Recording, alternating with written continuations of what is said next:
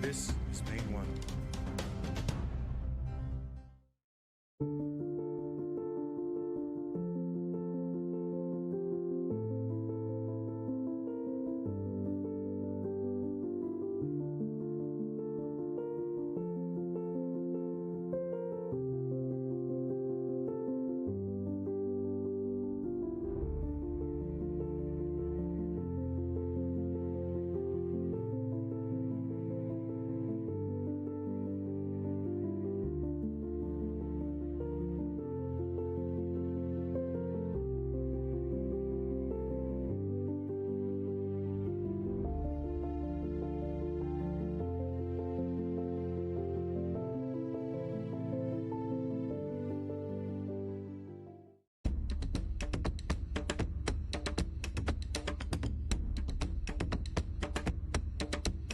C-Squared's mission is to digitally connect Africa. We invest in infrastructure that enables effectively broadband internet access.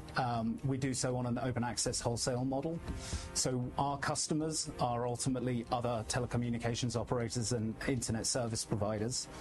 We've got infrastructure in 5 markets across Africa. I'll do them in order.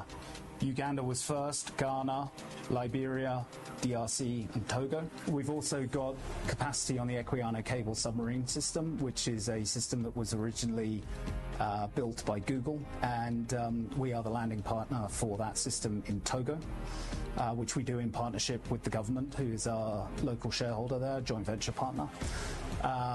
We see our objective as bringing internet to the large population in sub-Saharan Africa at increasingly affordable and reliable qualities. The internet's an incredible enabler of development. Access on affordable prices allows people to open up their worlds to information, education opportunities, financial services, e-health type of services. The applications that sit on top of the internet, as everybody knows, are effectively limitless. And without affordable infrastructure to deliver those services, the population struggles to actually reach their ability to access them. It's something that our shareholders also believe in. So we have 3 shareholders, Convergence Partners from South Africa, Mitsui & Co from Japan, and then the IFC, which is part of the World Bank Group. All of them believe in not only the opportunity from a commercial perspective, but also with the developmental impact. And I'd say that actually the developmental impact is something that is at least as important as the any sort of financial effects of this investment that they've made.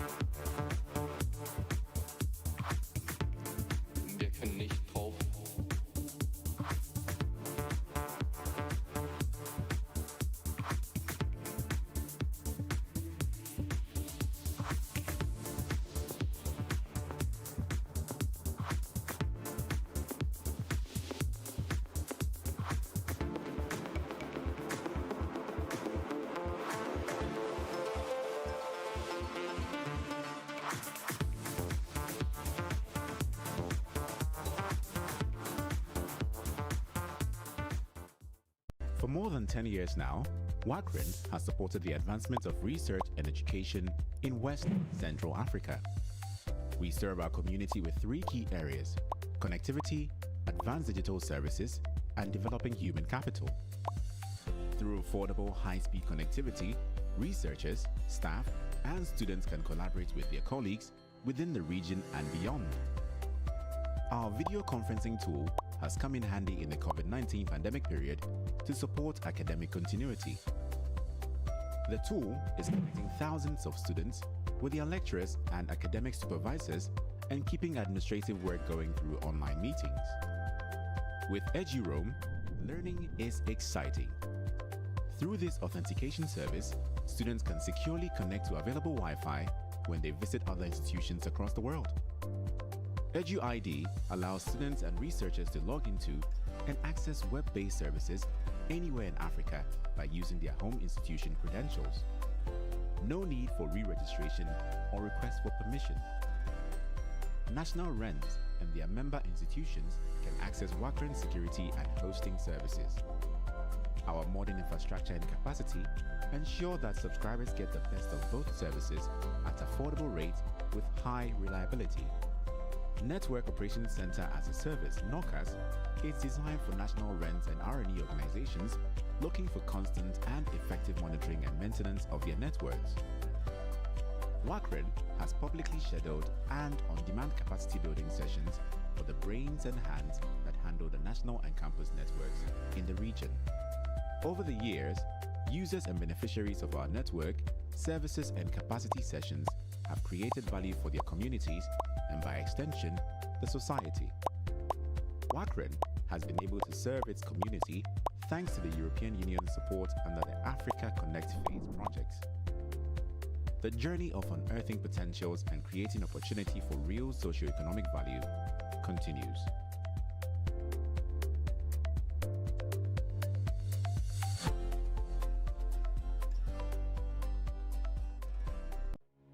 For more than 10 years now, the Ghanaian Academic and Research Network, Garnet, has supported the advancements of research and education in Ghana through the facilitation of internet connectivity and access to global research and education content. We are poised on our mission to promote research collaboration among researchers and educational institutions locally and internationally. Our vision is to build and operate a world-class network infrastructure and services to link the Ghanaian research and education community to support teaching, learning, and research among all public and private institutions of higher education in Ghana, and by extension, connect members to the global research and education network communities. Our key product offerings are capacity building, connectivity, EduRoam, federated identity services, video conferencing, and tertiary mobile data bundle. Our affordable high-speed internet connectivity allows users to collaborate with their colleagues seamlessly. Our tertiary mobile data gives students, faculty, and staff the cheapest data packages for their research work. Our video conferencing tool has come in handy by supporting academic continuity and making learning exciting. Garnet is steadily growing and impacting its community with services that are tailor-made to meet the needs of its members. Garnet is currently serving more than 42 public and private institutions in Ghana, with many more institutions on the way to joining the Garnet community.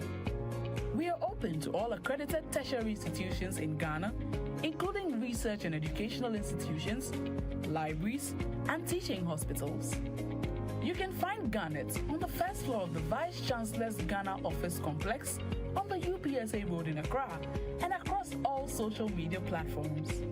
Visit our website at www.garnet.edu.gh or send us a mail at info@garnet.edu.gh. It is time to join the ever-growing network of professionals that gives you value for your money.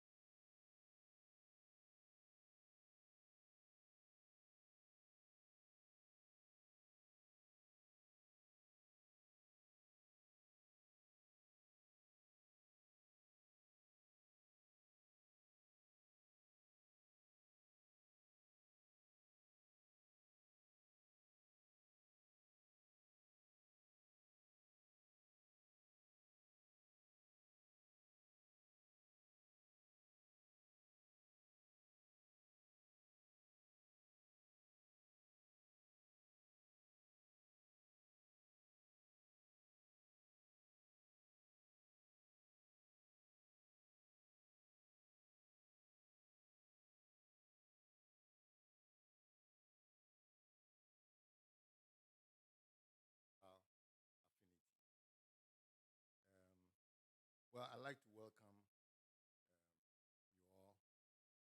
to the AF Star Public Forum. And thank you all for the active participation, of the AF Star responses and initiatives regarding AFRINIC. Your role proved to be very useful during that period. We proved that together, despite the challenges, we can be resilient. Remember, I only committed to continue holding a forum to enable us all continue talking during that period, because if there had been silence, the restart would have been much, much more difficult. Let us be reminded that we are building public goods, and personal interests are therefore not part. For most, the institutions we are discussing were in existence before we learned about them. So we ask that we temper our emotions and build the needed unity and begin healing and re-energizing the community through our institutions. Meaning that in the Ghanaian parlance, re-energizing, we call it reset. So for those who are Ghanaians here. Participation remains a challenge which must be addressed. And we did some experiments, at least with the last couple of events. The new model of paid summit participation showed some challenges. People were feverish about the tiny contributions towards the meeting package. Many could not afford, as there are other associated costs. We want to help, but what is our stake? And sponsors are also not able to fund everything. I have been a long-time donor, and I also have donor fatigue. We need stronger and more engaged local, regional ecosystem. Now, remote participation remains free, but observations demonstrate that our emerging community will benefit more from physical attendance and physical engagements. So we need to continue building a vibrant, healthy, multi-stakeholder ecosystem capable of self-governance and sustainable development. We will continue to salute the efforts of the partners, meaning that we need more help, and engage more with the partners for them to appreciate the effort we are putting together. But Africa needs cooperation and collaboration, as was in 1995. At that time, the cooperation was tight, and we need to get back to that to move forward. To allow substantial discussions and engagements on AFRINIC, the normal AF Star Public Forum will be limited to one session, just a session, of update from members and a panel discussion, so that we can devote time where we think is needed. We have to talk. We really must engage, and we have to gradually move towards consensus. Anyway, the main initial message will be given by Lynn St. Amour. And we are very pleased to have Lynn, former CEO, current CEO of Internet Matters, President and CEO of Internet Society from 2001 to 2014, and the former chair of the UN Internet Governance Forum, Multi-Stakeholder Advisory from 2016 to 2019, who will give an opening speech on very interesting topic: robust internet ecosystems, local, regional, and global are indispensable.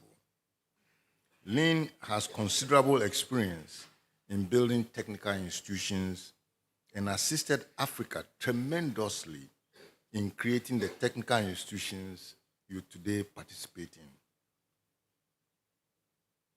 We owe a lot to Lynn and look forward to learning more from her.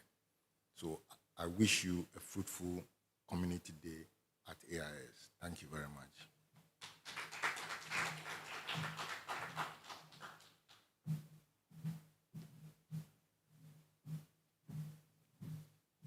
Thank you, Prof. I'll now call Elaine for the roll call.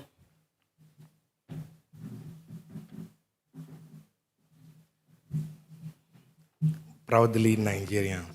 So those who doubt, if you look at, I'm Nigerian, Adeola Ayina, I'm a Nigerian. So, yes, so, okay. Good morning again. I will do the roll call and make sure that we have the AF Star organizations present, and then we will follow the same order when we will call you for the update. So do we have AFNOG in the room? Thank you, Madam Nancy. Afrinic, I see my brother from the other mother from Nigeria. Don't try to understand this. AFTLD, do we have AFTLD online? No. Dot Africa? Thank you. Afren, who will be speaking for Afren? Wakren is having a conference, is having a meeting over there. Maybe somebody from Wakren will join us as we go. Africa Set, Jean-Robert. AFCHICS.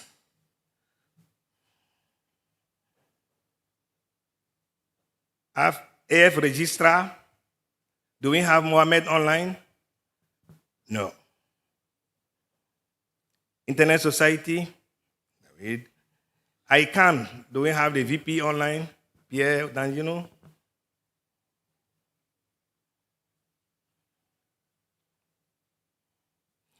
Okay, so then if we have time, we will call the other African AF Star institution called the African Secret Working Group.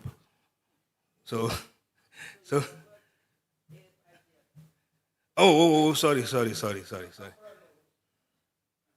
Okay, then move to the front. Afralo, move to the front. AFIGF, Madame Uduma gonna give the update. Okay, so no. So we will give you forum.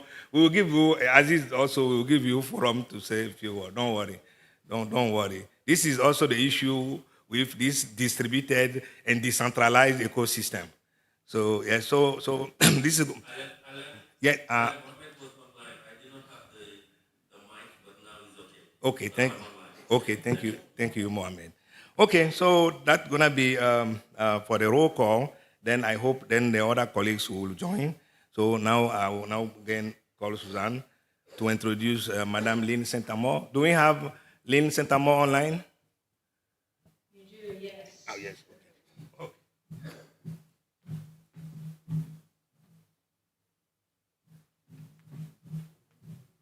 I think Elaine has done the work halfway for me. Madame Lynn Saint-Amour, if you're online, the floor is yours.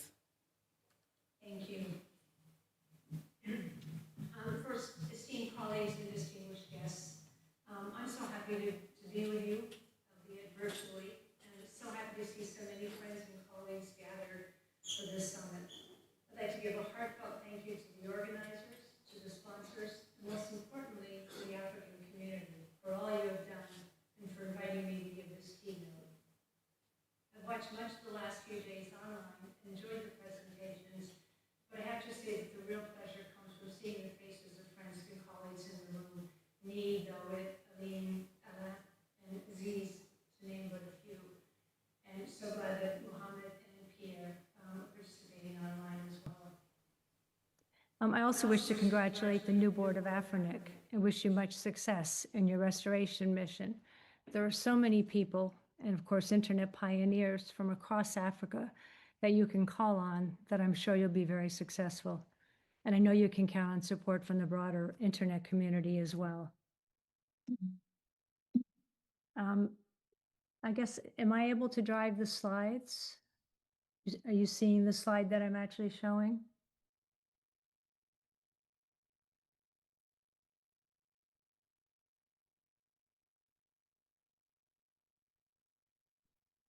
I had a few slides that I was going to use.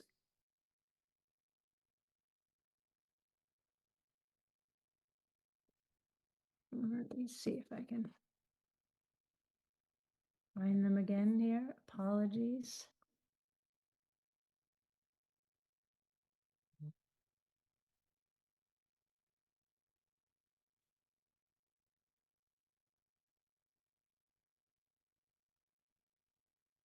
Doesn't seem to be working. All I can see is a black screen.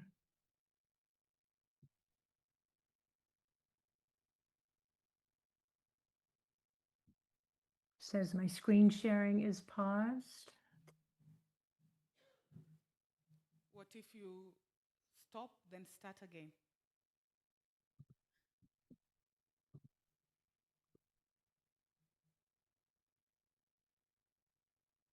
It's the same thing. I'm still getting the paused. Well, I can continue without them. Can you send the presentation to Ajel, to Alan? He can I did, share it for you. yeah. I did about, I don't know, an hour ago. Okay, please continue as Elaine gets it, and we will proceed from there. Just continue. Okay, thank you. Thank you. So I have a slide that actually showed my various roles, and it was mainly just to make the point that my background is perhaps a bit different than many of the other speakers, as it's less technical. But the theme of this summit is a resilient internet ecosystem for an innovative digital Africa.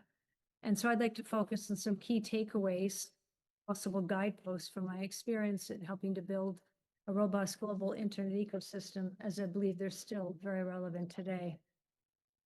As some of you may know, my first encounter with the Internet Society was to deliver INET 98, which was to be held in Geneva, Switzerland. The Internet Society was running into some management difficulties, and I was brought in to help by the local Swiss organizers. In the end, it was one of the most successful INETs that had ever been held financially, and I believe programmatically as well. At the same time, there was a small group of ISOC board members who felt passionately that ISOC needed a presence outside of the US. So I was offered the position of director for Europe, Middle East, and Africa, located in Geneva. So while not yet really local to those regions, it certainly was better than just being present in the US. And that was nearly 30 years ago. And so I officially joined the Internet Society in September 1998 and immediately began trying to understand how I could help, how ISOC could help. One of my very first trips was to visit the ISOC chapter in Nigeria for events held in Abuja and Port Harcourt. So it's quite fitting that today is the Nigerian Independence Day as well. And congratulations to all of you. That visit was organized by the Nigerian chapter president, Giandomenico Massari, and I was able to spend time with him, other chapter members, and even Mike Jensen. Trip was very informative, very, very impressive, especially when you can see the passion and dedication and just feel the possibilities. That was the first of many such visits to Africa. I was trying to do all I could within ISOC's very limited means at the time to bring Africa and Africans closer to ISOC and further into the internet ecosystem. In admittedly a small way, but you do have to start somewhere. I have a slide in my presentation that I was hoping to show you because it's a picture of a statue that I was given by the African ISOC chapters years later. And it's a beautiful glass with the continent of Africa and all the ISOC chapters shown on it. And it was Mohamed Diop, Pierre, Dawid, a whole bunch of individuals from across the ecosystem in Africa that actually was recognizing the time that I'd spent in Africa. And again, especially in the first few years when it was quite difficult because of the financial means, but was very, very focused on driving broader engagement. So a few years later, I became the Internet Society president and CEO. As Nee said, that was from 2001 to early 2014. And ISOC had always struggled financially, and it wasn't getting any easier to raise funds. Donor fatigue is pretty universal in our space here. So it was time to think out of the box, enter an opportunity to bid for the .org TLD. So I led ISOC's bid for the .org TLD, and in 2002, it was awarded to ISOC with the Public Interest Registry, or PIR, founded in 2002. There are some important lessons to be learned from all of that. As you might imagine, bidding to run a TLD, even .org, was initially not well supported, and that was putting it quite mildly. Some ISOC board members were very much against it, and the IETF as a community had very strong concerns and very vocal views about it. I believed I understood their concerns and also that I could address them. And this is where some of the key takeaways come from. So the concerns were, in the first instance, that the domain space at that time was akin to the US Wild West, full of domain name squatters, likened to land barons, and it was seen by many, particularly in the IETF community, as overly commercial and captured by commercial interests. So at the time, there were several concerning trends developing within ICANN's community of registrars and registries, and I argued that the best way to help ensure a responsible environment for users was to be an integral part of the community and not simply comment from outside the process. This was the main reason for bidding for .org, though of course the additional revenue stream was also a plus. At that time, org registrations were falling quite precipitously. That's another slide that's in the presentation there as well. And so we did a worst case budget planning exercise, which estimated that the surplus revenues available to ISOC could indeed be quite low. So Madam again, Lynn, sorry yes. for interrupting. We've got your presentation. Just tell me which page you are on. We display it. Maybe you can just walk through them quickly so Okay. that they can. And then we would be on slide 5. Slide 5. Yeah, if you can go to I think it's the third slide. I really do want to, it's my most treasured gift. That one right there, treasured gift. It's behind me, you can't, but it just meant so much. And I love. Please proceed, and then you'll be telling us next, and then we will continue. Right, so you can go to the next slide, slide 4. That's the one that showed the declining .org revenues. And then if you go to slide 5, the next slide, that just an indication that we really weren't quite certain what we were going to get from the .org in terms of additional funding for our mission. But as I said, ISOC's bid for .org actually focused on new products that were meant to do away with some of the bad practices and or minimize the potential harm to individual users. So to create those new products, I enlisted the help of some of the most demanding technical experts. And I mean this in the most complimentary way. We wanted technical experts and we wanted people who were deep and critical thinkers. Randy Bush very kindly agreed to sit on the committee along with other individuals from the IETF, and they contributed to a set of products that we intended to offer if we won the bid. The second concern was that ISOC and IETF would not be able to comment on technology or policy or domain name issues, as we would be seen as biased or perhaps tainted. So I persuaded the IAB to set up a review process where any of our policy positions impacting on the domain space would be brought to the IAB for review before being adopted for ISOC. This was somewhat informal and on an as-needed basis, and quite early on was deemed not necessary, but it was there if needed, and it did address their concern. As a participating member of the IAB, I had a direct line, which obviously helped. So again, participating and showing up are key, to echo some of Nee's comments from earlier this morning. And when your focus is user-centric and not registry or registrars, it is not all that hard to advocate for what is right. Our third concern was that ISOC was the institutional home for the IETF, and we provide their legal and much of their financial support. They made it very clear that they did not want any .org money.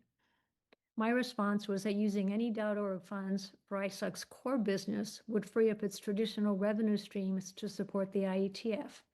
And I showed that their financial needs could be met with our traditional revenue streams. Over time, the IETF's aversion to these revenues disappeared. And I believe this was because, as ISOC, we showed that we still held to our values and principles. Between 2002 and 2013, the Internet Society grew from roughly about $2 million net, the conference revenues. Those revenues simply went to pay for the expenses of holding the conference, to just under $40 million. And most of that was due to org revenues. Finally, we're able to start investing in key areas, in capacity building projects, such as IXPs, network operator groups, support, peering forums, etc. And we began investing more heavily in chapters and increasing local presence through regional bureaus and staff. You can go back to the previous slide. Thank you. And actually, if I can drive them myself, I can do that too. So we began investing through regional bureaus and staff. And ISOC's first regional bureau was in Africa, in Addis Ababa, leadership of Dawit Bekele. So this slide here shows some of the key takeaways, which I hope were illustrated by my short kind of review of some of the key points here over those few years. So stay true to your values, your principles, your mission or purpose. They really do need to be your North Star. Consciously develop processes or structures that reinforce the commitment to your values or principles. And as a sub-bullet, I'd avoid creating new structures if possible. Make collaboration, cooperation, and sharing core to your efforts. Find your North Star or stars. In my early days with ISOC, my North Stars were a number of early RFCs. I'm sure Steve Crocker would be happy to hear that. And then, of course, Vint, John Postel, John Clenson, Brian Carpenter, etc. I could name many, many more, but I'm sure you get the idea. Engage broadly and seek out dissenting views. You will ultimately have a more robust and supported solution. No surprise to this group that open multi-stakeholder processes are critical to building trust. And one needs to be willing to change, to pivot when faced with new information or persuasive arguments. So now I'd like to talk for a few minutes about the IGF as it plays a central role in the internet ecosystem. Shortly after leaving ISOC in 2014, I joined the Internet Governance Forum's Multi-Stakeholder Advisory Group, or IGF-MAG, as a member from the technical community, and then served as chair of the IGF-MAG for 4 years from 2016 through 2019. I was the first individual not from a government to chair the IGF-MAG and the first woman. I share this because to me it illustrates how much the technical community is valued and respected in the IGF ecosystem, and how important it is for us to participate across all the IGF activities, the annual event, of course, but also very much as part of the regional and local intersessional activities that make up the IGF ecosystem, the NRIs, the Best Practice Forum, policy networks, dynamic coalitions, etc. Now, more than ever, we need to support such opportunities to come together in a multi-stakeholder fashion and share, debate, and listen. If we are to have the internet and really the world we have all aspired to for so long. The IGF is incredibly important, and this is a critical period given the discussions within the UN regarding renewing and hopefully strengthening the IGF's mandate. The pressure for a more multilateral approach within the UN is significant. And forgive me for being quite frank, but I honestly do not see how we as individuals or sovereign nations, or frankly the world, could possibly be better off with more multilateralism and less multi-stakeholder efforts. And this need for collaboration, for cooperation, for sharing applies to our internet organizations and communities as well. In the earliest days of WSIS, the World Summit and the Information Society, the so-called ISTAR organizations would get together regularly to share reports and views, to collaborate. The purpose was to ensure that each organization was aware of concerns or activities that the other organizations had. We didn't get together to be coordinated, but rather to support the other organizations, to echo or amplify key messages, especially if they touched on another organization's business space. This was important and required some fairly nuanced management on the part of all the organizations.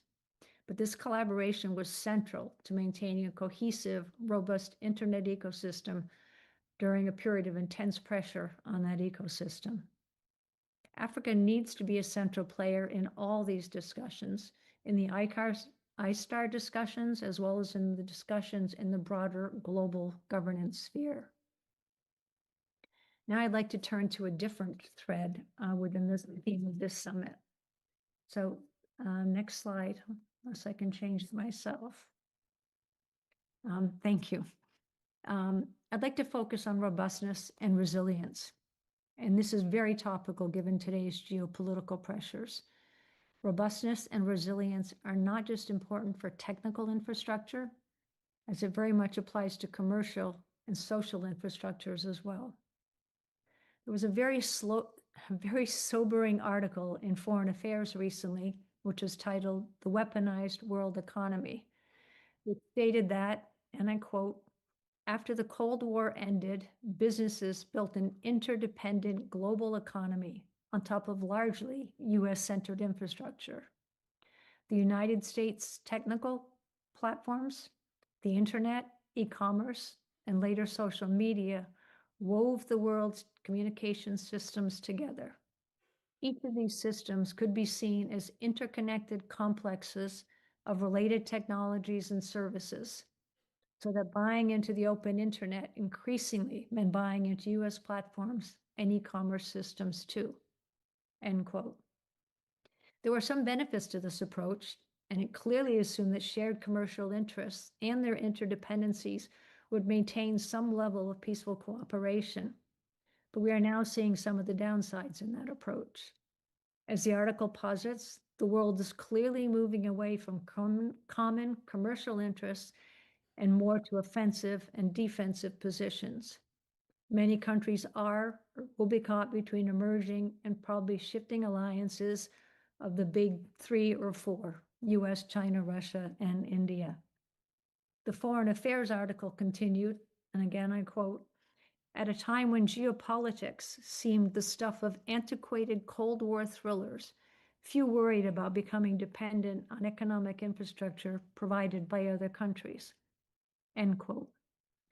But things have unfortunately changed, and it's more important than ever that countries pay attention to their level of robustness and resilience for critical infrastructure, certainly, but equally for commercial and social implications.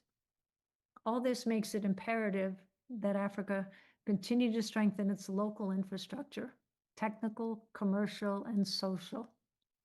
Later on today, APC and the Foreign Commonwealth and Development Office of the UK government and UNESCO are holding a summit on how to scale alternative connectivity models, focusing on community-centered connectivity initiatives. Time and again, Africa has led on key developments, many of them community-based, whether it's IXPs, peering forums, mobile payments platforms, to name only a few. And this is probably also a good time to recognize that ISOC's very first chapter was the Morocco chapter in 1994. I saw Aziz there in the room, and if I recall correctly, Najat Roshdi was, I'm not sure if she was with the government or the regulator, but she also had a leadership role at the time. So it's daunting to think about the challenges that Africa and the world are facing. Africa's size, both geographic and population, is immense, and that adds to the challenges. Again, I thought I might share an experience from ISOC that might be helpful in setting a future path. If you could move to the next slide, and that is the last one. The staff at ISOC ran a scenario planning exercise on future internet scenarios. This was from 2009, but what's key here is the process. Scenarios don't set out one concrete future or one path, but they can provide pointers to activities that one should concentrate on to maximize the possibility of the most desired outcomes coming to fruition. This chart is from that exercise, and it tries to distill key aspects of 4 different scenarios as envisioned. They were called the common pool scenario, which was preferred and is most like the world we're living in today and have been trying to evolve. The second one is boutique network scenario. Third, moats and drawbridges. And the fourth was a porous garden scenario. This document is still on the ISOC site, and the URL is in the slide.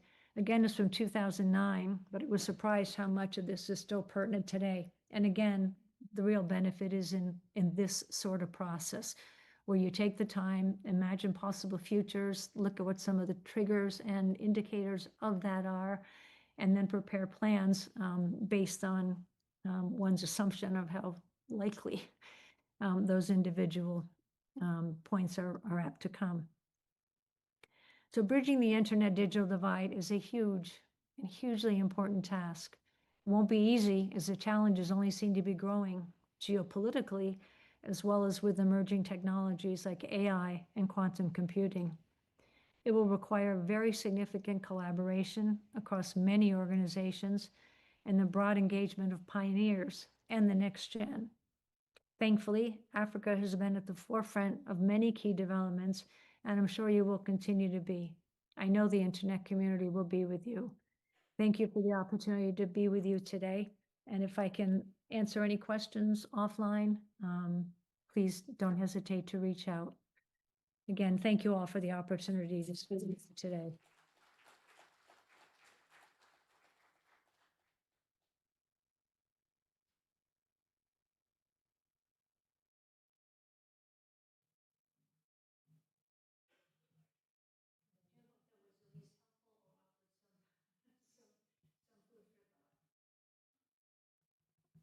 There's somewhere to press up there. Elaine has a, thank you, Madam Lynn. Elaine has something to tell you. Not just to thank her and tell that when we wrote to her and expressed the need for her to give this opening speech, she promptly accepted. And I have to confess that the first topic we gave to her, he said, no, this is what you need. And you can see that she knew the challenges where we are, and I'm happy that, and I hope people really understood why he started from the restoration, because I think he felt like we are in the restoration mode at the time. So thank you very much, Lynn, and I hope you mentioned the challenges. We will need you. So I will keep coming. I will keep we will keep seeking your advices, and thank you very much once again. There is also one more comment from Prof. No, I just want to, on behalf of the community, express our sincere thanks for all the support you have given us right from the very beginning. And you were there when we were building all these institutions, and you are still here with us while we try to restore. So we thank you very much, and we appreciate the message that you've given us. Thank you. Could we give Madam Lynn a round of applause? Thank you for your input. We really appreciate. Okay, moving forward, I would like to invite Mr. Alain Aina to the floor he will moderate the aspect of updates from the AF Star.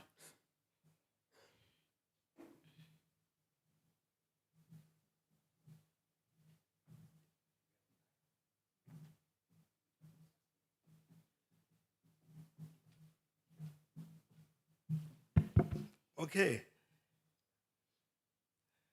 Are you with me? Because I'm sure we're going to have a party.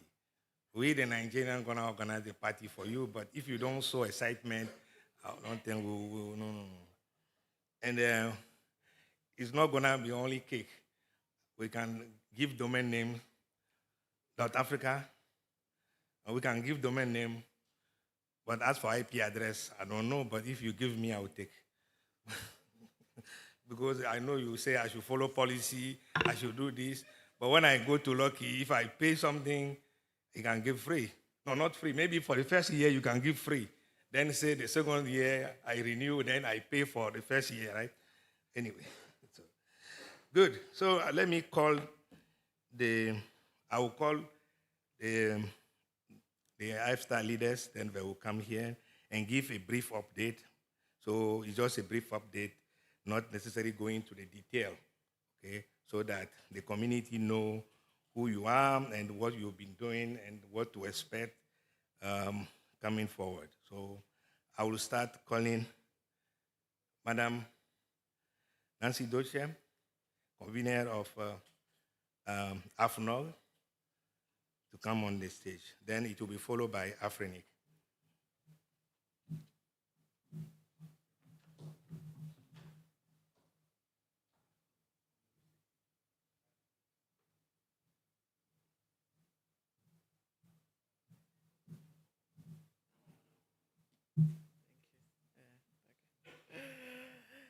Good morning, everyone, and a warm welcome to you all.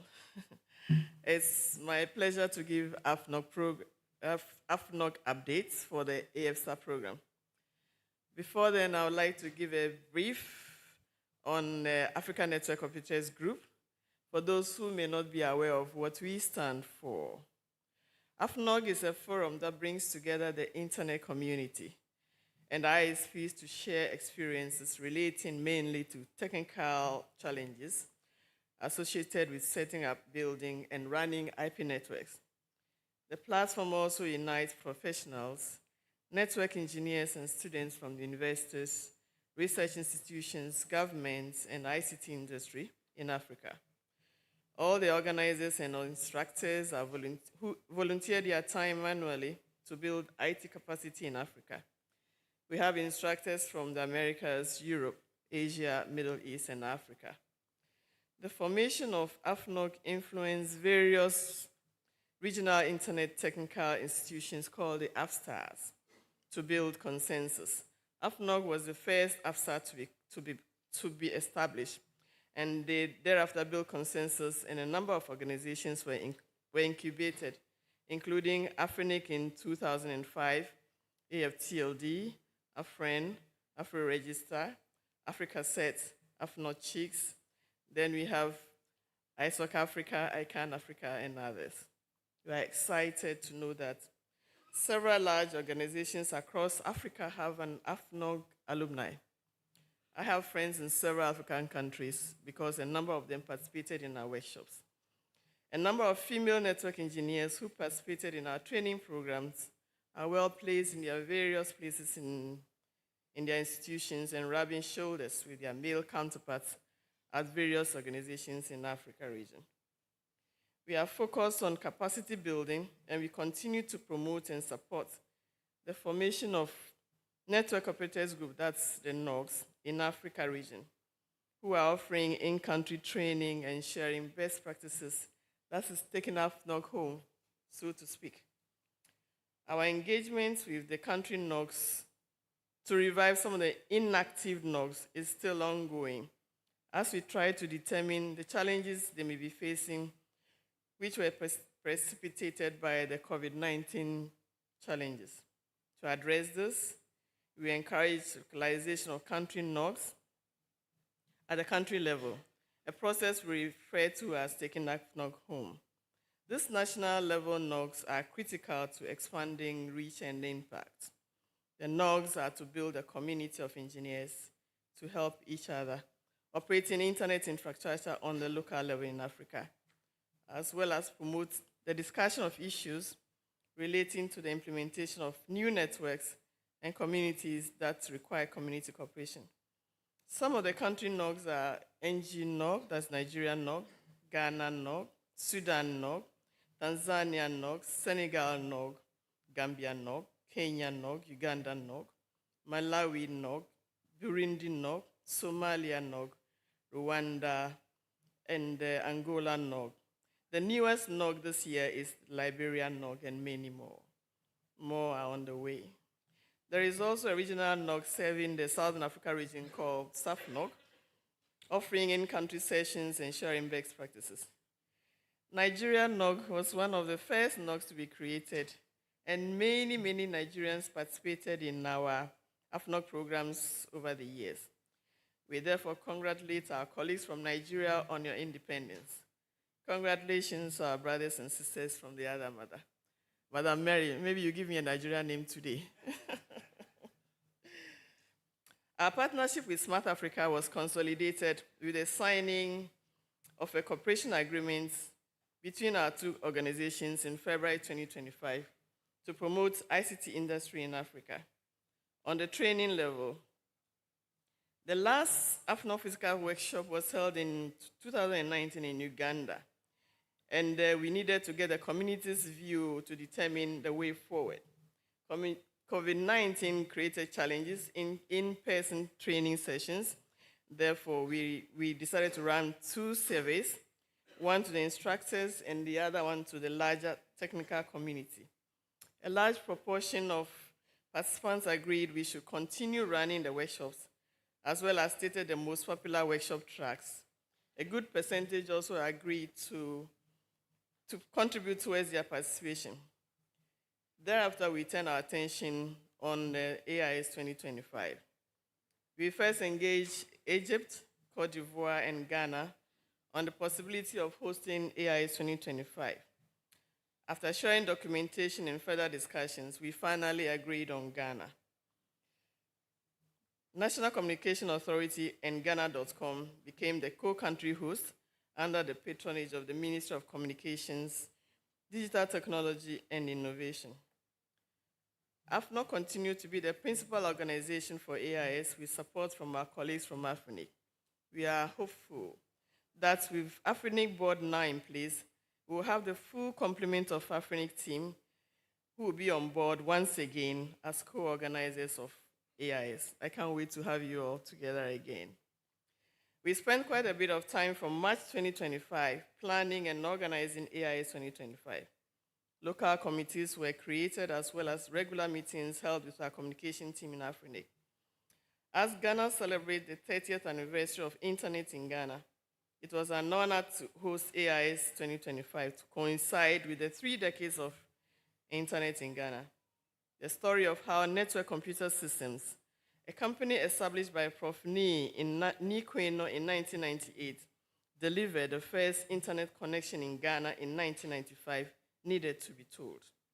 This was a momentous time for Ghana, and we planned the celebration together with Ministry of Communications, past Network Computer Systems staff, and our local organizing committee. We are a community-based organization. Therefore, we listen to the community and are excited to announce the resumption of training workshops prior to the AIS conference. Workshop tracks that we held were Scalable Network Infrastructure and SET. This was run by GHNOG and Garnet, under the auspices of AFNOG. We also ran a series of online tutorials on Tiny IoT, Internet of Things, network monitoring and management, AfriCloud, SET. This were all run in both English and French simultaneously.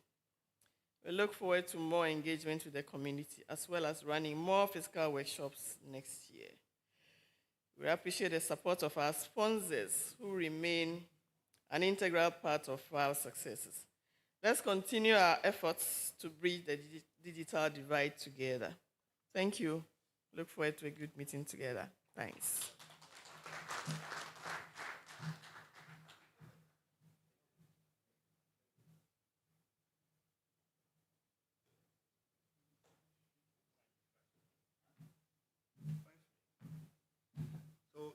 Thank you, Madam Nancy. We will please write your questions. So we are running a bit late, but if we have time, we will take questions. Otherwise, we will have the open mic section. So let me introduce AFRINIC, the brother from the other mother.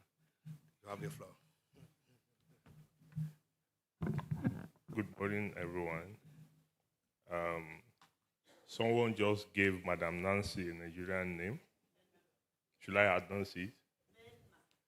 Oh, somebody said Nkiru.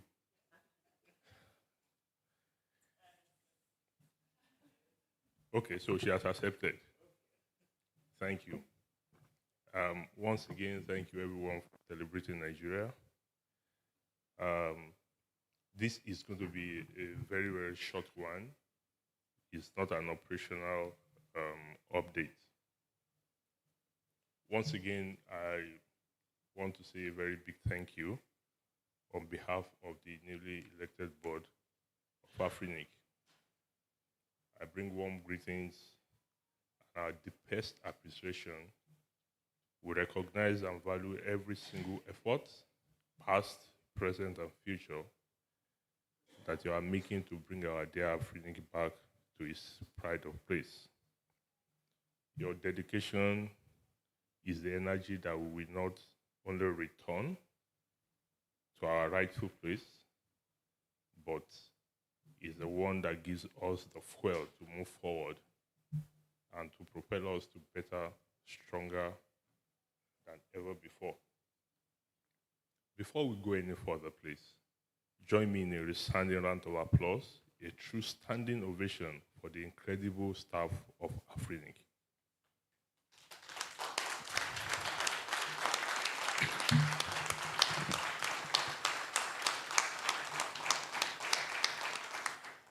Thank you. You see, in Nigeria, they always say that you don't know the value of what you have until you lose it. These Afrinic staff, they are the heroes of African Internet. When faced with immense challenges and uncertainty, they did not waver. They are the ones who, against all odds, kept the lights on. Imagine if all of them left during the crisis. Their steadfast commitment has been our anchor, and for that, we are eternally grateful. So once again, all Afrinic staff, those here, those that are not here, thank you very much.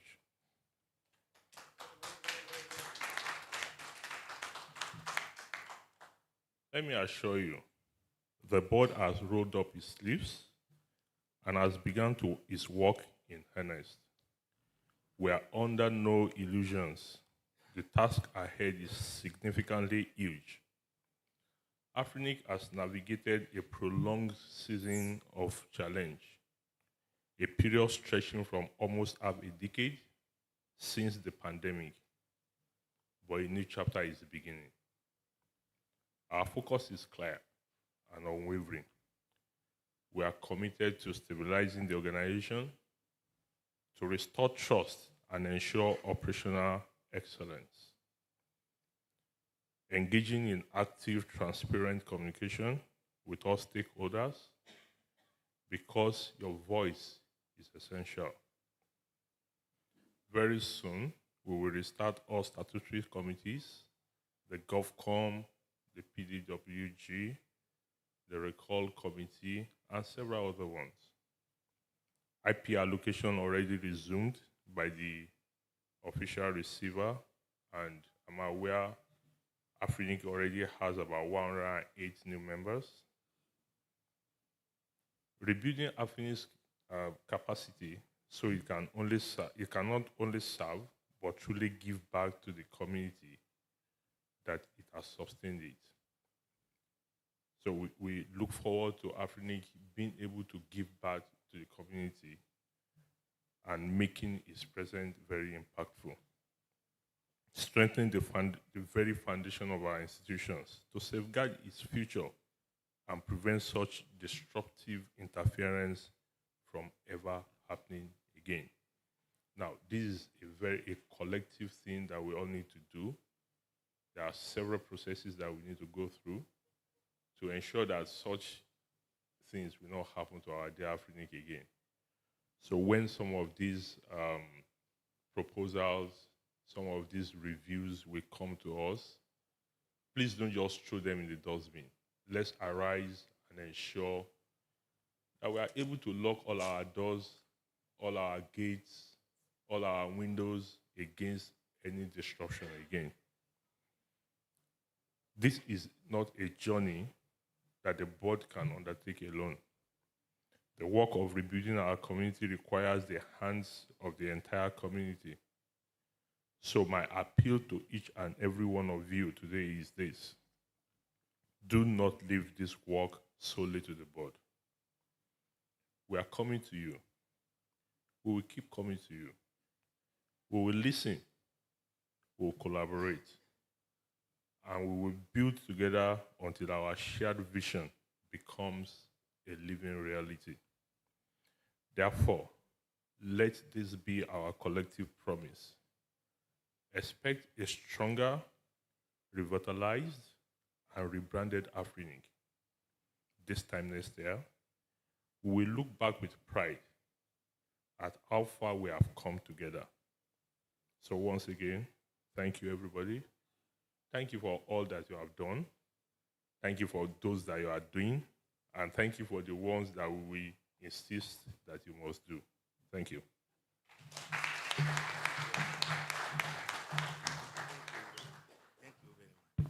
No comment. The Oga has spoken, so no comment. We have Oga, and sometimes we have Oga the root, and we have Oga pata pata. Pata pata. So Oga has spoken. So next, AFTLD, do we have Madam Tayo online? She's online?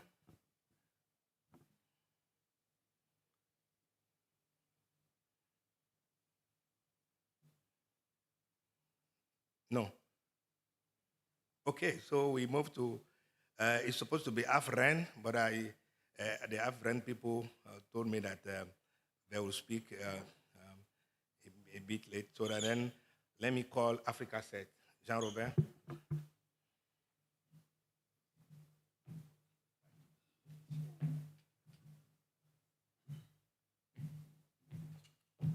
So Mr. Aina gave me 5 minutes. I will try to go through very quickly. Press, please. By the way, Mr. Aina, no, we need a cake, a big cake. And you will know why. Okay, next slide, please.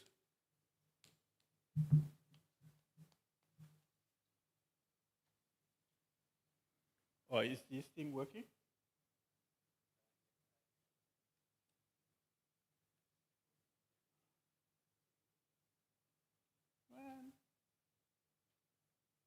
Okay. Few points.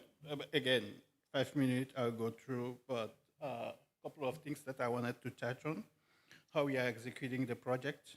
And I can tell you that it's one of the most difficult projects I have faced. What's new? A couple of event updates,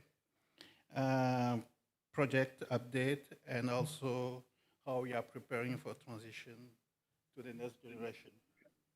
So I'll go through this very quickly, but key area where our work touch on. We don't do everything. We have focused on strengthening capacity and also cross-border global partnership and collaboration. In all of the other aspects, we work with other collaborators to support us. So celebration. This year marked the 15 years of the Declaration of Creation of Africa CERT. It was done on May 2010. Second celebration, this week marked the 10 years of our anniversary. In this exact hotel at the same period date, 10 years ago, we held a key event with one of our global partners, the Forum of Incident Response and Security. So we got this cake 2 months ago in Niamey, Niger, after our rank sheet event. So I think we should get a bigger cake tomorrow at the social event. A couple of things that we have learned, and Lynn touched most of them, so I'll skip this slide. And things that we have, as we progress in the development of the organization and also in our project plan, things that we try to avoid in terms of pitfall identified from similar initiatives that lack conclusive result. Some key takeaway, signal that we've been constantly watching for, and also things that we've been doing better.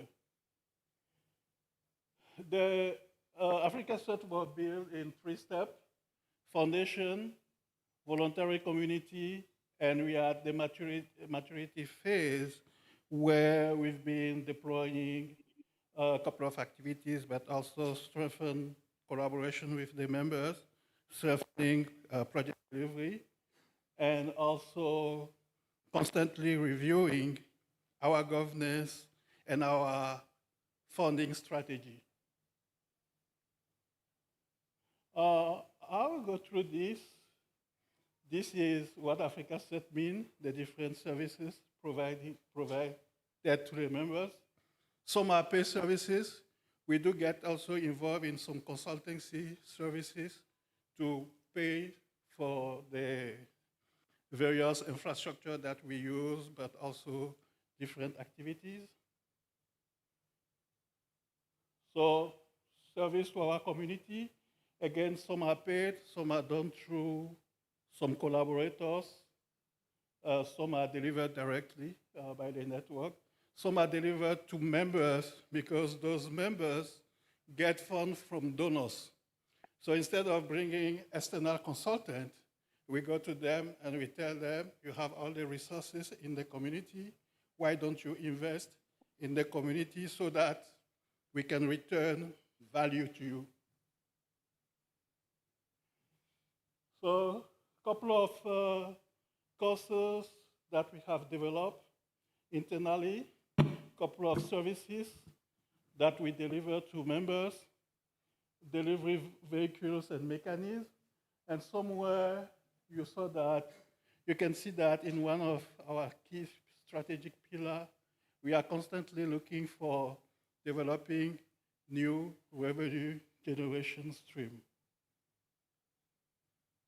New members this year, Djibouti established the national cert. They became member. Lesotho established the national cert. They became member.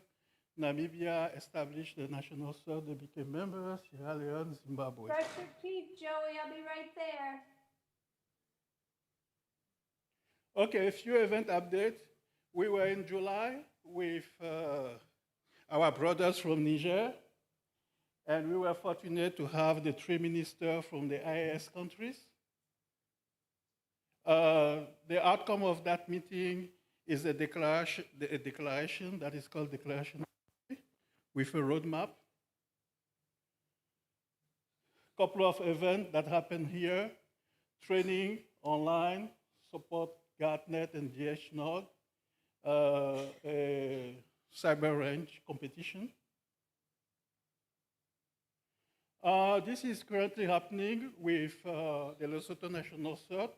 So we have our own platform, and that platform also supports members in delivering exercise, cyber drill, capture the flag event. We do not do everything alone. And some of the activities, we have members from the private sector, but also from other teams that support in donating either time, scenarios, or different kind of things, or even money.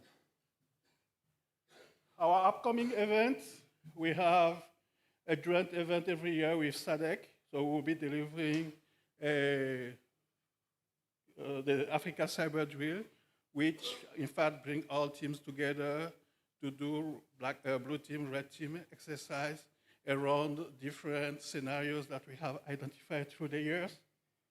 There will be another partner of us with whom we will be delivering a couple of trainings. And then we have our annual symposium with another partner, which is the Forum of Incident Response and Security Team in Mauritius. You are all invited. A couple of projects, you saw the Honeypot project. We have started looking at secure coding stuff to inject good practice, shifting security left, secure design activities. We were last month in Niger again for a conference around Python, because we have started also teaching people how to automate information security with Python. We have a command control framework that we have developed inside Africa CERT. That framework align with a well-known framework.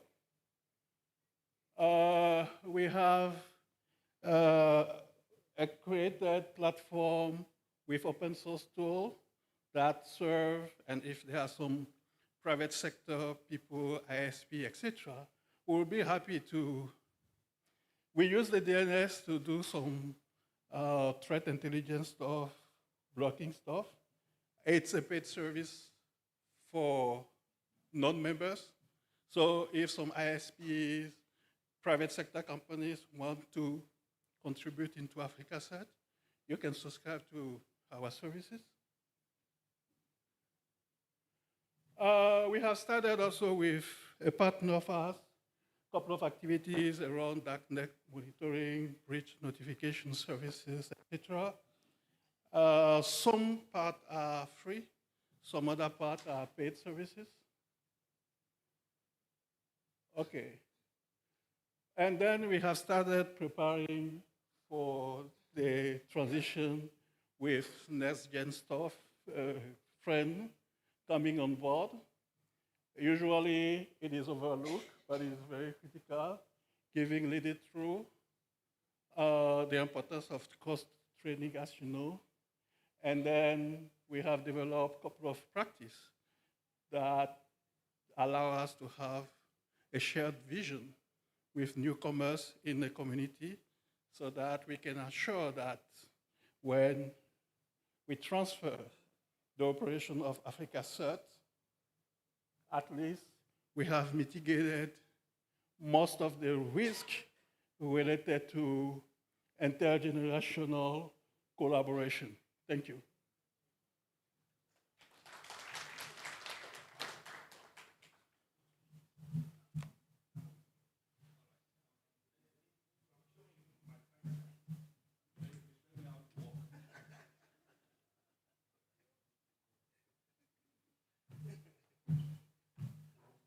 Yeah, so thank you, Jean-Robert.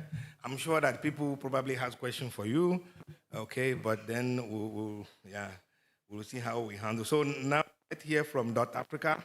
So Lucky Maselela, you have the floor for 30 seconds. Yeah. 5 minutes. More than we need, you know. Really, thank you again. Let me see what I have. Let's see. See, the 30 seconds you've given me is almost gone.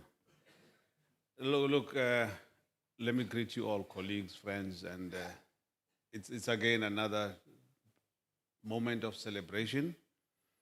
I think I need to start off by recognizing that on the first day of this event, we celebrated 30 years of internet in Ghana, and congratulations again for this major milestone.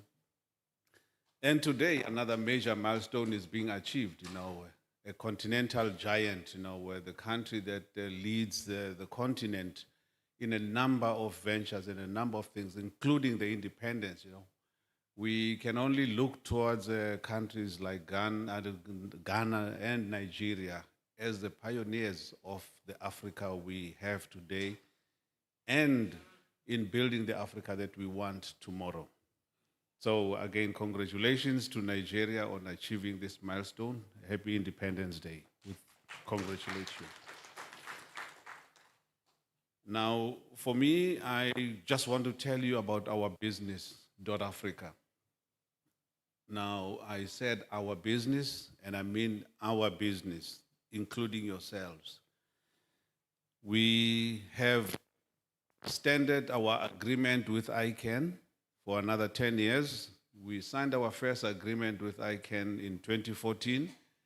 And in 2024, last year, we signed it for another extension of another 10 years.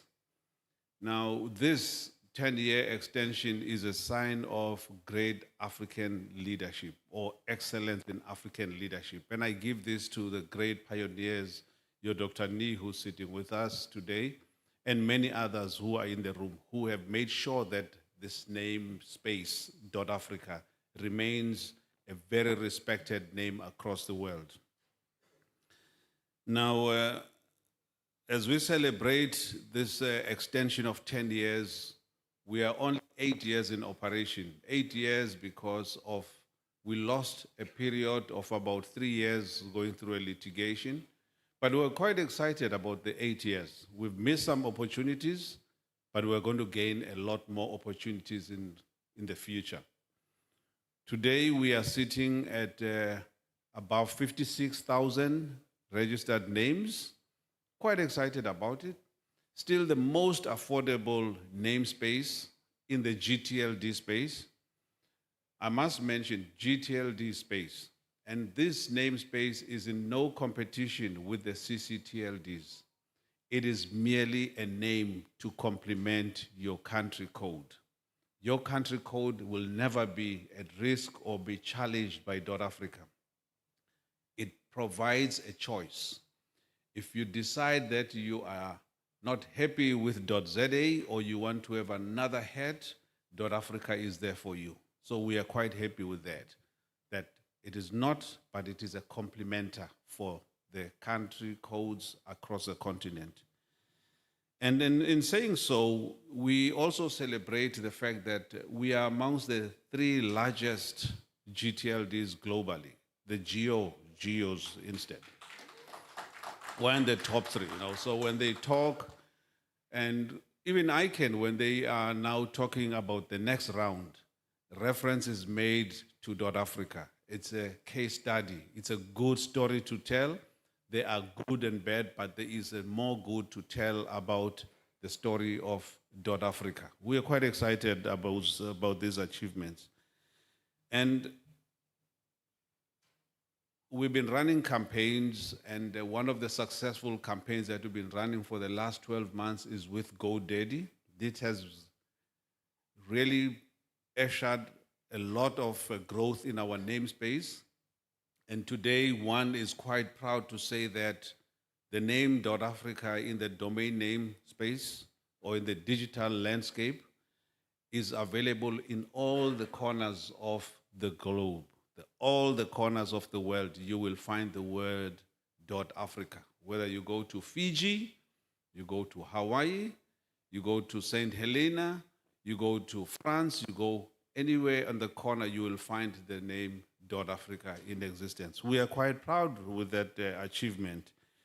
And lastly, our support for the foundation, one of the creations of the .Africa, the company Registry Africa, is still growing and growing slowly. And we are happy that it is not only growing slowly, but it's growing in line with our revenue. And we want to say, .Africa Foundation, congratulations equally to yourself, but you need to come to the party and stand up and be seen by the African community. I thank you.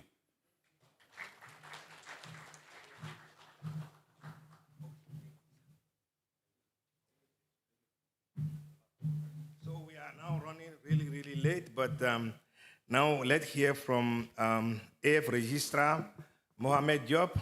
Please, Mohamed. Because of the sake of time, if you could be a little bit brief. Mohamed? Yes. Alan, thank you for giving me the floor. I hope that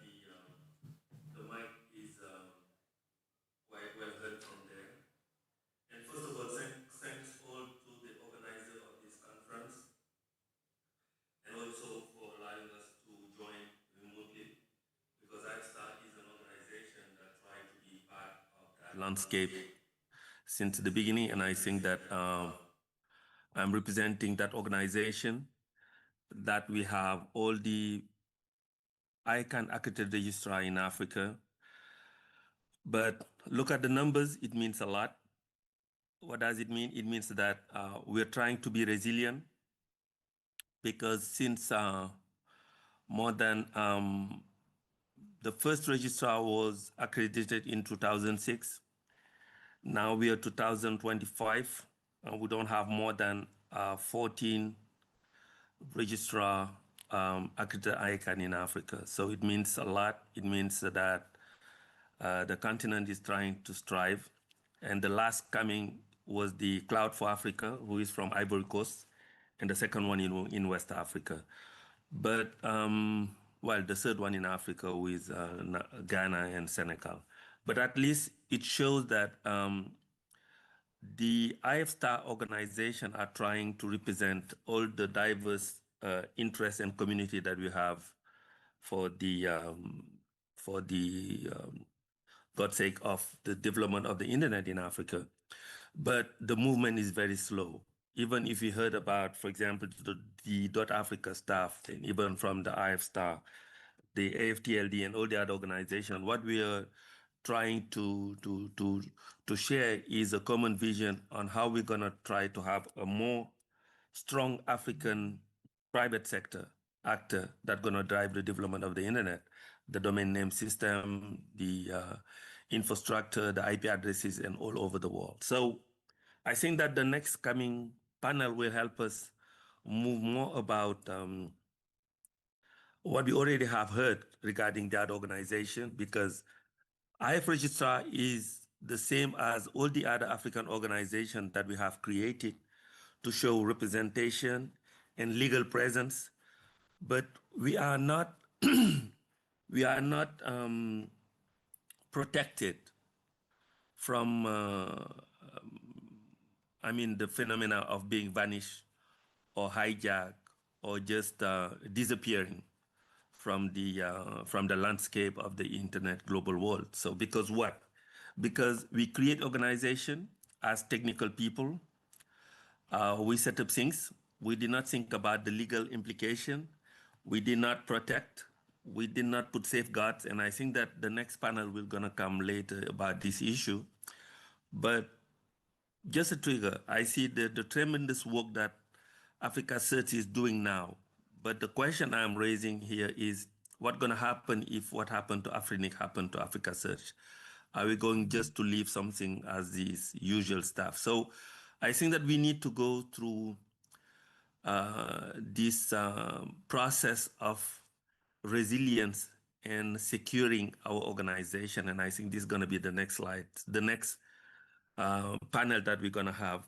But at least to let you know that we organize webinar to make more people understand the policy, the global policy, the local policy, and how we're going to be compliant, how we're going to increase the confidence of the African end users who get their domain names on the continent, why working with African registrar is going to be more safe and secure, and why you have to support local African registrar. I mean, these are the issues that we're trying to raise, and how we're going to increase our cooperation with the IFTLD, like one unique registration, one unique accreditation for all the IF registrar staff. I mean, these are the things that we're trying to raise.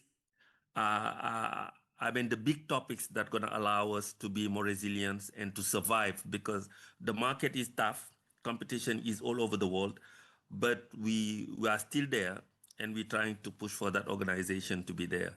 So up to now, we only have 13 registrars working in Africa. All the others are coming from other continents. GoDaddy have the biggest part in this continent, but is not from here. It is a US organization. And there is nothing that push for the local preference. We did not set a policy for that. We have tried with .Africa to have special registration purposes. We're not able to make it. But in fact, we're still pushing. Local African registrars need a local treatment. and a preference as it exists all over the world, and we did not have it. So sometimes it is even more easy for local government to buy domain names from a registrar based in Europe or US rather than a registrar based in Africa. So this is what we have, and this is really in the world where we are living. And I think that this paradigm have to shift, and we really need to work together in order to make this dilemma change. And the more we're gonna have government understanding what the global internet governance is, the global economy, how it's running. When we talk about digital sovereignty, what does it mean? I mean, these are global questions that people are putting on the table without really getting clear answer. And I think that what Lynn Sentamu was trying to raise was just one of the key questions that we need all over the world, even especially in Africa, the question that we need to raise in order to get answers from local community. So this is just a brief update coming from the IF Registrar Organization. We are having support from ICANN to hold webinar in order to increase our, let's say, capacity buildings from our staff. We have a language barrier when it comes to Francophone countries. All the documentation, people are struggling to understand the new rules, the policy. All the main documents are in English. And sometimes we need to do the effort of translating them, training our staff, trying also to educate our customers. So it's a big stuff, and we're trying to move. It's not easy, it's hard, but we are ready to work through the same path. I mean, we are fighting all over 30 years now from now, and we are not giving up. So it's not time to give up, and we'll still continue to fight. And I think that the best word that's gonna describe us is resiliency. We are fighters, we are warriors, and we're gonna continue fighting. Whatever is gonna happen, so we're still survivors. So thank you very much. I think that this, Alan, give you a brief update about the IF registrar.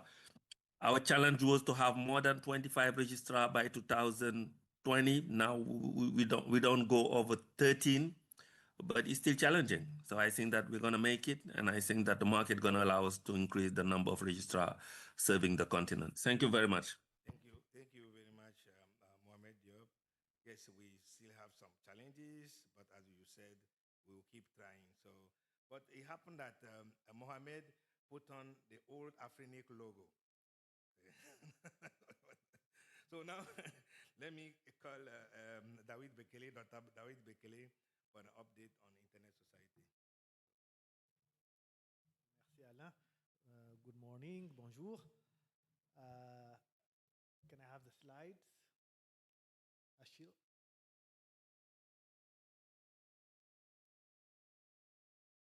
Okay, while the slides are being uploaded, well, I think most of you know Internet Society, but just in case you don't, I will say just a few words about the Internet Society, and then I will also give you a brief of what we do currently.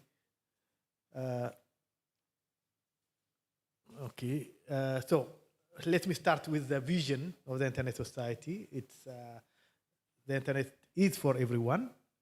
So our vision is to make sure that we have the Internet everywhere and for everyone. Well, we have done a lot together, but we have still a lot to do. As you might have heard in the presentation in the last few days, I think there are still 2/3 of the African population that are still not connected.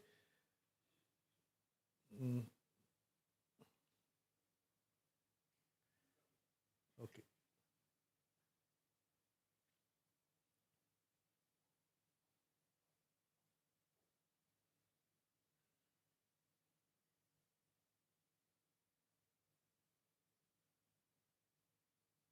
Sorry about that.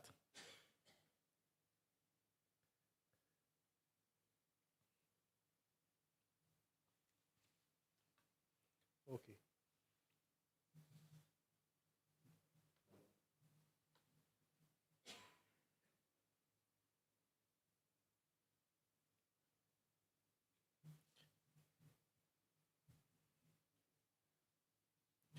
Let me take my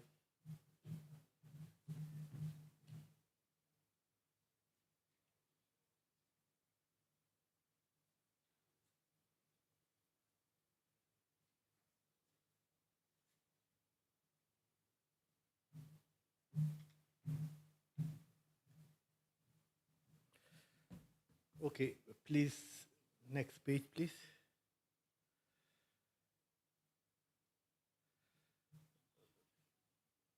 Okay, so next again. So the Internet Society strategy, the 2030 strategy, embodies our mission, which is the Internet is a resource to enrich people's lives and a force for good in society.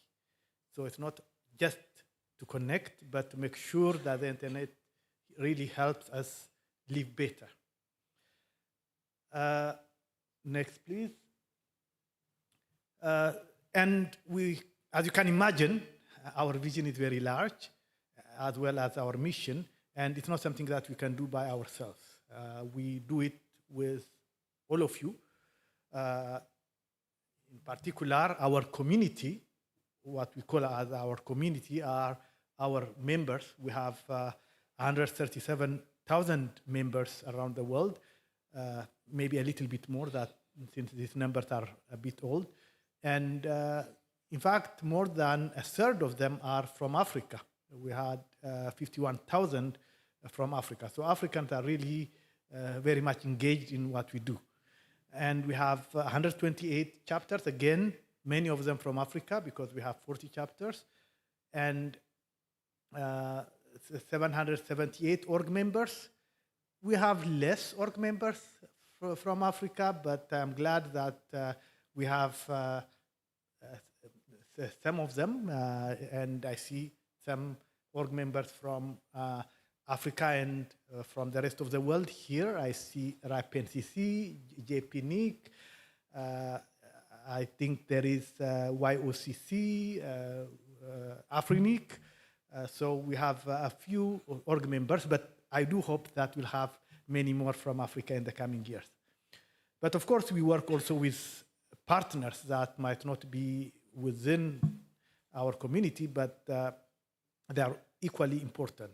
We work with intergovernmental organizations like African Union, UNECA, and Smart Africa, etc.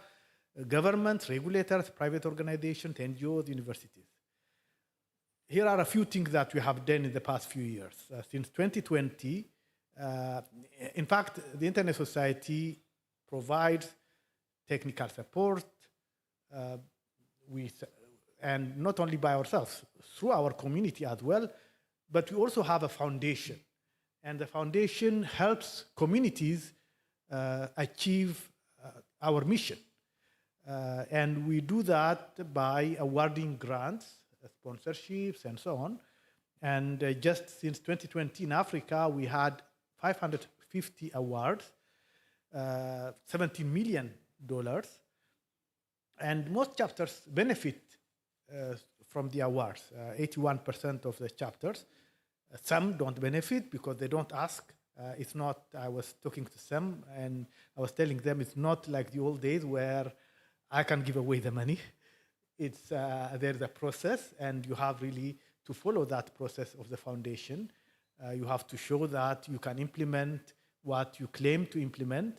So if you do that, there is support available, and not only for chapters, for others as well. And for example, Kenya chapter received 130,000, Rwanda chapter 200,000. So chapters and others are benefiting from the funding that we provide. Our programs at Internet Society, we're still focused on growing the Internet. We want more people to connect. And we are focused on connecting those that are hard to connect. We understand that many of you are Internet service providers.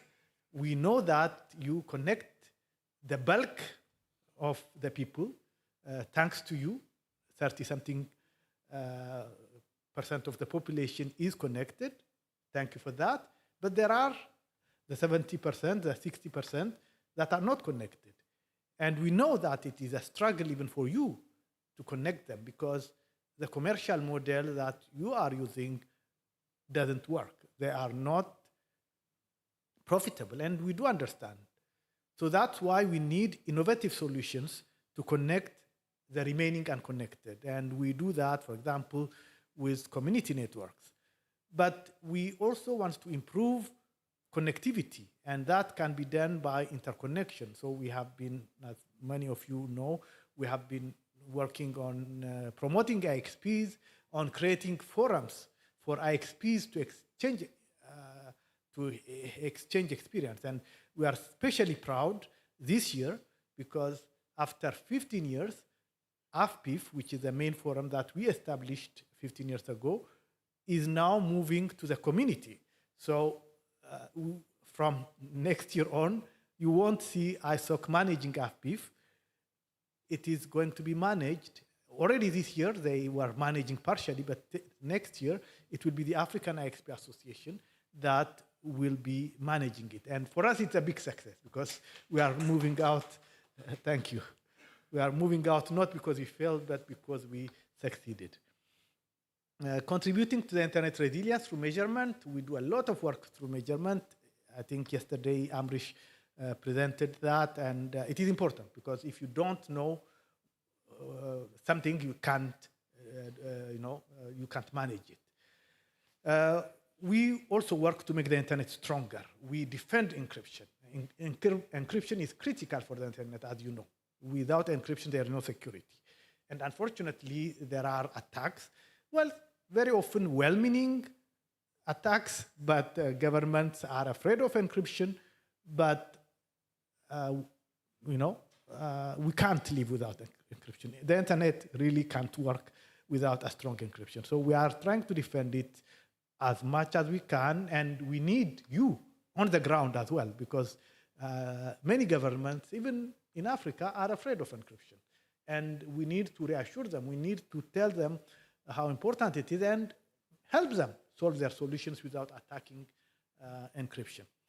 As you know, this year, it is the 20 years of the World Summit on Information Society, or WSIS, and it is going to be reviewed in December, and there was a process, and we don't know exactly what will happen to WSIS, which has been, the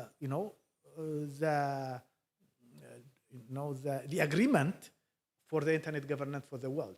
So the only agreement where the whole world has agreed on how to govern the internet. And this is critical even for the technical community. And that's why I'm going to talk about it on Friday, by the way. Friday, we have the ISOC Day from 9 to 4:30, I believe. You are all invited. I hope that many of you will still be here. And we are going to talk about WSIS, WTDC, etc. I know this is going to be policy and not technical, but it's important for the technical community as well, because those things matter as well. Sorry. We work on countering internet threats. There are a number of threats on the internet. We are here to defend it, and again, we need you to defend it.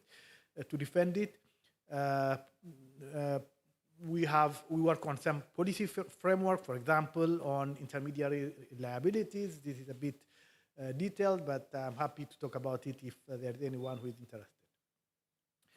And most of all, we work on building human capacity. As maybe Lynn, my former boss, and that I respect a lot, has mentioned, some of the things that she and the people who were there at the beginning did were not really giving equipment for Africa. It was to empower Africans to really build the internet by themselves.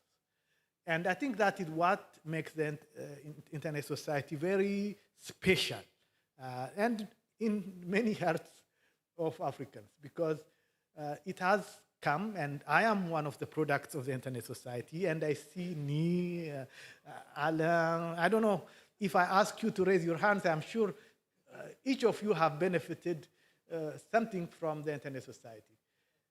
And that is what really made the internet. It's not, I remember in those days, in the early 90s. There were organizations that were giving away equipment, millions of dollars of equipment. Those equipment, if there is no one to work on them, they were useless. But the Internet Society didn't have money, as Lynn was saying, but it counted that people who know how to do these things can change. So the Nees, the Aziz, the Allens, who got the the knowledge, have gone home and have found the money for the equipment. If the equipment was there, it would not find the people by itself. So, and that remains an important thing. And again, on Friday, we will talk about our training. It is still core to our program. If you have any interest at local level, at regional level, come and talk to us. We have a booth. We will be delighted to work with you on capacity building. So maybe to end, we want to have an affordable, reliable, and resilient access to the internet. It's important to have the internet, but we don't want to keep it for a few. We want it to make it affordable. You have seen that here in West Africa in March, how internet is not yet resilient, and we do have to work together to make it more resilient. And we need to work also on a safe and secure internet experience. And again, here, that was not, I have to say, outside of manners. We were not working on user-level safety until now, but now we have a program and that we want to develop with you. So we don't want to say, okay, this is what we have to do, but we want to make it trustworthy. And if you have ideas on how we can do that, we'll be very happy to work with you. So come and talk to us. I hope I didn't take too long. Thank you very much.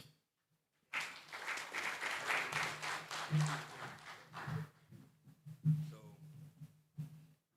proudly Internet Society. So we are proud, like he said, we are all from Internet Society. And I will tell something, but I will not disclose.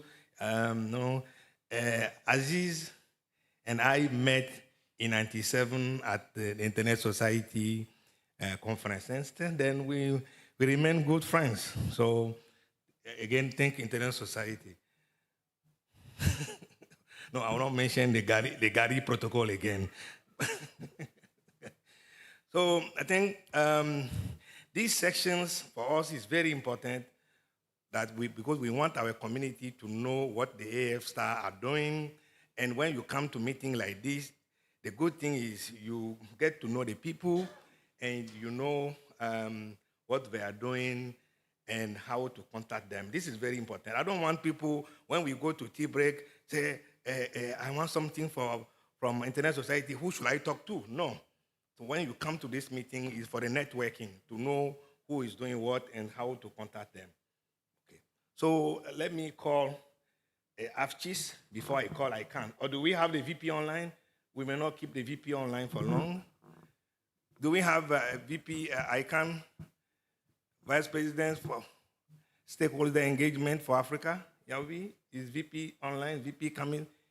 Okay, so AFCHIS, let me have the VP, then you come. So,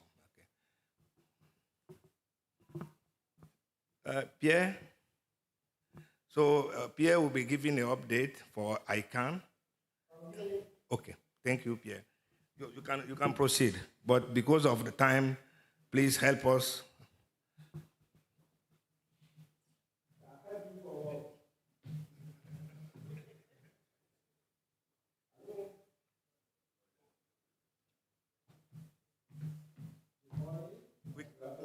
We can hear you, but can we see I won't say your face because we don't say things to the Oga. Can we see you, Oga?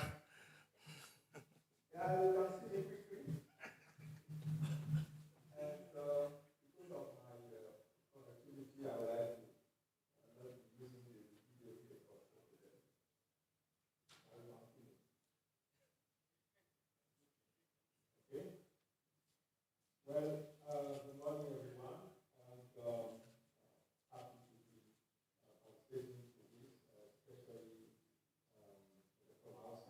because I had planned to be with you, but unfortunately, I have to cancel my flight for very last minute constraints that I had.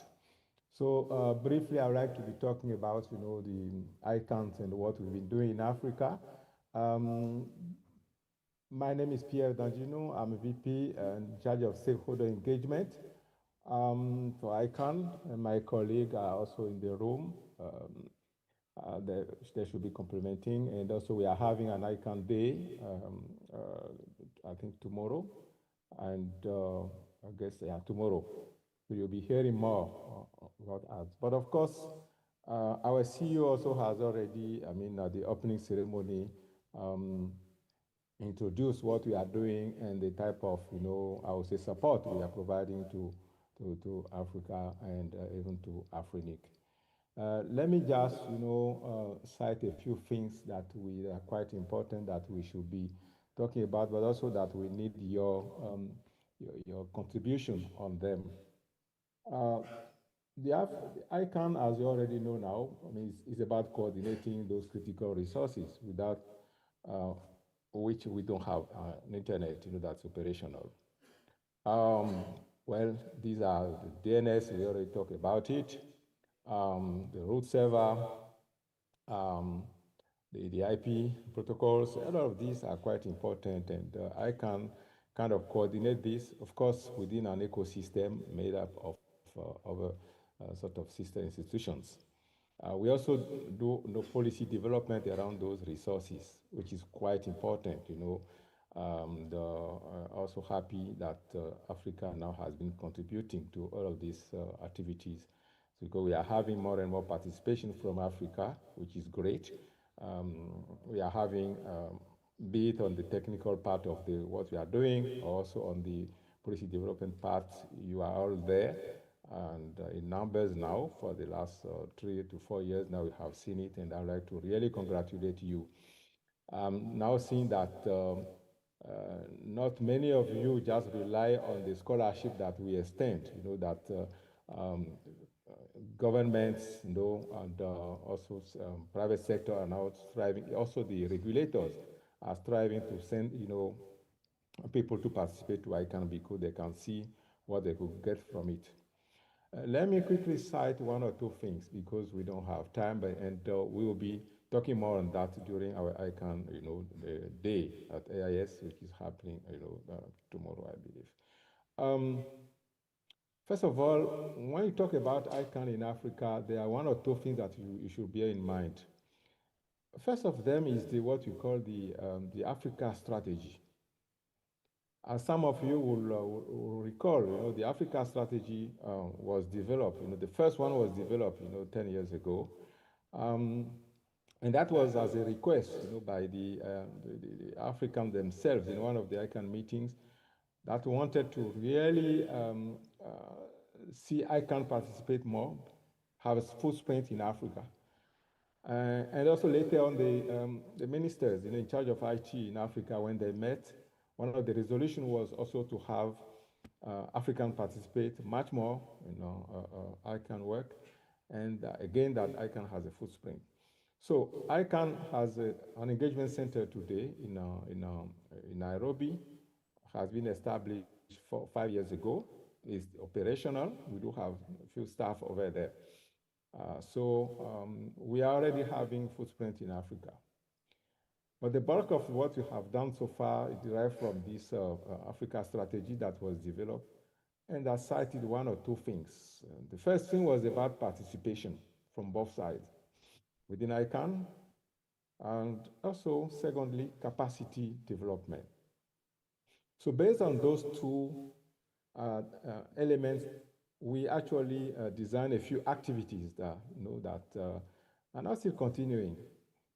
Let me quickly mention for the last 2 or 3 years what we've been doing in Africa was around this strategy, of course, but also what we are calling the Coalition for Digital Africa, CDA. The website is around, and if you want to get more information about that, that would be great. But the CDA is about, a coalition of partners. Today we do have 14 partners with whom we are working. The idea being that we want to have a resilient internet in Africa, like my friend David was saying. And we spot on something that not many people talk about, in Africa, when they are talking about the infrastructure on accessibility, all of those things. It is the DNS, infrastructure, which is key. So we like to kind of tell people that, okay, when they're talking about the internet infrastructure, that DNS is quite important, that they should understand how to manage it, how to secure it. And that's exactly what we are trying to do now under the CDA. One or two projects that are key, for instance, for us is how you are managing your DNS environment. And one of the things you should be doing is signing your zone 5. We are happy to announce that because we did establish a few capacity development, especially on our roadshow on DNSSEC. Well, we are able to cite a few countries that have signed the zone 5.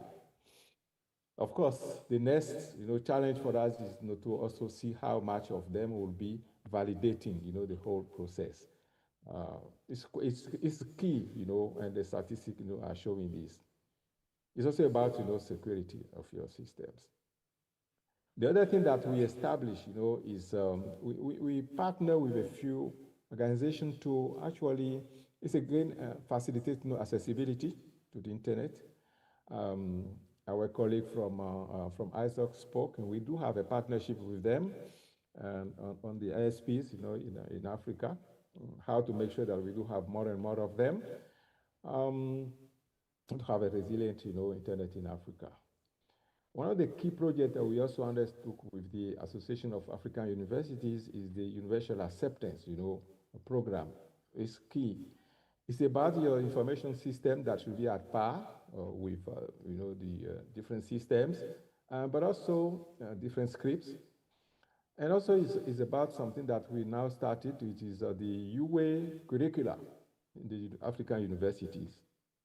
We are already starting with 4 projects in 4 universities to make sure that, the universal acceptance kind of concept be understood, but also how do you implement all of this so that you develop scripts either for your languages, for instance, and that you be also on the net. One or two things we do, but I'm not going to really get down into those details. Like I said, we are going to have ample time to talk more about all of those things we are doing. Let me just say that an announcement quickly here is that we are having our ICANN event, in Accra again. It's going to be early December, and you are all welcome because we are going to have our partners working there, being with us. The Africa FDNS, for instance, FTLD, all of those will be around, and also the partner of CDA. And also we are going to really make sure that you have a kind of, shall I call it a tiny ICANN meeting there, because we are having all the African reps, from the SOACs, which is supporting organization, and advisory committee of ICANN. They will be all there, and to exchange and also hear more about what the African communities will be expecting from ICANN. So let me just again thank you for the invitation, and also say that we are of course happy to contribute to the Africa Internet Summit. And yes, the support, of course, will depend on what you guys will be willing those institutions to bring. But as far as Africa, we are concerned, as far as ICANN is concerned, it boils down to mainly to capacity development, different areas, of Africa. So let me stop here and wish to all of us, a very nice, summit. It has already started. I've been following. And I'm so sorry. This is the first time I'm missing, the AIS, but I'm still here remotely.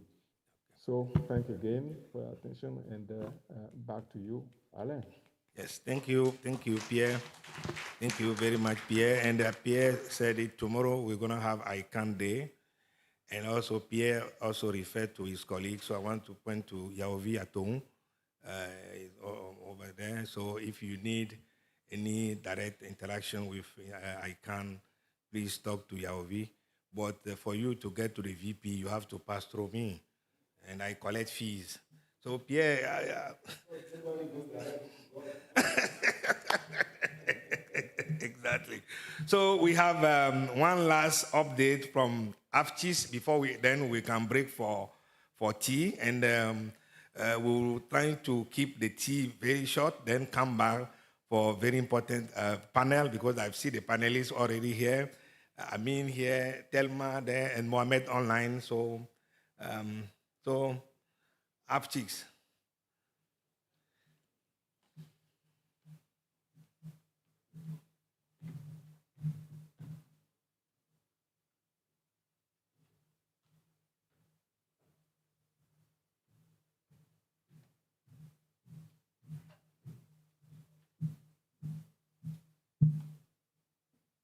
Good morning, everyone, and thank you very much for this opportunity to update on the work that AFCHIS is currently doing. If you were here yesterday, you may have heard a bit of that, but I just want to take us through that again. So for anybody who is not familiar with AFCHIS, we have been a community that emerged from something we called AFNOG Chicks, which used to be a program that helped to increase the number of women who came to take up the AFNOG Week workshops. And as I look into this room, I can see age-wise we are challenged in terms of the demographics. I see a lot of relatively senior people. We would do with more youth, but also we would do with more women. So what we try to do is to really bring and close this gap between, why do we have less and less women, but we believe this is a technical organization, so we must work on doing that. So allow me to, okay, all right. So thank you. We want to work with organizations that provide training programs and also the AF Star organizations to increase the number of technical women working within the ecosystem. And because we just don't want women to be present, we want them to be very active, we want them to come and make presentations here, be present, grow in their career. So we are working to reduce this leaking of women where they diversify, but that's by increasing the pipeline from the get-go. Because when there are many at the beginning, then we increase. So we have programs that we are working on right from different stages, and today we will be able to hold a more detailed program in the afternoon in a Santi room if you want to get more details on that. You'll help me slide this because I can't do that. Go to the next slide, please.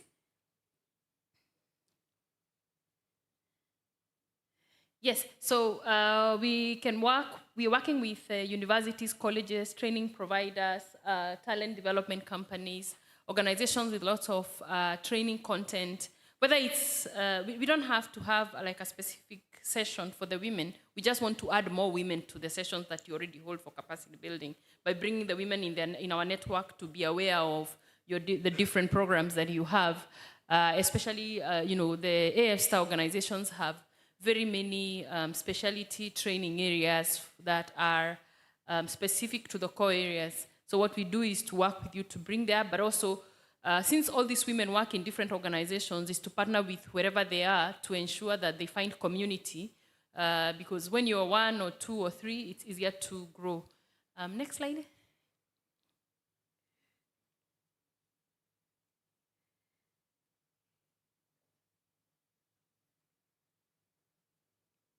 Okay, so who can join the program? You can join the program if you want to partner so that we can be able to upskill your women staff. We've done this with a few infrastructure operators in Kenya, where you bring especially the early career women, and they're very green. So they work with us through the programs that we are working on with ISOC so that we can scale them up, and that way they're able to grow within the organizations.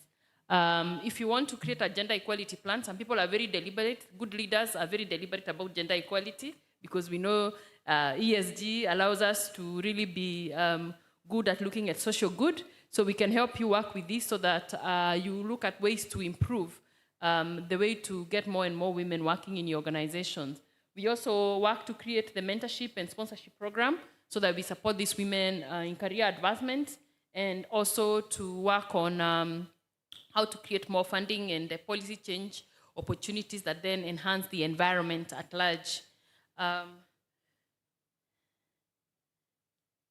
We hope to work with the NRENs and the regional RENs, the domain registries, and we are looking at the umbrella organizations that hold, that aggregate the organizations, community-led community networks, digital infrastructure operators from people within, the ISP industries all the way to the data centers, to anybody who really has women in engineering, including the internet exchange points, because we have less and less women there, and we want to create more role models in those ecosystems. So we have a deliberate program to talk to this later in the afternoon in Asante Room, and we want to invite you to come with us. So this is just a sample of the programs that are available right now. So feel free to join with us in this programming, and also to collaborate with us to create additional programs that would make women more prepared. But I want to mention that we will be floating a training needs assessment because we want to hear from hiring managers and HR experts. What are these skills that would make you consider a woman equally? Because it's not about being a woman, it's about being competent, it's about being able to do the job. But we know that a competent woman is probably going to have a lot more other skills that's going to be, enriching. So we will be floating that to the community. And when you see it, kindly respond and give us this information so that we can make the program better with you. Thank you very much.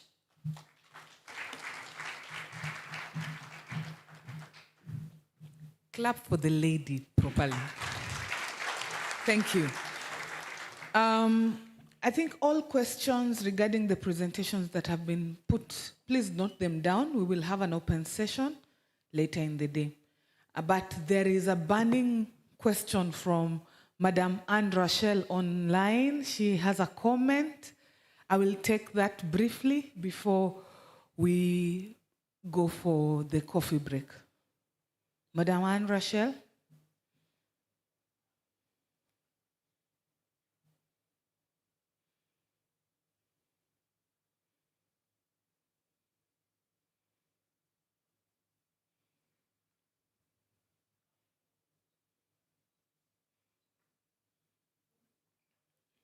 She had a general comment on the first presentation.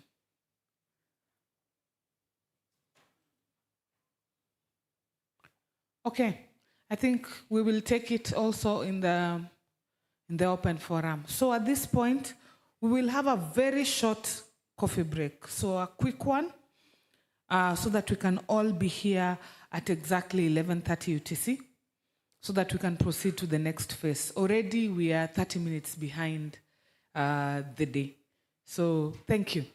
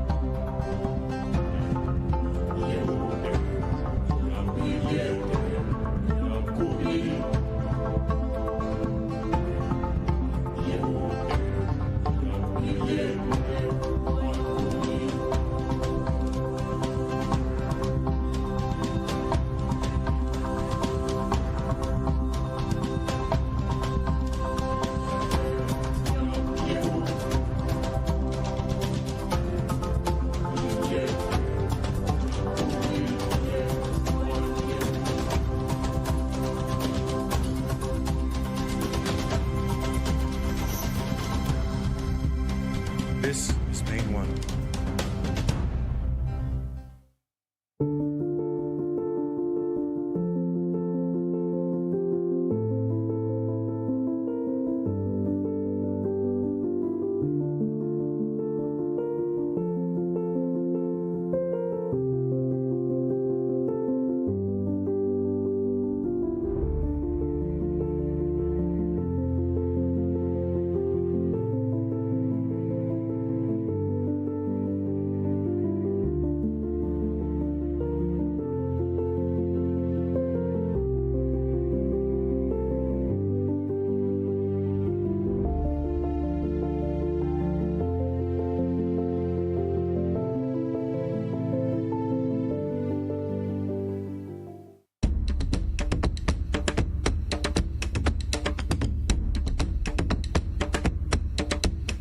C-Squared's mission is to digitally connect Africa. We invest in infrastructure that enables effectively broadband internet access. We do so on an open access wholesale model. So our customers are ultimately other telecommunications operators and internet service providers. We've got infrastructure in 5 markets across Africa. I'll do them in order. Uganda was first, Ghana, Liberia, DRC and Togo. We've also got capacity on the Equiano cable submarine system, which is a system that was originally built by Google, and we are the landing partner for that system in Togo, which we do in partnership with the government, who is our local shareholder there, joint venture partner.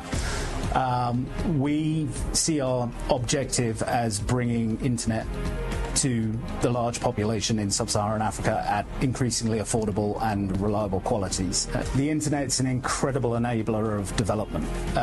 Access on affordable prices allows people to open up their worlds to information, education opportunities, financial services, e-health type of services. The applications that sit on top of the internet, as everybody knows, are effectively limitless.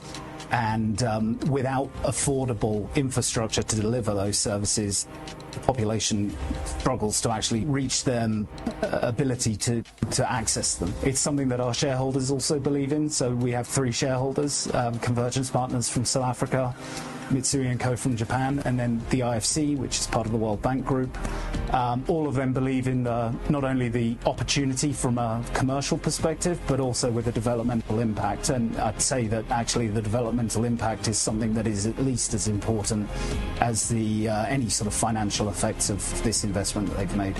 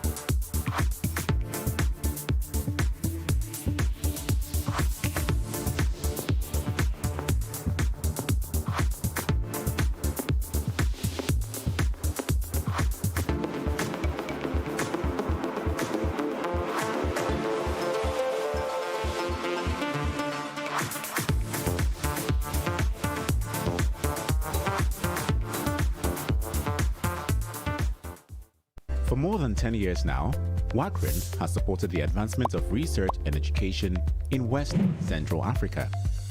We serve our community with three key areas: connectivity, advanced digital services, and developing human capital.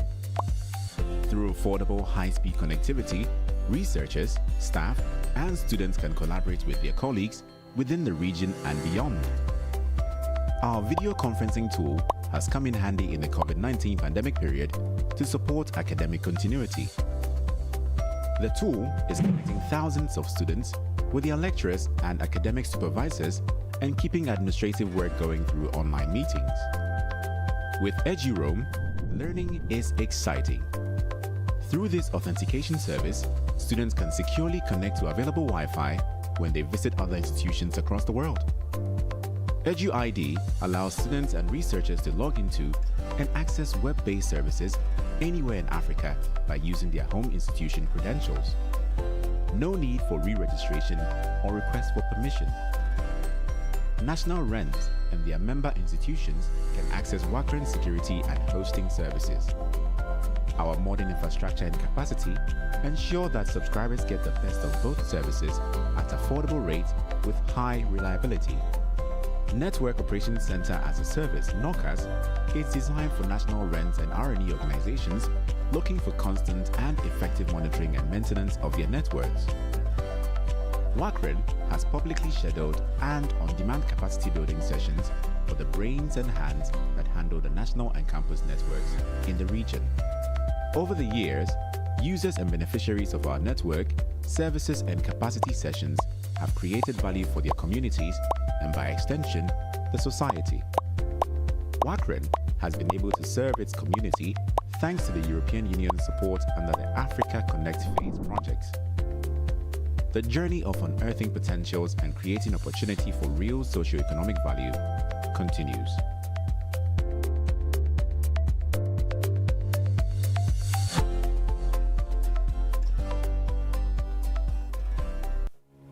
For more than 10 years now, the Ghanaian Academic and Research Network, Garnet, has supported the advancement of research and education in Ghana through the facilitation of internet connectivity and access to global research and education content. We are poised on our mission to promote research collaboration among researchers and educational institutions locally and internationally.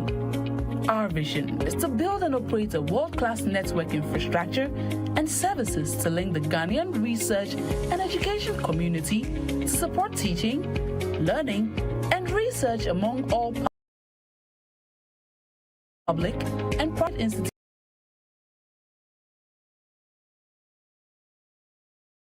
of higher education in Ghana, and by extension, connect members to the global research and education network communities. Our key product offerings are capacity building, connectivity, EduRoam, federated identity services, video conferencing, and tertiary mobile data bundle. Our affordable high-speed internet connectivity allows users to collaborate with their colleagues seamlessly. Our tertiary mobile data gives students, faculty, and staff the cheapest data packages for their research work. Our video conferencing tool has come in handy by supporting academic continuity and making learning exciting. Garnet is steadily growing and impacting its community with services that are tailor-made to meet the needs of its members. Garnet is currently serving more than 42 public and private institutions in Ghana, with many more institutions on the way to joining the Garnet community. We are open to all accredited tertiary institutions in Ghana, including research and educational institutions, libraries, and teaching hospitals. You can find Garnet on the first floor of the Vice Chancellor's Ghana Office Complex on the UPSA Road in Accra and across all social media platforms. Visit our website at www.garnet.edu.gh or send us a mail at info@garnet.edu.gh.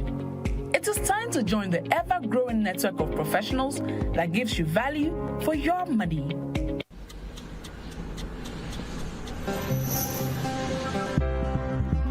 Thank you. If we could please settle down so that we can begin this session. ladies and gentlemen, so that we can begin this session.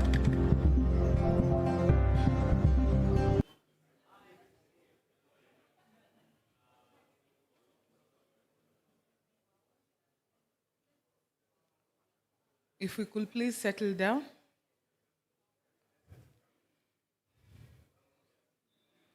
I would like to call on stage Mr. Lucky Masilela. He is the moderator for this session. It's a panel discussion on protection, safeguards of the internet governance institutions in Africa.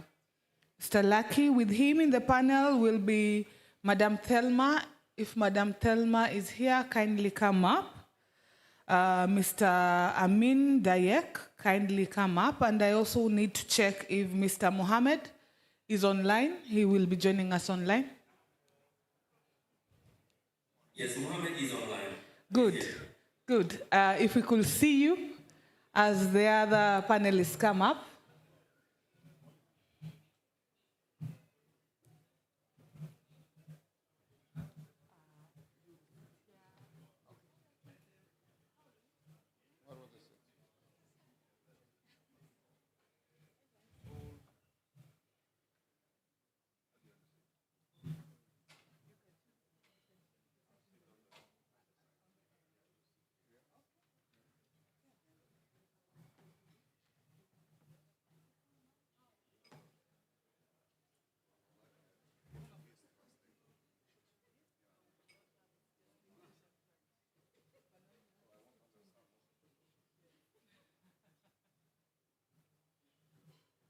Mohammed, you're here. We would like to see you, please.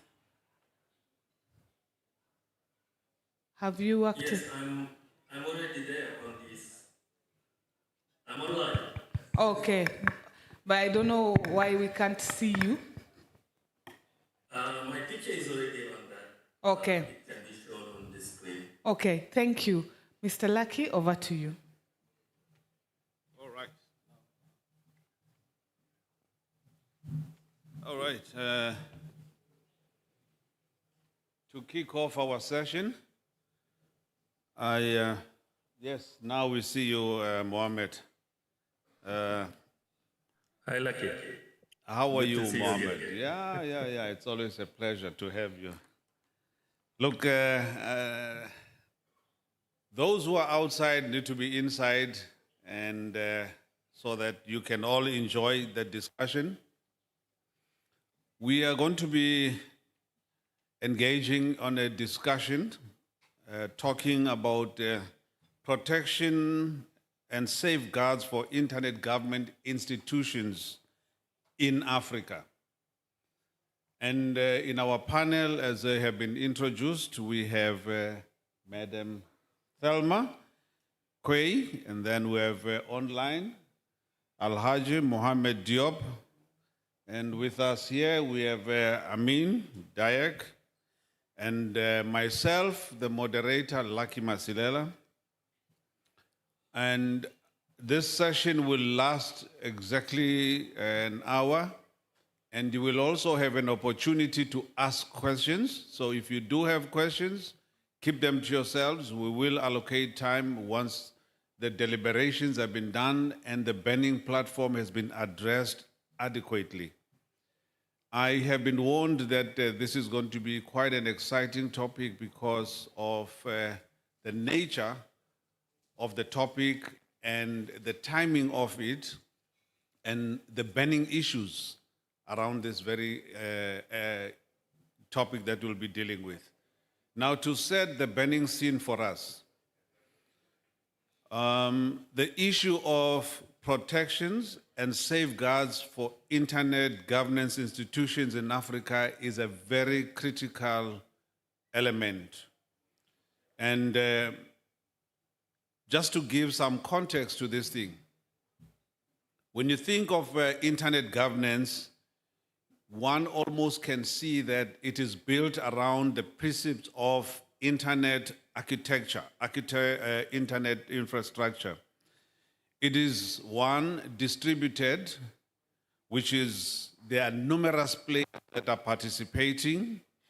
Two, it is participatory. It means that it brings in stakeholders. And then 3, it is layered. It is an ecosystem where there are multiple layers. There's a governance layer, and there are solutions, and all of these layers are connected together.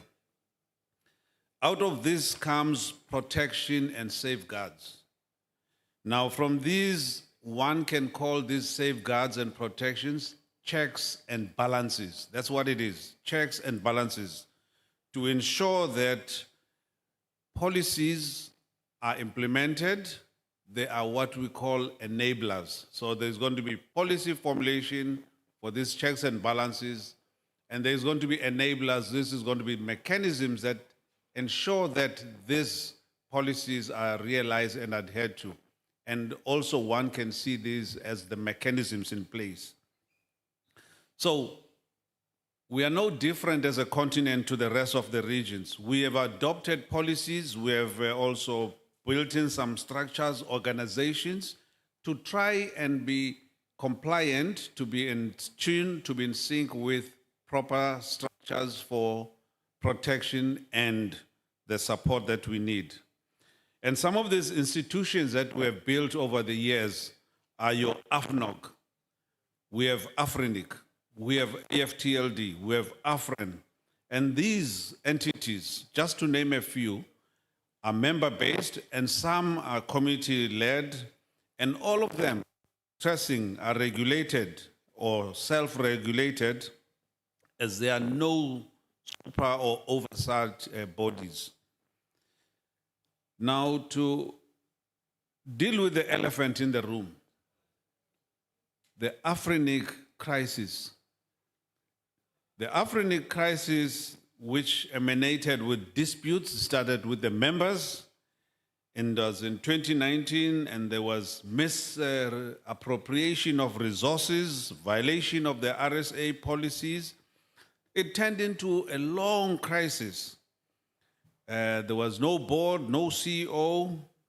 Now, this is one of the very institutions that was supposed to protect and put safeguards for the internet governance on the continent. And what happened? It was almost collapsed. So this is where we are today, almost collapsed, but not anymore. We tell a different story.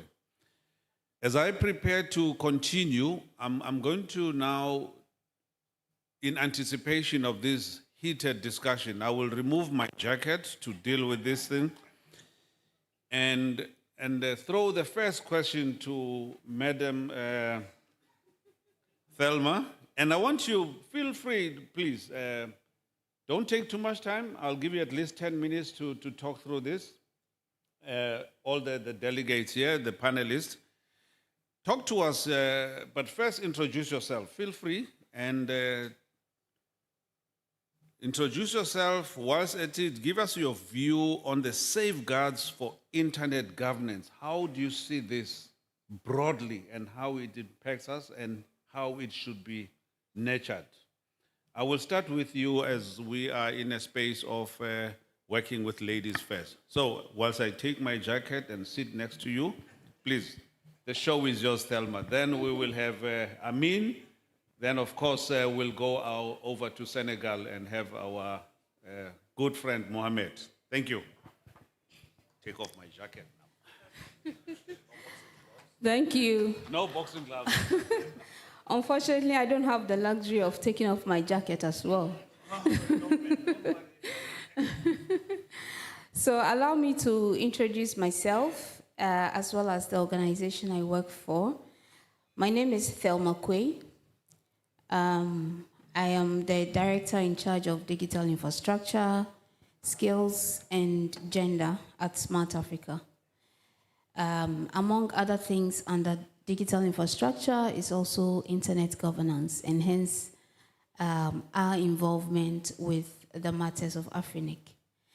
And for the purpose of those who may not know about Smart Africa, it's a Pan-African organization founded in 2013, and our mandate really is to accelerate the digital transformation of Africa. Our mandate is also endorsed by the African Union, And in terms of our governance, we have the heads of state of our member states being on the board, and then we have ITU, the Africa Union, sitting on our steering committee, driving affairs of operational matters, and then, of course, the Secretariat, which is headquartered in Kigali.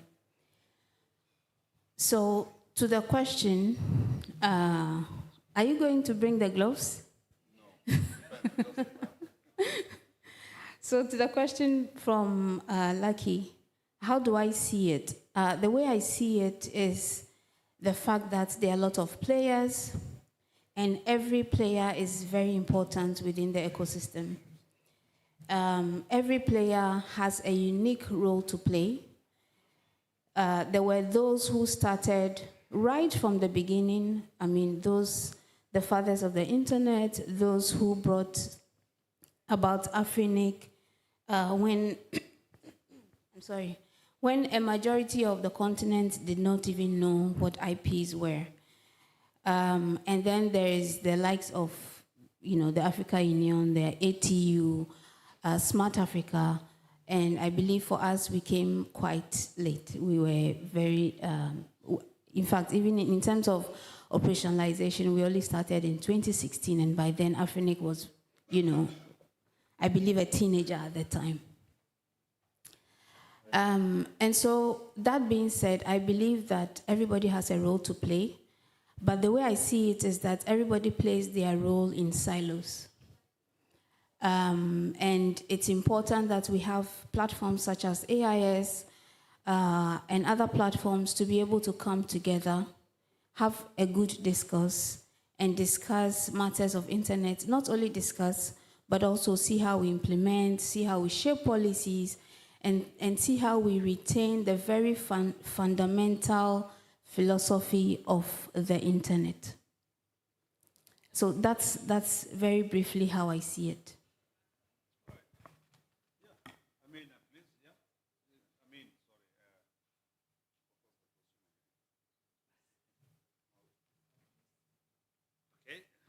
My mic is not on here, so I'll use this mic.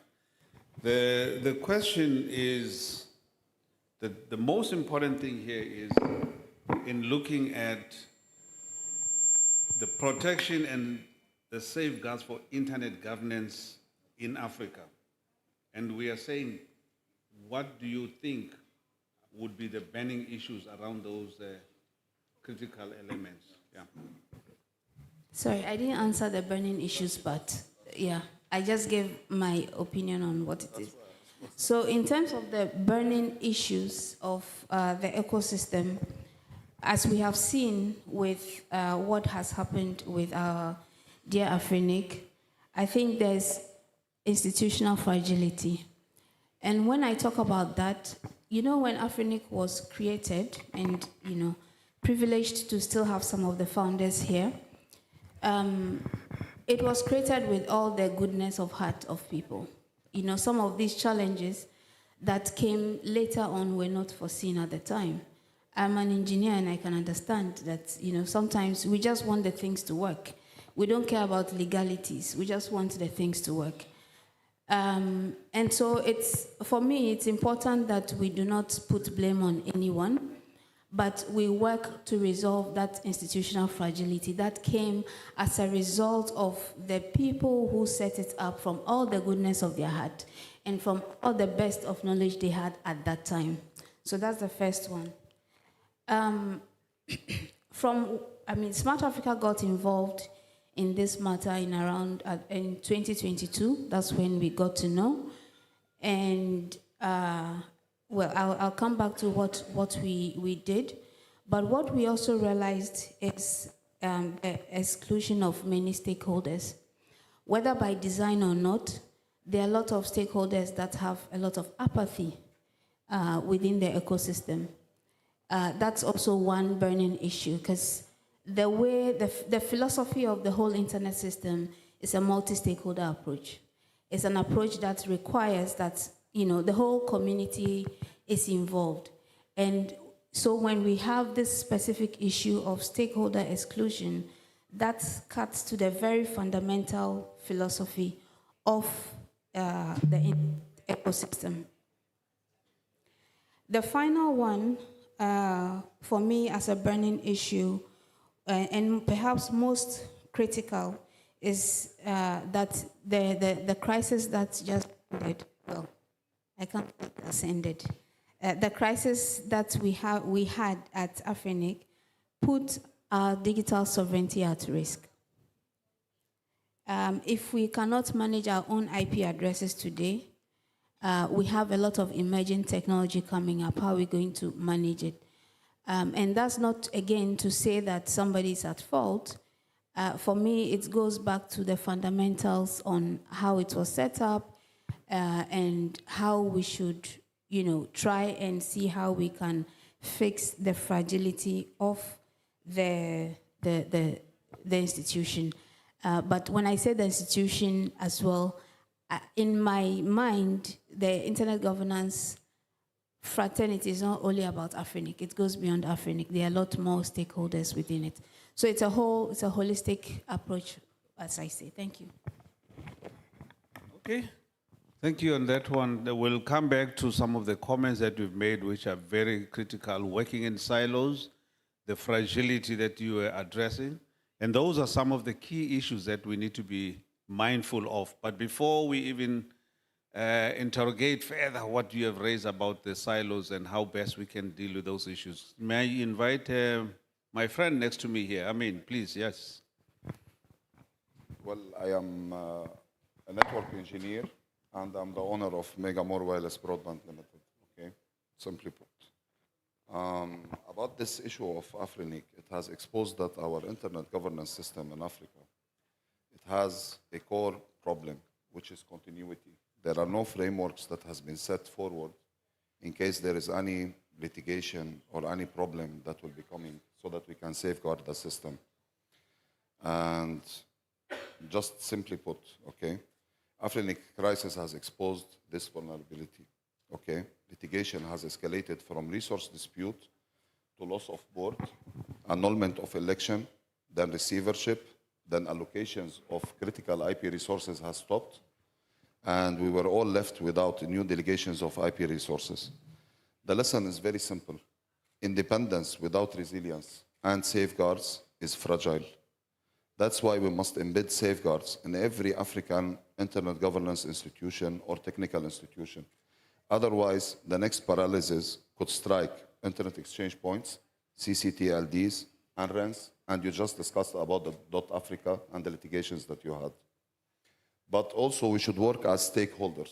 As you rightfully said, it's a multi-stakeholder environment. You as governments, you are welcome. You can contribute. Smart Africa, to the best of my knowledge, you represent 42 states out of 54 states of Africa. So having AU and ATU is another discussion. I don't know what's the role on your board. You should always listen to the main stakeholders who form first the membership and the member base of Afrinic, because they are the real key to any change in Afrinic. They are the core key to any change in Afrinic. And also, they are the ones who are going to vote on any reform that you have. So you must bring them first to the table before the ATU, before the ITU, and before anybody else. And before your technical consultants as well. Thank you. Yeah, thank you, Amin, on that one. And I think one of the things that one will have to interrogate further, you apply your mind on this, is when we had discussions around Afrinic in 2023 in Johannesburg, one of the issues that was raised was they saw this as a crisis. And in business terms, it required a disaster recovery plan. When you run out of resources, in the true sense of a business person, you don't look at the legality of it only, but is how do you get your business up and running as quickly as possible, and the protection of your resources. Let me then move across to the east, the far west, the continent. Mohammed, please, your thoughts, sir. Thank you, Lucky. I think that your first question just summarized the interest of this session, and I think that it has been quite a while setting up the scene by Telma. I think that the question of safeguard and protection when it comes to the internet governance has to be defined through periods. I mean, especially for us African people. Coming back to the establishment of ICANN, we know that at that time, the question was how do we make the stakeholders being around the table and discussing? It was government, private sector, and civil society were all both together trying to set up an organization that was supposed to deal with all policy matters. But when it comes to Africa, our first challenges was to be there, to participate.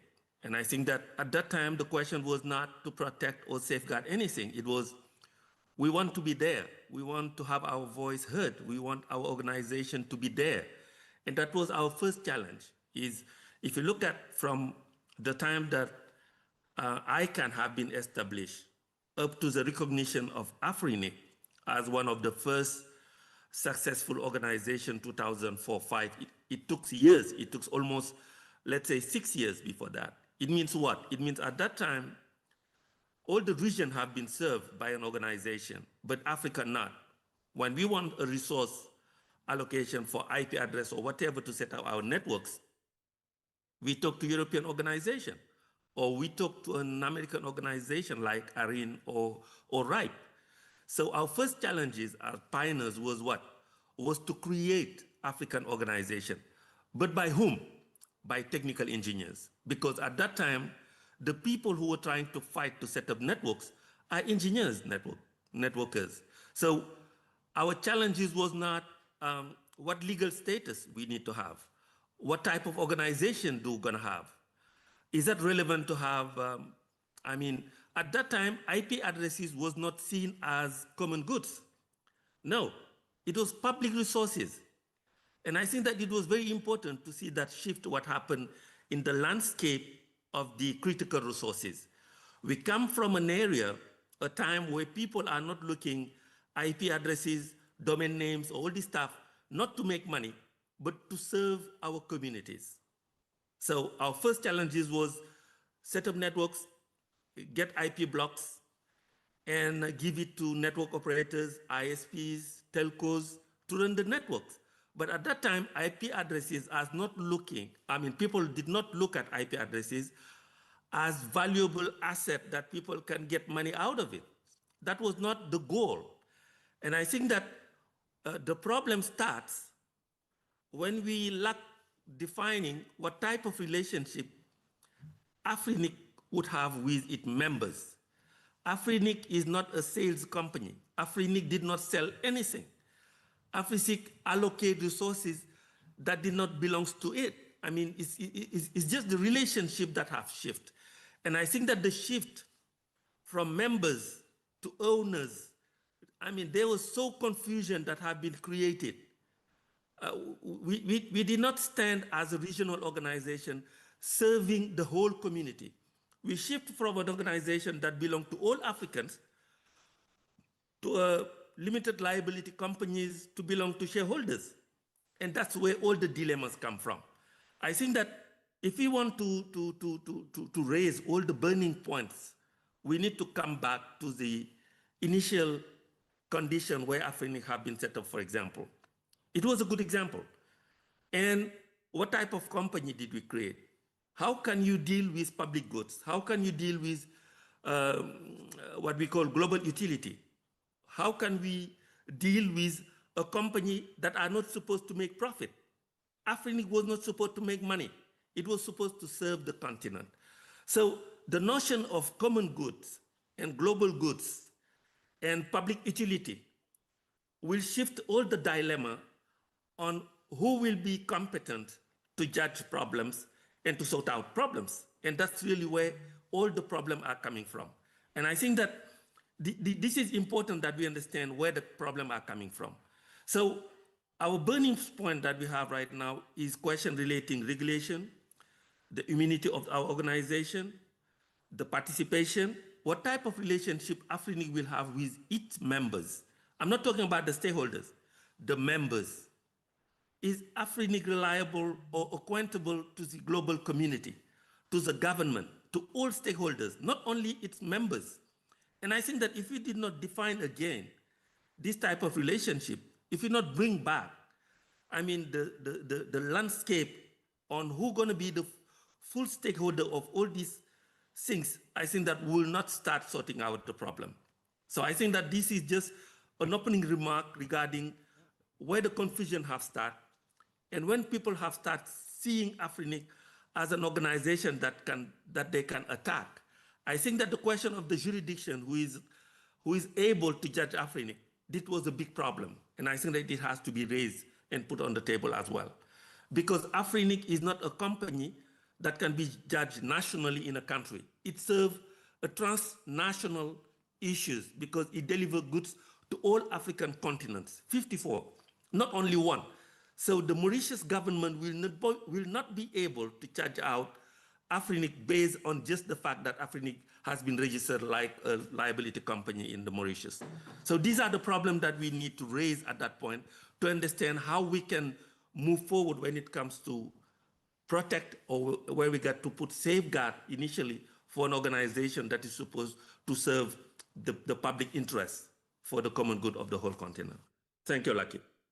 Yeah, interesting views, interesting points, and your articulation on the issues of the global utility is equally very important. We need to discuss that and interrogate what that is. And the issue that you raise of your non-profit versus your profit entities, I think it has been deliberate over the years that internet was for non-profit entities so that it could be affordable. But let me go back to Ma'am Thelma. You spoke about silos, that one of the nemesis, our Achilles heel, is that we are working in silos. And then also, if you can expand on the fragility that you are addressing. Okay, so I'd like to address a comment from my brother Amin, and then I'll go ahead. So, well noted on including the members of Afrinic. I just wanted to clarify that for us, so Afrinic is one aspect of the internet governance ecosystem. So we are looking very broad, beyond Afrinic. So definitely, yes, the members are part of it. But also on the identity of Smart Africa, let me use this opportunity to clarify that Smart Africa also has private sector members. We have over 60 private sector members. So we also represent the interest of, let's say, for the benefit of the topic of discussion, the MNOs, for instance. We have MTN, we have Airtel, we have Axian Telecom, for instance, as part of our members. We also have academia, and so it's not just a government organization, just for clarity. Now, to your question on the inclusivity, right? You said the silos and the fragility. The fragility. So for me, as I mentioned earlier, the fragility is not a factor of mistake, of anybody's mistake. It's a factor of how Afrinic started. Afrinic started with engineers, and as an engineer, you just want things to work. You have little concern for legalities and all those things. And so in terms of the way forward, it's important that we think about new reforms, for instance. And I know this has been something that has been in the offing, and now we have the opportunity to see how we can take it forward. And on that, I'm sure a number of stakeholders here were consulted by the consultants that Amin was referring to. And maybe I'll expand here on what we have done from the Smart Africa perspective. And so when we got to know about this matter in 2022, we took it to our board because that's where we get our mandate from. And when we went to our board, they asked us to find a solution to it. They gave us two major things. The first one was to see how can you change the identity of this organization so you can reduce the number of litigation, for instance, or because of the fact that IP is, a global digital good, how can you position this organization to that of an international organization status so, it shouldn't be treated like a local organization as it is being done now. And then the second one was more on diplomacy and trying to pursue the major litigant in this case to reduce the number of attacks. And so when we got that mandate, we did set up an ad hoc committee.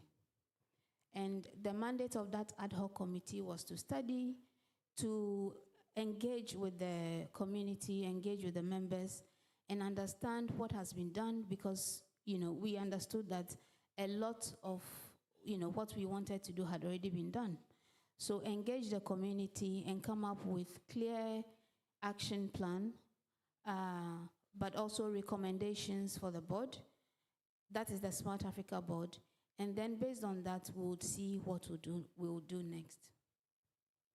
Now, in the course of implementing this, I'm sure a number of you were interviewed by three consultants that were recruited by the ad hoc committee to come up with these reforms.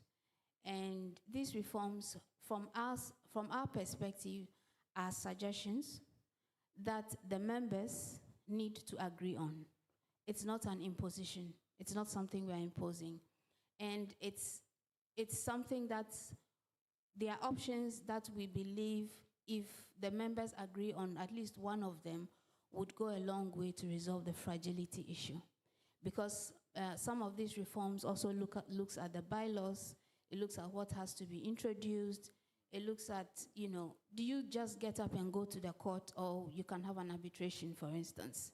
So some of that, it's quite a lot. And on 2 days ago, we had a session on it. The details would also be shared. And our aim is to share this with the board. If the board decides that they want to act on it, that's really up to them.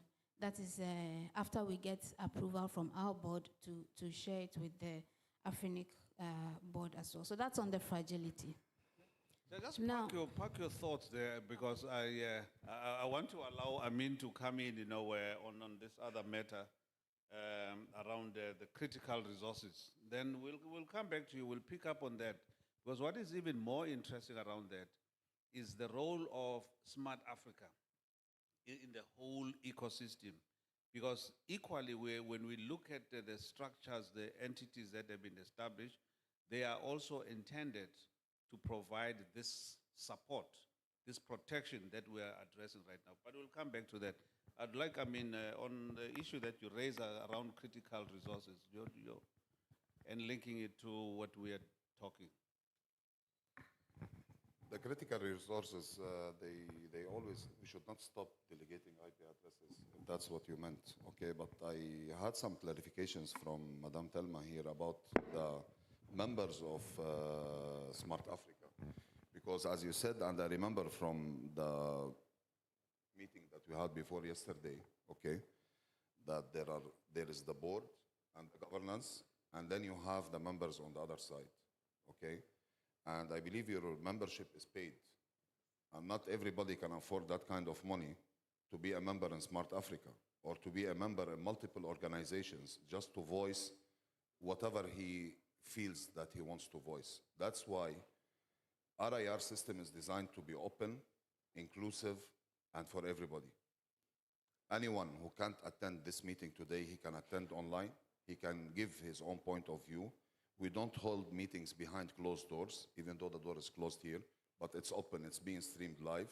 People can contribute from any part of the world, and that's the essence of community work, all right? Then comes the priority, who are members of Afrinic, who are paid members of Afrinic, who are going to propose policies, even though the technical community can propose policies as well, all right? That's where I felt like Smart Africa is shortcoming on this, because there was no inclusion for everybody. It was an exclusive maybe not membership, exclusive attendance to some meetings that you have held, which we have no idea when did you hold them, where, which discussions you had. And you mentioned an ad hoc committee. I don't know when was the ad hoc committee formed, because as you said that you have engaged since 2022. Today we are 2025. You know, technical environments, they cannot operate based on diplomacy, how you do your work. You send a letter, you wait for somebody's approval, and then you have to engage maybe a minister or somebody else, all right? We need solutions. For example, I applied, like any other members, we applied for internet resources back in 2022, and we got them in early 2025, or 2023, 2023. We got them early in 2025, just before the election. And that was a political message from the receiver, by the way. Maybe, just maybe, all right, that I am a good guy, you will get your resources, and you can continue your business. Such critical infrastructure should not stop at a bottleneck, okay? That's it. No, hold on. Give me a second. Let me clarify. Can I add something on that point, because it's very important, yeah. Thelma, I think I want you to take a breather. I don't want you to respond directly, and this is why I said to you, I took off my jacket purposely. Yes. So I want you to take a breather. I don't know what you want to take off, you know. Yeah. Yeah, please, Diop Mohammed. Yes, I think that I first forget to introduce myself, because I just start based on the passion, explaining things, how it works. But I'm Mohamed Diop from Senegal, okay? I have been involved since 1996 in the process of setting up these international organizations. I have been part of the Afrinic formation, and from the AFTLD, IF-STAR, all the organization, I have been there. So in fact, it's very important what Thelma was trying to raise again is how vast and the numbers of organizations that we have that are part of this internet governance. It can be part from the domain resources, it can be part from the addressing support organization, it can be part from the AFRALO side, from the advocacy, from the training, the research. I mean, it's a broad and huge numbers of organizations that have been part of the internet governance. Some of them are more critical than others, because what happened when Afrinic collapsed? No more IP addresses, no more ISN numbers. What our colleague was trying to raise is, as an ISP or as an MNO, you want to set up your network, you want to expand it, you ask for IP address, nobody was answering. So I think that the questions that I want to raise here is, as a global internet governance organization, I'm not talking just about Afrinic, I'm talking about the whole global system, where ICANN is part of it, IANA is part of it, all the other regional registry are part of it. How can they define an intermediate situation where if they have one of the organizations that is facing local problem, how they can have continuity of service? It was not sought out. The document that we have available, like the ICP2, that organized the management of registry internet, the regional internet registry organization, they did not address that issue. So they try to modify it now, but I'm not happy with the way they're taking it, because the way they're taking it is, what's going to happen if Afrinic collapse? Did they going to have a process of derecognition rather than trying to sort out, the fragment? Instead of thinking about the fragmentation of the African space, why the other organizations are not thinking the way to rescue and to manage virtually how they can have the continuity of service? This is really a big problem of internet governance issue. Like the situation that all the African network operators, ISP, are facing when a local jurisdiction, the local court in Mauritius, block the operations of Afrinic. I think that this question will not be answered locally in Mauritius. It has to be answered through the Internet Governance Forum. And I think that this is really one of the biggest issues that we need to raise here, is we have a global fragile ecosystem of internet governance. And what I have said to ICANN is, if Afrinic collapse, ICANN gonna collapse, because the whole equilibrium that we have created is based on a global trust that, as the multi-stakeholder approach, we trust it and we accept it, and we're going to work together in order to make it reliable and resilient. So we would not let one regional organization like Afrinic collapse without having the risk of the whole system collapsing. And that's really where I want to raise the point. So Smart Africa is one actor. IFSTAR is one actor. I think that we raised the problem of the resiliency of organization for more than 5 years, since the first trigger coming from Mauritius. So I think that the problem we have here is we don't have any strong organization that can capitalize and just come with all the strengths of our different communities. We have small groups, all of them trying to, show up and say that I represent the whole community. That's not the fact. We need to come together and join our force in order to address the issue that we are facing. So that was my advice. Thank you. No, thanks for that. And I know as you are cooling down, Thelma, I just want to paint another picture for us. The AFSTAR, there's, just quickly just look at the AFSTAR map. You look at capacity on this safeguards that we're talking to. Capacity is addressed by your AFNOG, is addressed by the entire AFSTAR entity. IP resources is addressed by Afrinic. You look at the road servers, it's Afrinic and AFPIF. The CCTLDs, we have AFTLD and Afrinic connectivity, etc. So all of these areas, in one way or another, on the safeguards are addressed by the AFSTAR entities. And I must not leave out, on the registry side for GTLDs, it's Registry Africa, to ensure that the entire ecosystem is covered. Your comments, ma'am, and your response to Amin now. I just didn't want to lose my thoughts. That's why I wanted to respond to him. But let me respond to you first.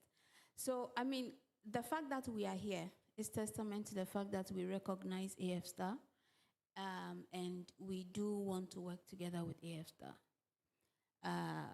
We don't, I think from the beginning, what I said was that and Prof is not around, the founding fathers of, Afrinic they did it from the goodness of their heart to the best of their ability, and nobody is faulting anybody.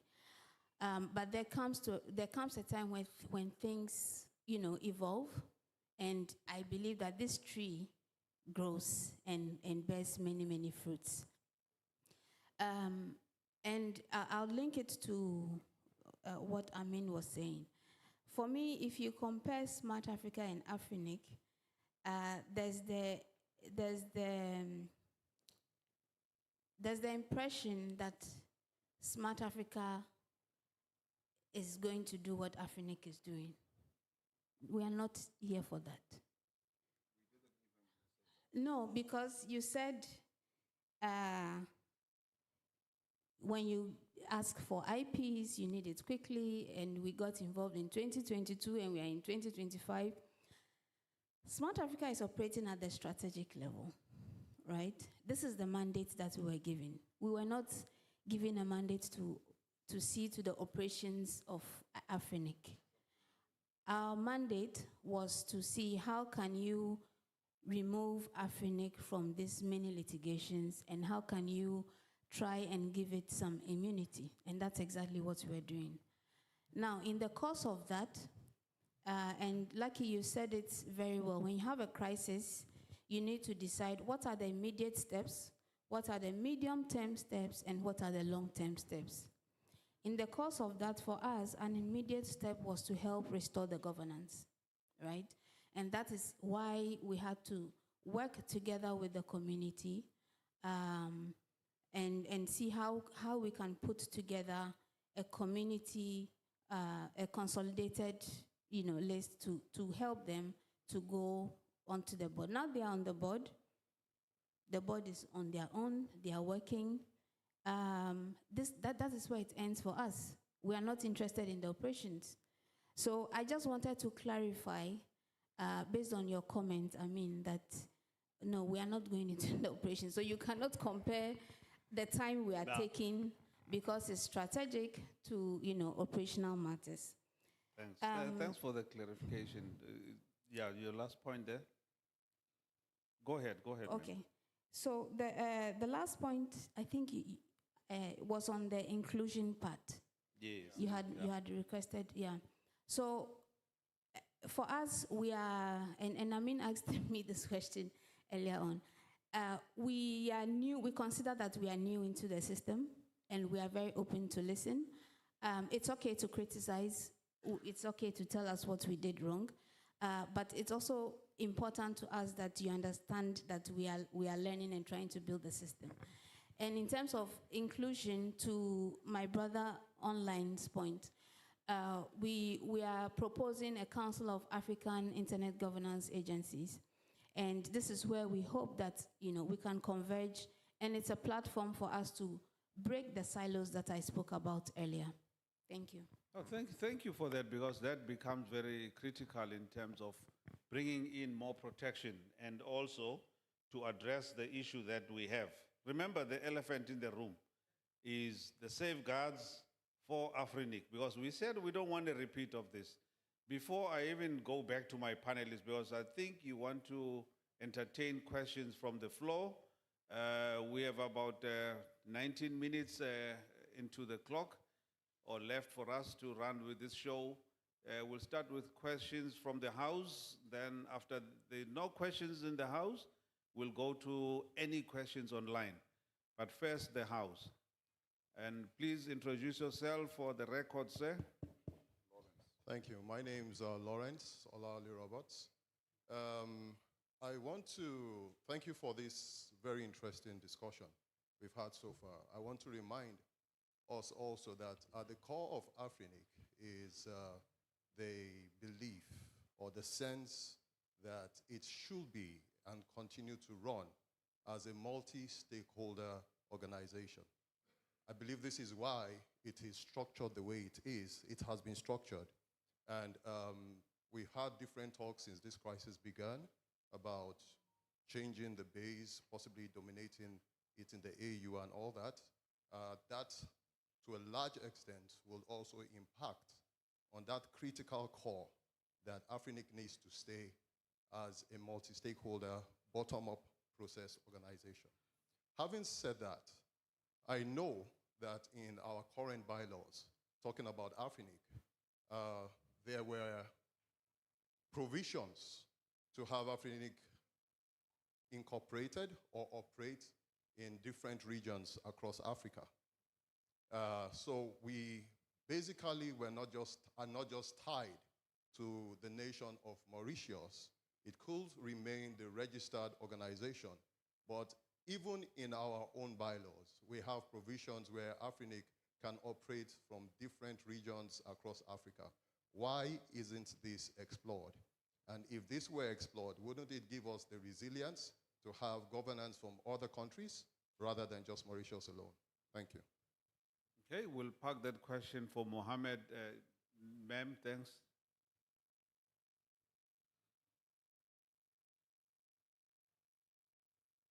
Lucky, you want me to answer? No, after the question here, give me 10 seconds. Thank you very much for a robust discussion. I come from the school of thought that I don't trust governments.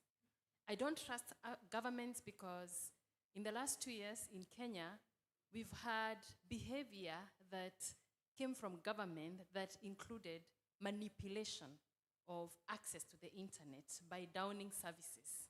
Now, Afrinic being what it is and the services that it provides in terms of the numbers, which is really what the internet moves about. I mean, numbers just mean everything for all these providers who are part of this internet ecosystem. I am really afraid of giving strength to government because we've seen, depending on political interests, and even just how complicated Mauritius has been, and even we've seen the role of government, I'm really worried about, and I'm very thankful first because the government really tried to help through Smart Africa, but I'm really concerned that we haven't seen politicians, because this is like moving the internet infrastructure in terms of dominance and control from the hands of technical people to politicians. And I just don't trust them, because we have seen that they use a lot of this to their advantage. While we have weaknesses as technical organizations, I think we can enhance bylaws and enforce them even technically in different ways. So I really want to say, I think there should be stages when certain stakeholders play significant roles, but we must be very careful that we don't bestow too much strength on African governments and places where heads of state can give each other calls, and we see these kinds of disadvantages, because we're talking about all users and a lot of things that can really, the regulators, all these things are in their hands. So I would like to understand, when we say that what Smart Africa is doing, I'm trying to understand what is Smart Africa doing and what's their role, because I see heads of states as the stakeholders in this institution, and I'm very afraid that they represent the face of African governments. And I haven't admired the behavior of my country's government when the internet became a resource for civil engagement. Thank you very much. Thank you. Oh gosh, WSIS plus government have been participating, but that's for you. AFCHICS will deal with that. Ma'am, any other questions from the floor? Are we done? Are we happy with these burning issues? I know I will have Afrinic say something after this, but online questions? Online question from Francis Kwabuena. It's a question and a comment at the same time. So he says, by the way, what is Africa Union doing about the way Mauritius was able to, in quotes, block Afrinic operations? How are other continental registries operating? Are they operating like that of Afrinic or different? If so, AU should step in to build a structure that is more open and not face any such situation as Afrinic faced. Thank you. Mohammed, the first question from Lawrence, please take a shot. And then the next one from AFCHICS, and please, I will give it first to Amin, then to Thelma, because I don't want it to be like... Thank you, Chair. I mean, in order to answer quickly to that question, I think that we need really to see that there is a difference between the bylaw itself and what we call the status of the company that is registered in Mauritius. They are not in line, because when we register a company as a commercial company, with limited liability, I mean, they have status that people are using in order to sue Afrinic in court, where the court did not have the competency to judge the relationship between Afrinic and its members, because the relationship between Afrinic and members is managed by a process that is defined within the bylaw. But if we stick in the bylaws, there was no problem. But it is because they did not consider that the competency of the Mauritius courts are not relevant to judge the situation between Afrinic and its members, especially when Afrinic is an international public utility corporation that works for the public interest, and there is a public order staff. So this was not supposed to be open there. So there are ways that we can sort out problems. When problem already happened, it's there. So there is things that can be raised, but by whom? I think that the question we should ask at that point is how we're gonna exit from that situation. They have many ways to do that. And I think that specialist lawyers can help us sort it out. It is what we call the in liminalities process, where a competency, where a court try to judge something that they don't have the competency to judge it. So this can be raised by ICANN. It can be raised by African Union. It can be raised by any African state that think that somebody is preventing them from using the regional resources that are allocated to Africa. I think that we did not see that pass. There is a technical problem where people are still keeping technical, but it's not technical. From the legal perspective, we can get out from that situation because Afrinic is not a sales, is not a commercial company. Afrinic is not managing common goods. Afrinic is managing public goods that are allocated by an international organization for the whole African continent, for our 54 countries.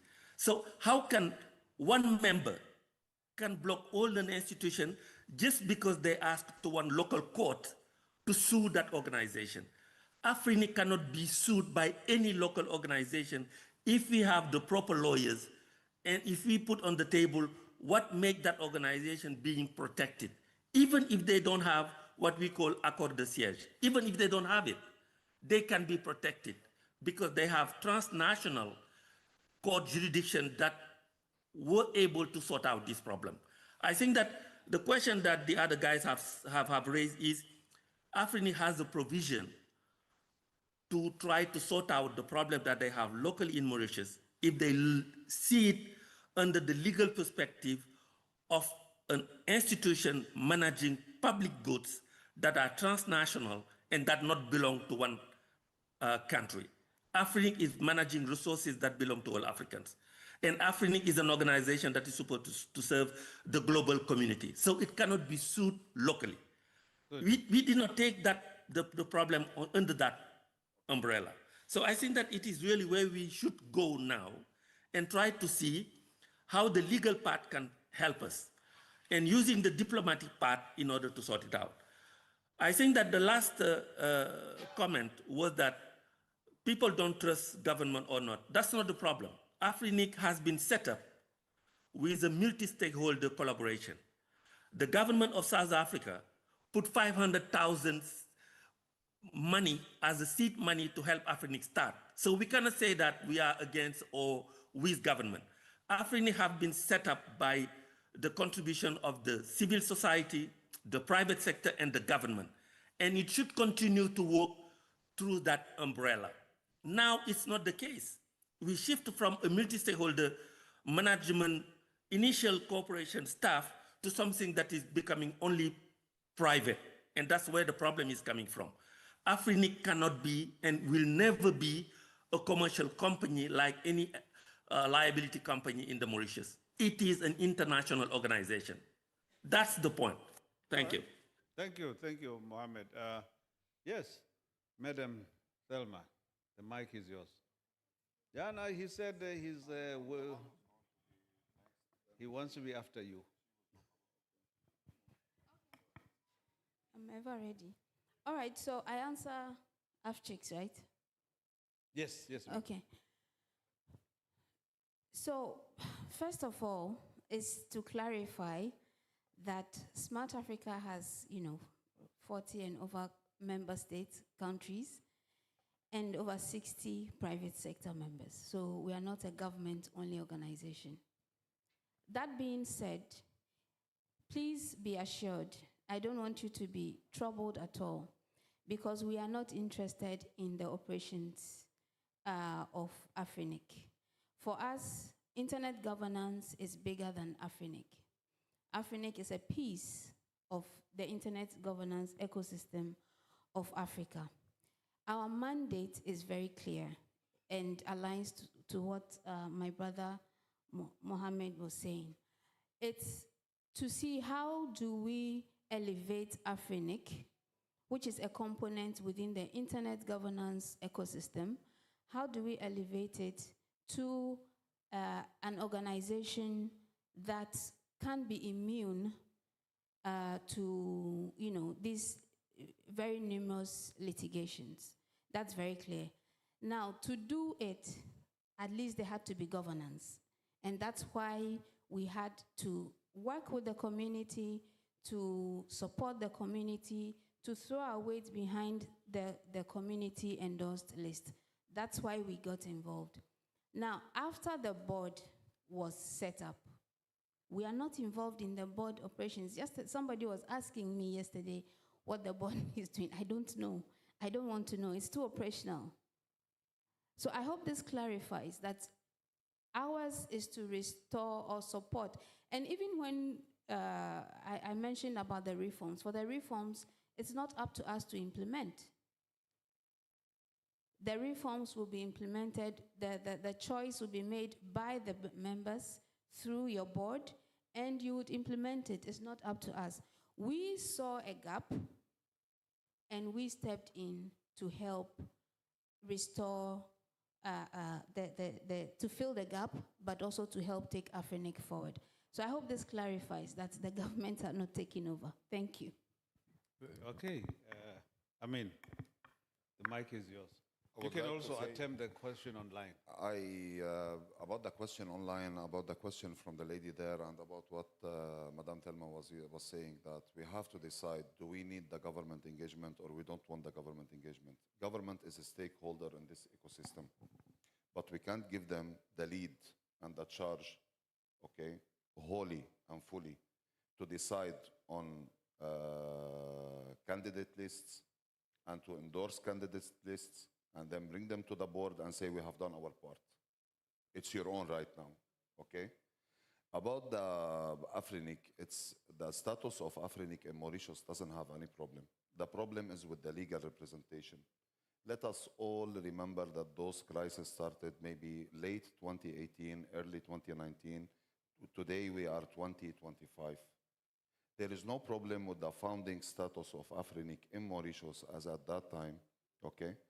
There are unforeseen problems that has happened in 2021, which at that time we had the policy development group was still working and everything was still operational and the board was queried and Dr. Hero, Professor, he was on the board at that time, okay? Everything was operational. It was just like to propose a policy and push it, which is a safeguard policy. In case anything happens to us, how are we going to sustain this organization to continue to be an RIR? I don't know why we're discussing the case of Afrinic in isolation from the standards of any other regional internet registry in the whole world, okay?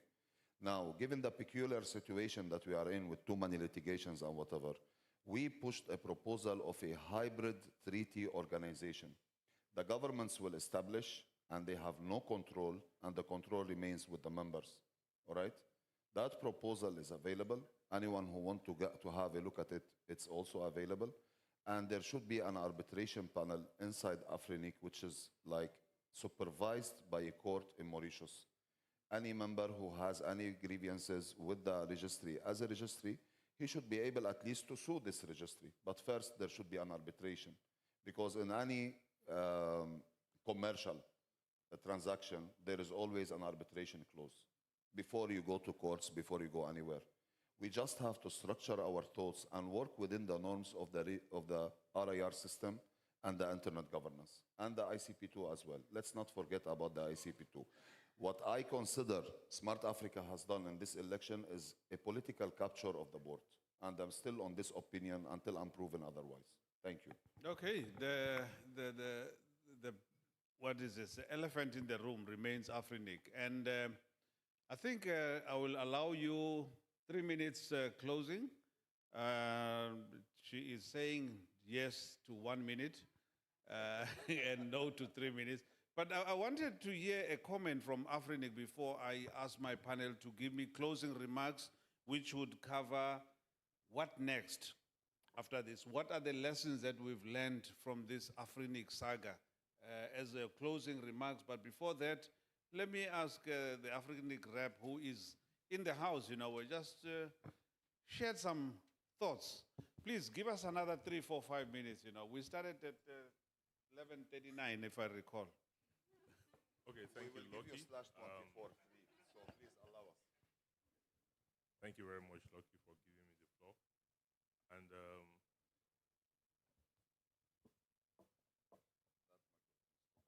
okay, thank you. Once again, thank you, Lucky, for giving me the floor. And thank you for this very, very, very energetic discussion. 3 things I want to say very quickly. One, I hear Mohamed saying that the court blocked resources from being allocated. Sincerely, that may not be very correct.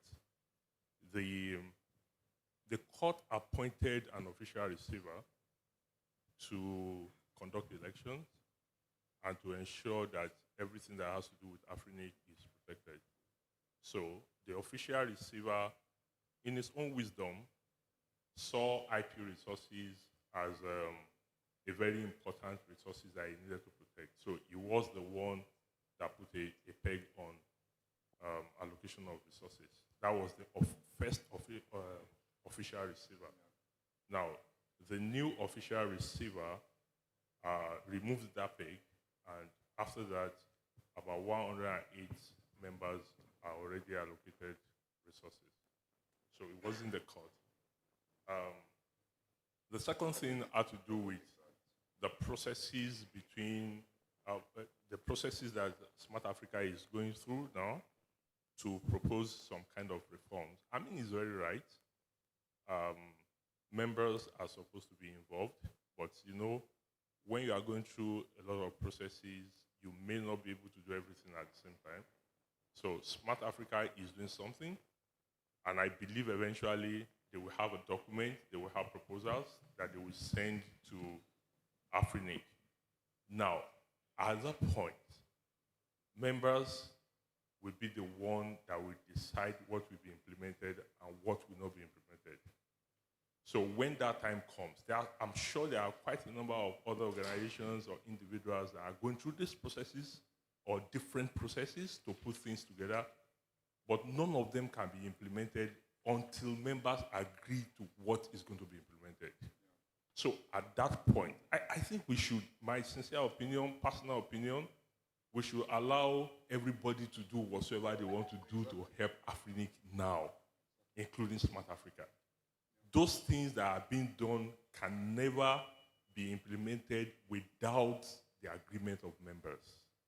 So when members are ready, or when those documents, when those processes are put in the public domain for members to act on them, to comment, members should not go to sleep. Members should stand up and ensure that the right things are done. It's not time for us to begin to disagree amidst ourselves the way things should be done. There is a process. When those things are completed, it will go back probably to the board to, if there are governance issues, to GovCom, and it comes to the public. And everybody should be ready to contribute. Now, finally, I want to ask the three of you panelists, and maybe the moderator, I want to ask you just one thing. Each of you should give us one thing that you think is the final solution to this problem, especially the litigations. What do you, just one, each of you, what do you think is going to be a final solution to it? Thank you. Thank you. And so I will start from the far west, the extreme left of our continent in Senegal, your closing remarks, and one thing that has been asked. You have only 30 seconds. Thank you. Look, thank you. Just quick answer, because it's very important that we end up this session by keeping in mind three things. The first one is ICP2 revision is a big problem. 2, the bylaw of Afrinic did not have the provision for the arbitrage outside of Mauritius. It was not there. So nothing helped us sort out the problem the way we were supposed to sort it out. Third, I think that the last comment from the Afrinic staff saying that everything is related to membership only, I think that we totally disagree for one main reason. People who get impact by the decision and by all these things are African people. They are the end users. They are the people who get resources from Afrinic. It goes through the MNO, but the end people who were not supposed to get their resources allocated, they are the African people. Why government, civil society, and all private sector get involved in that fight is not a question of membership. So thinking that everything ends up with a membership, I don't think it's fair. It's not true, it's not fair. If it was not only members, Afrinic will never come on board. Afrinic have been set up with the help of government and private sector and individuals. So getting members and thinking that everybody have to go apart and thinking that they can sort out that issue, I can tell you, members only will never sort out the Afrinic problems. And this is really my last comment. This problem, in that situation, with the local court deciding, with the official receiver, the new or the old receiver, the situation is unusual. No regional registry is facing such situation where there is a regional internet registry without a board, without a CEO, and an official receiver appointed by a court who run decisions. So seriously, let's talk real. If you don't set out this problem with the participation of a diplomatic implication of government, with the legal institution outside of Mauritius, nothing would happen in the process that we have. This problem have started in 2019. We are in 2025.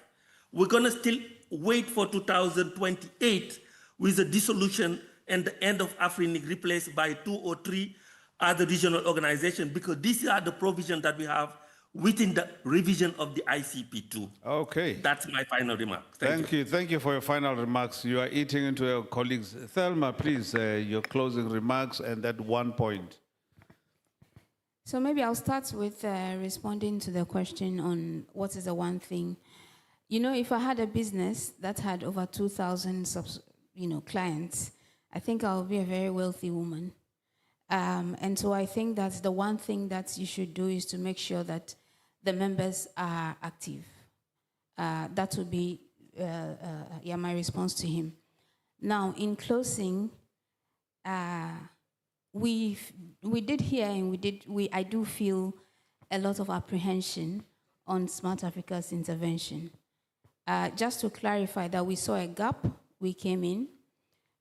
We are not interested again in the operations. Please take it and you can, record this, put this anywhere. We are not interested in running Afrinic, but we are interested in safeguarding Africa's IP resources, because our vision is to transform Africa into a single digital market. And the basis of this is availability of IPs and, our digital sovereignty. That being said, the fact that we are here, it's also a display of our intention to work with the community. And I want to appeal to you to work with us, continue giving us feedback, but the only way forward is when we have united, when we work together, and we have, so that this ICP2 thing does not eat us up. Thank you. All right. Amin. I would like to clarify something about Professor, what he was trying to say. He was saying that members should engage in the affairs of Afrinic, because members, at the end of the day, they are going to vote on policies and procedures that they are proposed by the technical community, not essentially or governments or anybody else. So I believe there was a miscommunication that happened from Mr. Mohammed. Yeah. Okay, that's number one. And instead of one, I've been preparing like 10, okay, or 11. So I'm going to summarize them now because of time, so that we don't get bitten later on. Continuity is sovereignty. Business continuity is very important. Essential services must never stop.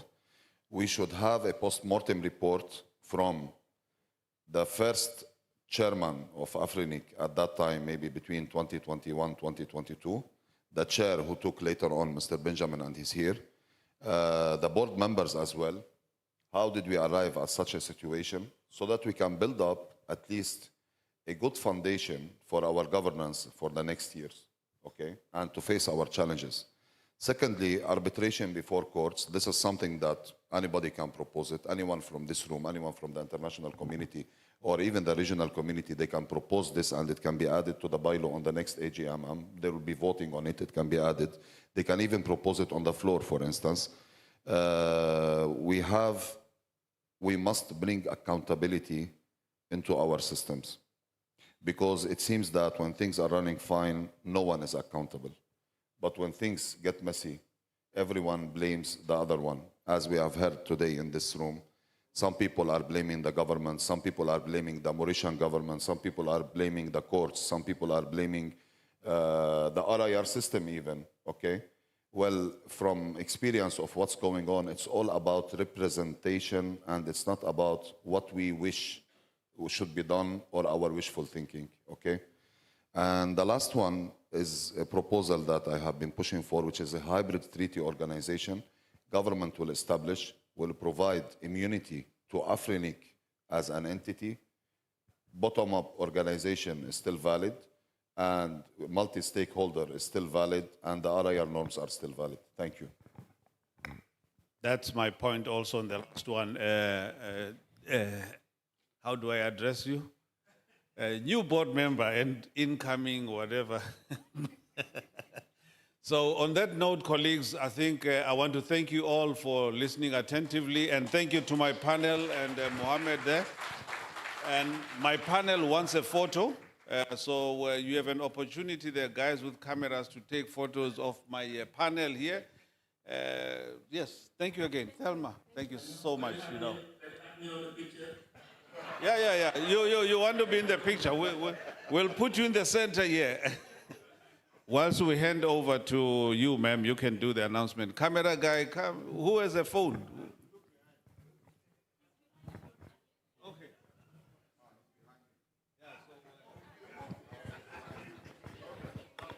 Thank you. Bye.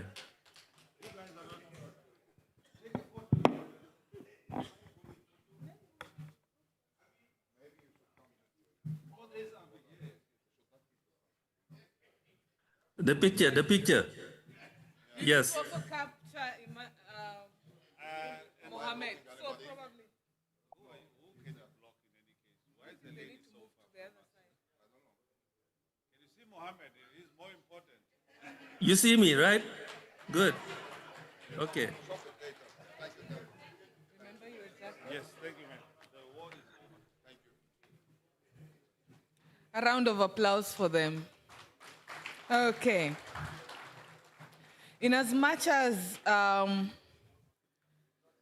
their discussion alluded to the next forum, I would like to have us shift to the next session, and that marks the end of AF-STAR discussions. So we move into the AF-STAR Open Forum with a focus on Afrinic. And this will have a mixture of goodwill messages and then the open discussion. I would like to welcome Prof. Sini for his opening remarks. And then Mr. Hans-Peter, I hope you're online. Just be on standby, I'll call you. Thank you.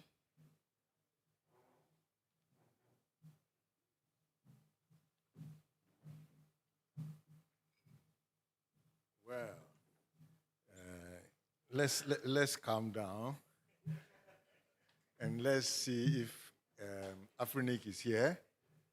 Afrinic. Oh, you guys, I think they've drowned you. Afrinic. Okay. Well, excitement is all part of our work. We wanted to discuss about the resilience of all our institutions, but we seem anxious to discuss Afrinic. Anyway, I'm yet to see any serious organization without governance issues.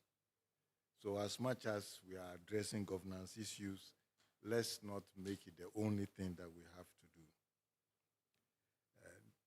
There are many who may even wish some of us disappear, but the community includes us, and the community has diverse views, and therefore we have to learn how to call consensus.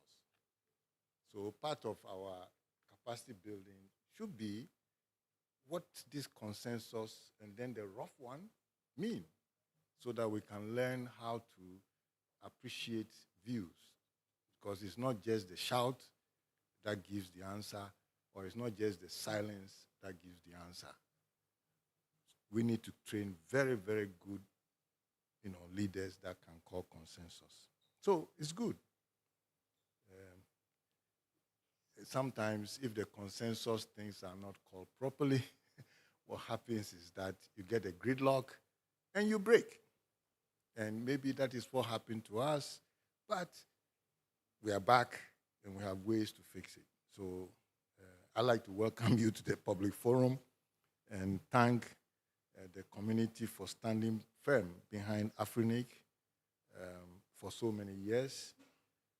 The challenges for us now are to prove that it can live again. It will need all of us. The old divergences, the new ones, must enrich us. The top-down and the MS must be preserved. They all have their role. If you notice in Afrinic, there's a side of it which is very top-down, and then there's a side of it which is very bottom-up. And sometimes we seem not to know which one to do when, which is also part of the challenge. You can't bring the top down to policy development, and you might not be able to bring the bottom up to registration service agreements. Okay? So just the life. Okay? Meanwhile, ICP2 version 2 is setting new framework for the RRR, and we must enrich the debate with our comments. So I hope some of you will take time between now and when we get to discuss it to understand it and see if we can also compute and prepare to comply, because it will come. Okay? We have to comply to become accredited, and naturally we must remain compliant. So if the compliance framework is shifting, you ignore it, it will come after you. So while the compliance framework is shifting, we should also influence it to shift favorably to us, but we only do that with sufficient understanding. So I call for dispassionate but fruitful discussions, and I thank you very much again for your attention.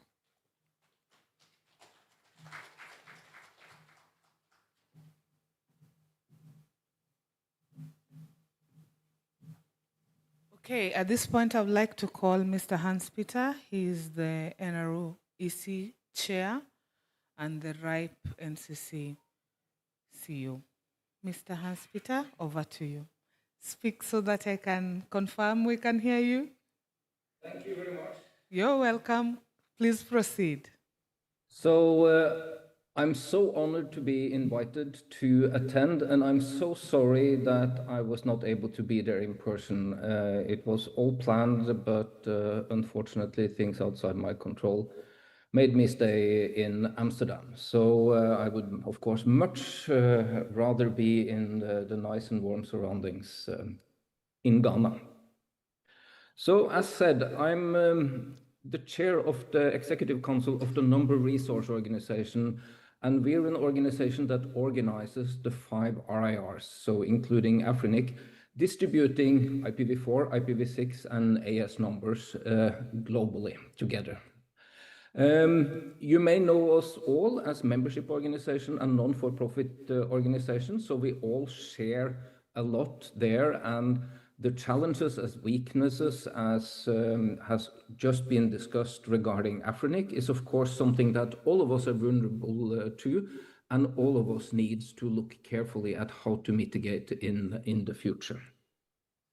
The NRO's mission is to actively contribute to an open, stable, and secure internet by promoting a coordinated internet numbers registry system, being an authoritative voice on the multi-stakeholder bottom-up policy process and internet governance, and coordinating and supporting joint activities of the RIRs. Now, for those of you who don't know me, I can share that I'm originally from Norway, and I started my career as an engineer, although today I'm the CEO of a company. It's been an amazing journey. My first RIPE meeting as a community member was 30 years ago, so I have an anniversary this year, just as Internet in Ghana has. And I've also now been 5 years as CEO of the RIPE NCC, which is a very different role than being one of the junior engineers back in the days. Now, In 1999, when ICANN was formed, there was an address supporting organization set up as well, and today the NRO acts as the ASO. So this is, of course, since we're doing numbers, we just want to confuse the whole world by having two different names on what we're doing: Number Resource Organization and Address Supporting Organization.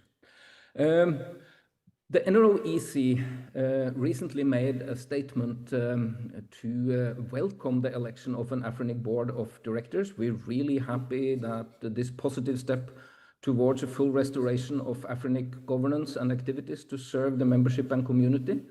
And we would also like to acknowledge the dedicated and hard work of Afrinic staff over the past 3 years who have kept operations running despite challenging circumstances.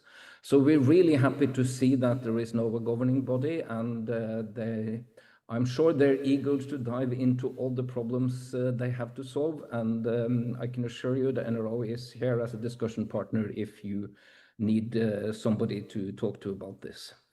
We have also expressed concerns, not towards the board or towards the member, but to the Mauritian government, because it is a concern to hear that there may be efforts to restrict and challenge the Afrinic board ability to act and perform its duties in service of the Afrinic membership and the community overall for all of Africa. And I think here I'm very much in line with many of the previous speakers, that we need to figure out a way to bring not only the members and the governments, but the whole community, all the businesses, everybody that depends on IP addresses today, because the whole society depends on the internet.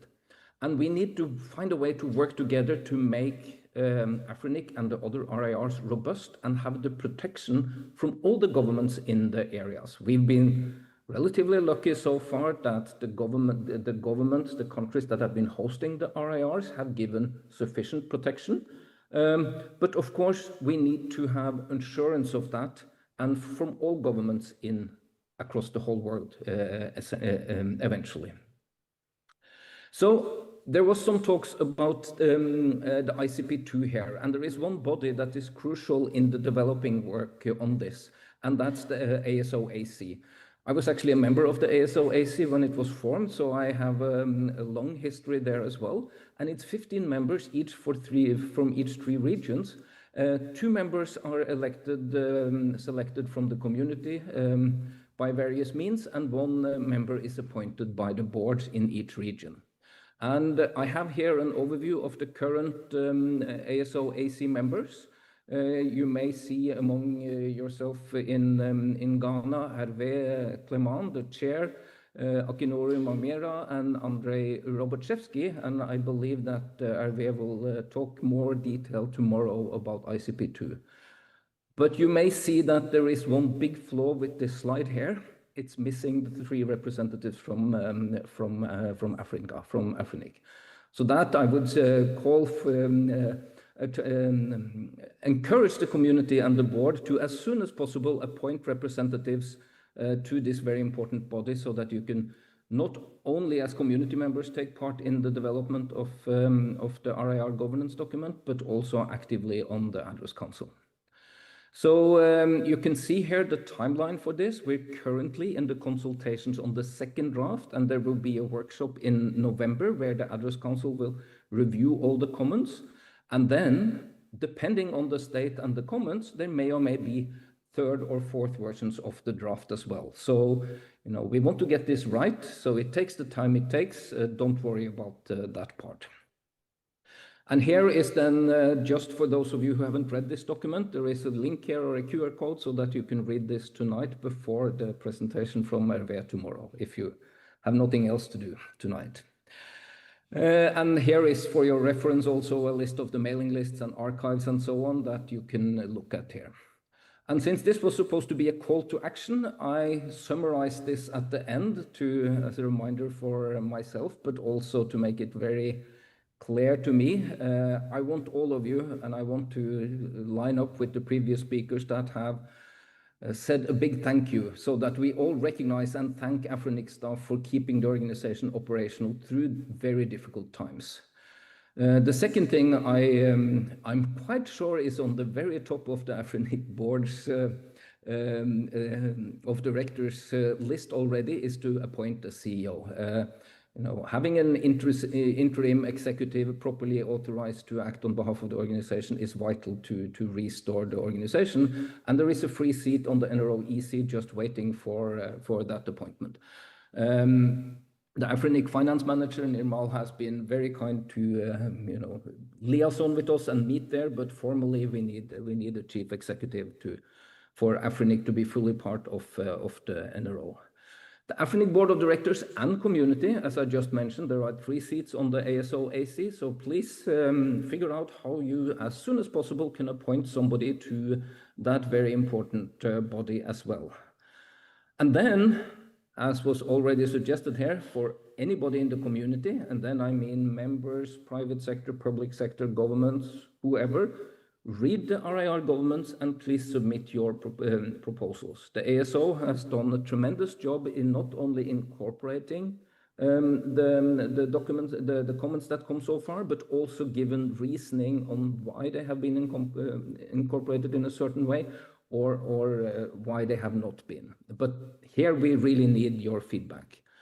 And then I would ask all of you in the community to now support the Afrinic board and staff. As the board, one of the board members said already, it's now the job starts and it's a lot ahead. They need all the support they can get. So please line up behind them and make sure you give them good advice and support their work. And I want to round up again to thank Afrinic staff for their commitment and faith in Afrinic. Thank you very much.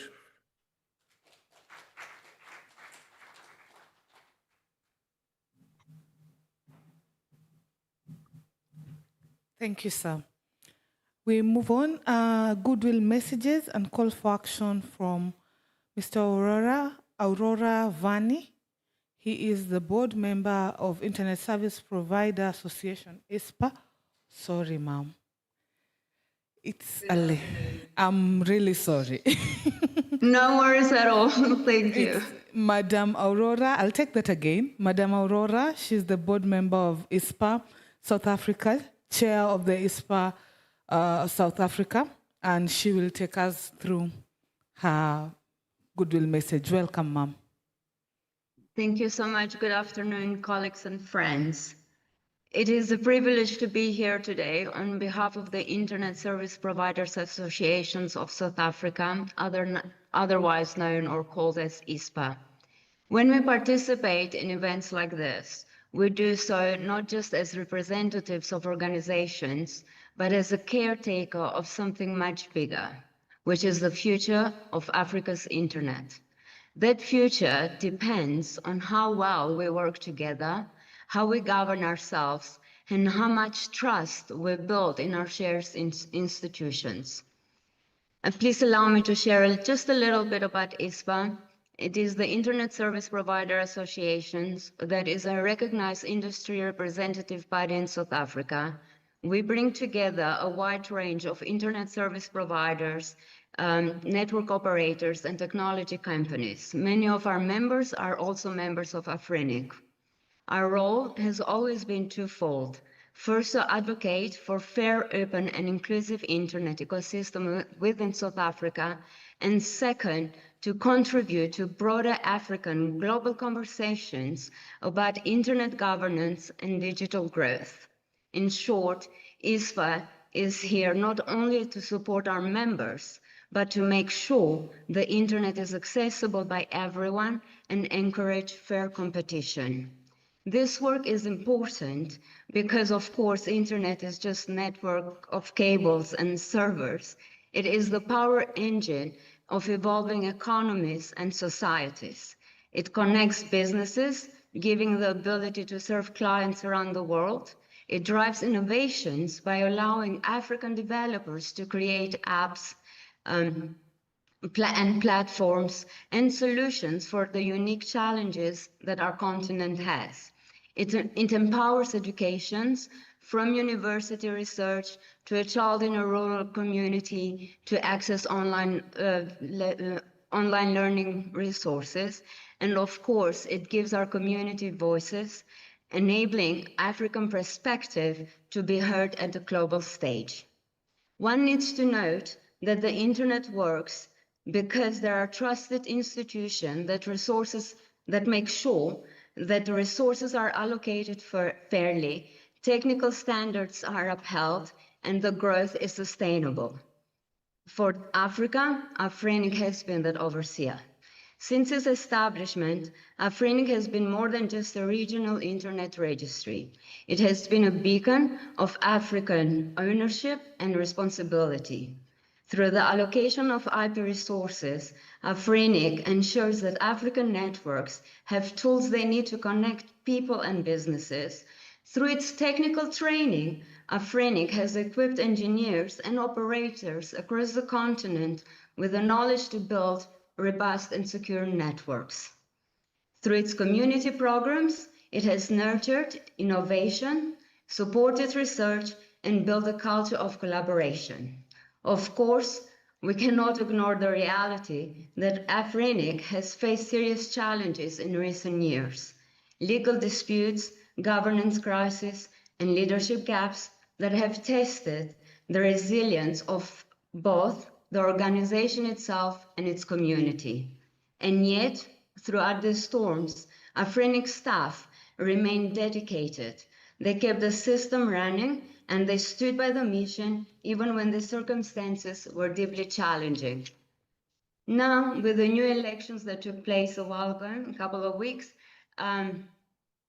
with the new election and the promise, we have the promise of a fresh leadership. We stand at a turning point.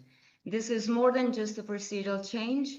It is a moment of renewal, a chance to restore trust, to rebuild confidence, and to shape a new chapter defined not by crisis, but by opportunity. At ISPA, we see this as a time not to stand on the sidelines, but to step forward as partners. We urge Afrinic's new board to focus its effort on 3 key pillars. The first one will be to restore the regular operations of Afrinic by appointing a CEO and filling any other vacant positions, confirming as members those companies who have joined Afrinic since 19 September 2023, and publishing a clear timeline for the holding of the annual general member meetings.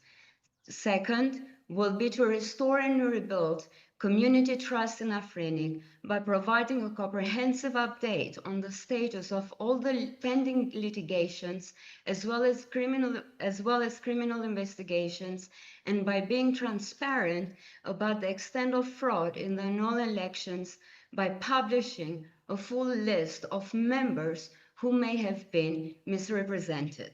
And the third pillar is to recommit Afrinic to playing a role in a global internet governance, in particular by fully supporting ICANN's ICP2 review process. We are committed to working alongside Afrinic staff, its new board, and its community. We want to strengthen the ties between Afrinic and the South African internet community.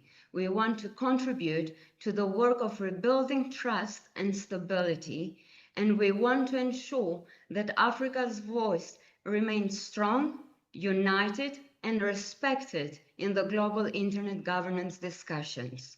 Together, we have the power to ensure that Africa's internet remains open, fair, and resilient, and it's still an engine for growth for generations to come. Thank you very much.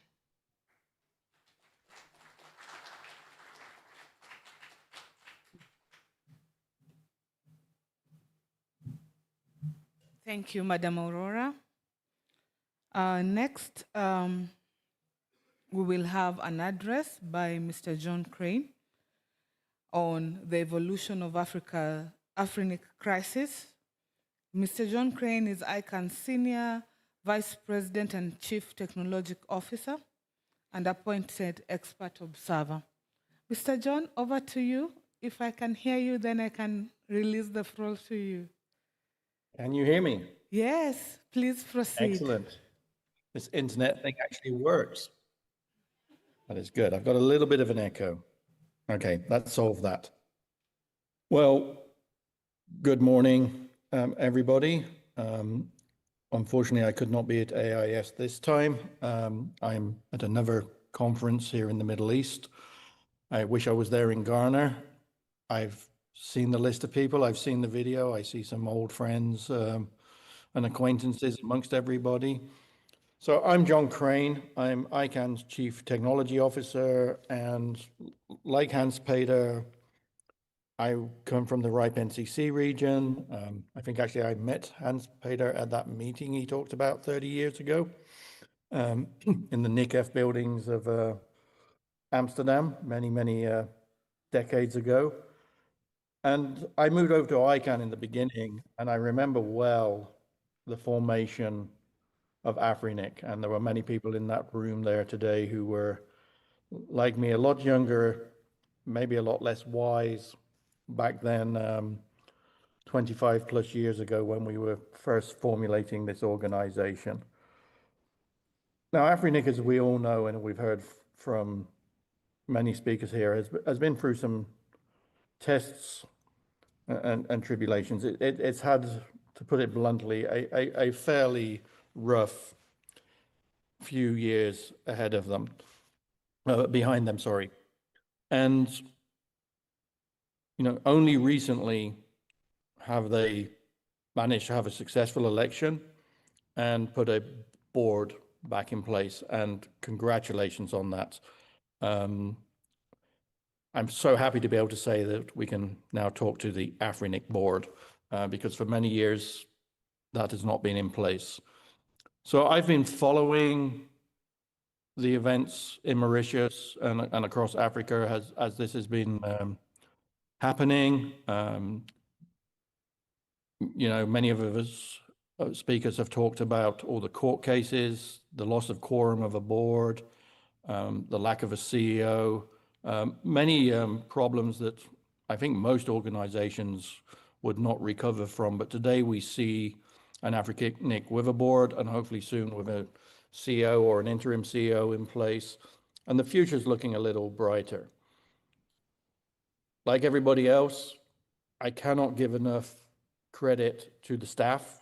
I got to visit them a couple of times on island during this period, and kudos and many thanks to the staff members who went to work every day and kept working for Afrinic. I don't think it can be said enough. They too have been through a very rough time, and if you're there with them, give them a hug, give them some support, because it's well deserved. I'm sure there's going to be a lot of discussion about what went wrong, why it went wrong, and there should be. You know, we need to go and get our lessons learned. The Afrinic board, with the staff, and with the members, need to go and find out what exactly went wrong. How can we improve the governance by learning lessons from the things that went wrong? I mean, in my humble opinion, a lot of the problems really started with the loss of a board and a loss of the ability of the organization to represent itself legally.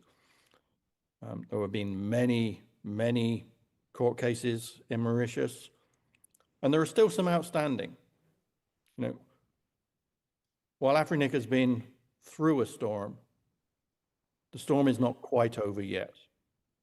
You know, and now with a board, the organization hopefully will be able to defend itself. Now, ICANN has been taking a very neutral position as far as all the court cases are concerned. You know, we have a lot of respect for the process of law. As many of you may know, that we did file in one court case around the dissolution of the Afrinic entity. We do not believe that is for the good of the internet or in Africa or anywhere. Those cases are still open. There will still be other things. I think the board indeed has a lot of work ahead of them.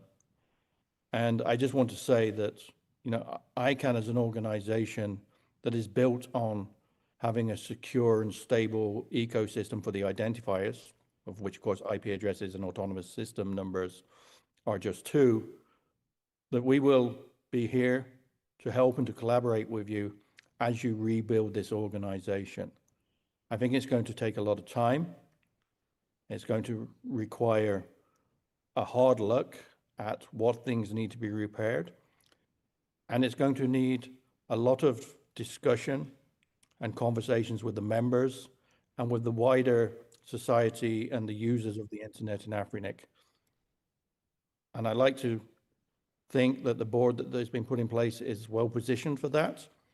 I've been listening to some of the, what is the word I should use? Robust discussions that have been happening just prior to this. And I hope that those continue, because robust discussion and then coming to consensus, as the Prof said, are very important. And if we can continue to have those discussions and we can have them in a respectful way with each other, and we can come to consensus on what the future of Afrinic looks like, with the voices of everybody being heard, then we are in a very healthy position. Still a long way to go. We're not quite finished yet, and I'm sure all of the board members are very well aware of this as they've taken on this position, and we should thank them for putting themselves forward to actually serve the African community in Afrinic. I think we should really thank them all for that. And I look forward to seeing how they move forward over the next months and years. And as I said, we will be there to collaborate and help them with this in any way we can. I'll leave it at that because I know we're behind time. And thank you very much. Once again, all the staff, you're heroes. Thank you very much. And to the new board members, welcome aboard, and we look forward to working with you. Thank you so much, Mr. John Crane. Now, if he leaves it at that, we have caught up with time. If there are any burning questions in the room, because our presenters are still online, if there is any burning question, I can open for the floor. Going once, going twice, going both online and on site. It is gone.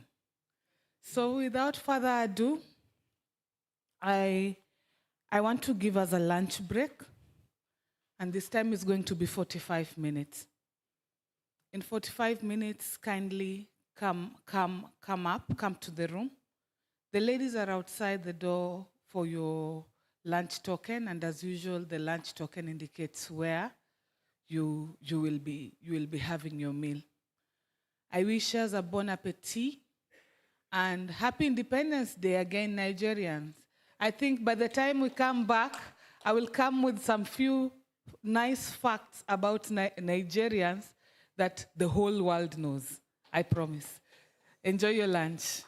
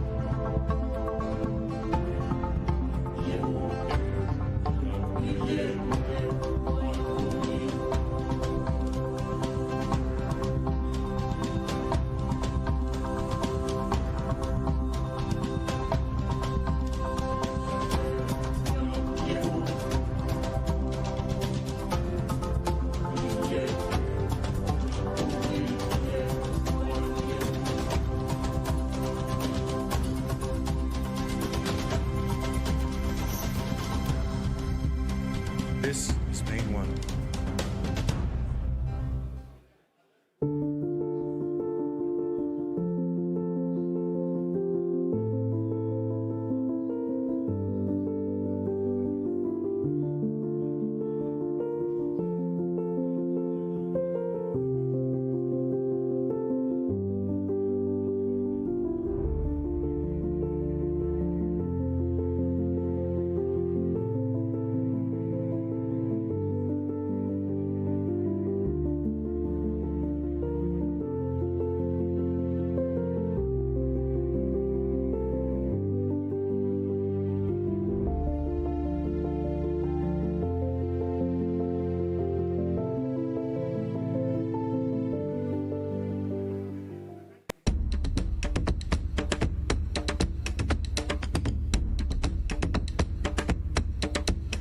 C-Squared's mission is to digitally connect Africa. We invest in infrastructure that enables effectively broadband internet access. We do so on an open access wholesale model. So our customers are ultimately other telecommunications operators and internet service providers. We've got infrastructure in 5 markets across Africa. I'll do them in order. Uganda was first, Ghana, Liberia, DRC and Togo. We've also got capacity on the Equiano cable submarine system, which is a system that was originally built by Google, and we are the landing partner for that system in Togo, which we do in partnership with the government, who is our local shareholder there, joint venture partner. We see our objective as bringing internet to the large population in sub-Saharan Africa at increasingly affordable and reliable qualities. The internet's an incredible enabler of development. Access on affordable prices allows people to open up their worlds to information, education opportunities, financial services, e-health type of services. The applications that sit on top of the internet, as everybody knows, are effectively limitless. And without affordable infrastructure to deliver those services, the population struggles to actually reach their ability to access them. It's something that our shareholders also believe in. So we have 3 shareholders, Convergence Partners from South Africa, Mitsui & Co. from Japan, and then the IFC, which is part of the World Bank Group. All of them believe in not only the opportunity from a commercial perspective, but also with the developmental impact. And I'd say that actually the developmental impact is something that is at least as important as the any sort of financial effects of this investment that they've made.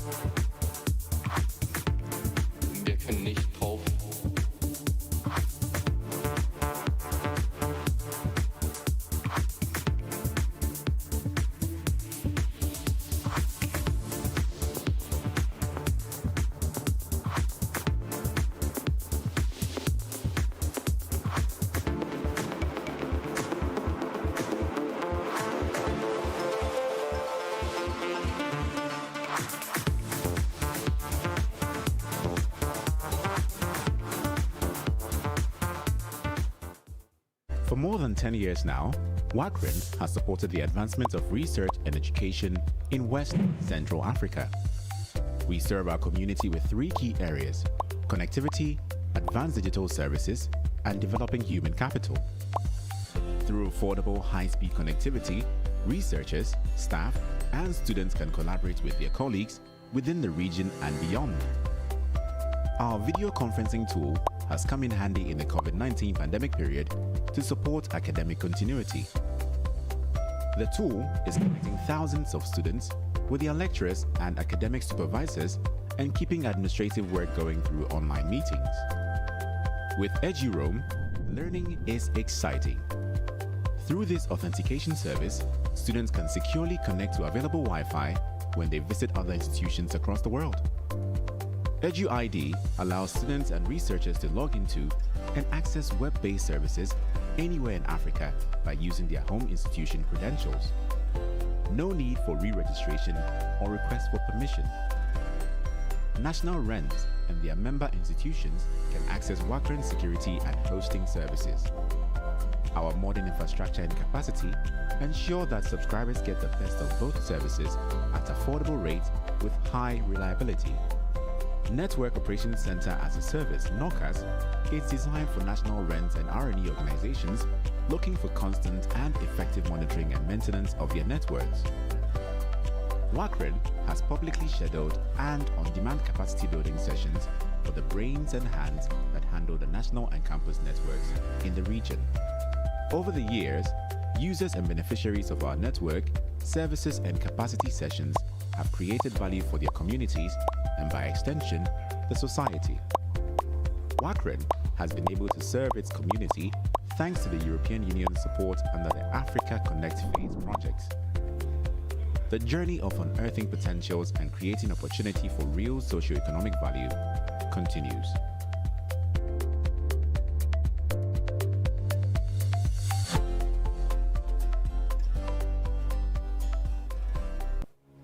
For more than 10 years now, the Ghanaian Academic and Research Network, Garnet, has supported the advancements of research and education in Ghana through the facilitation of internet connectivity and access to global research and education content.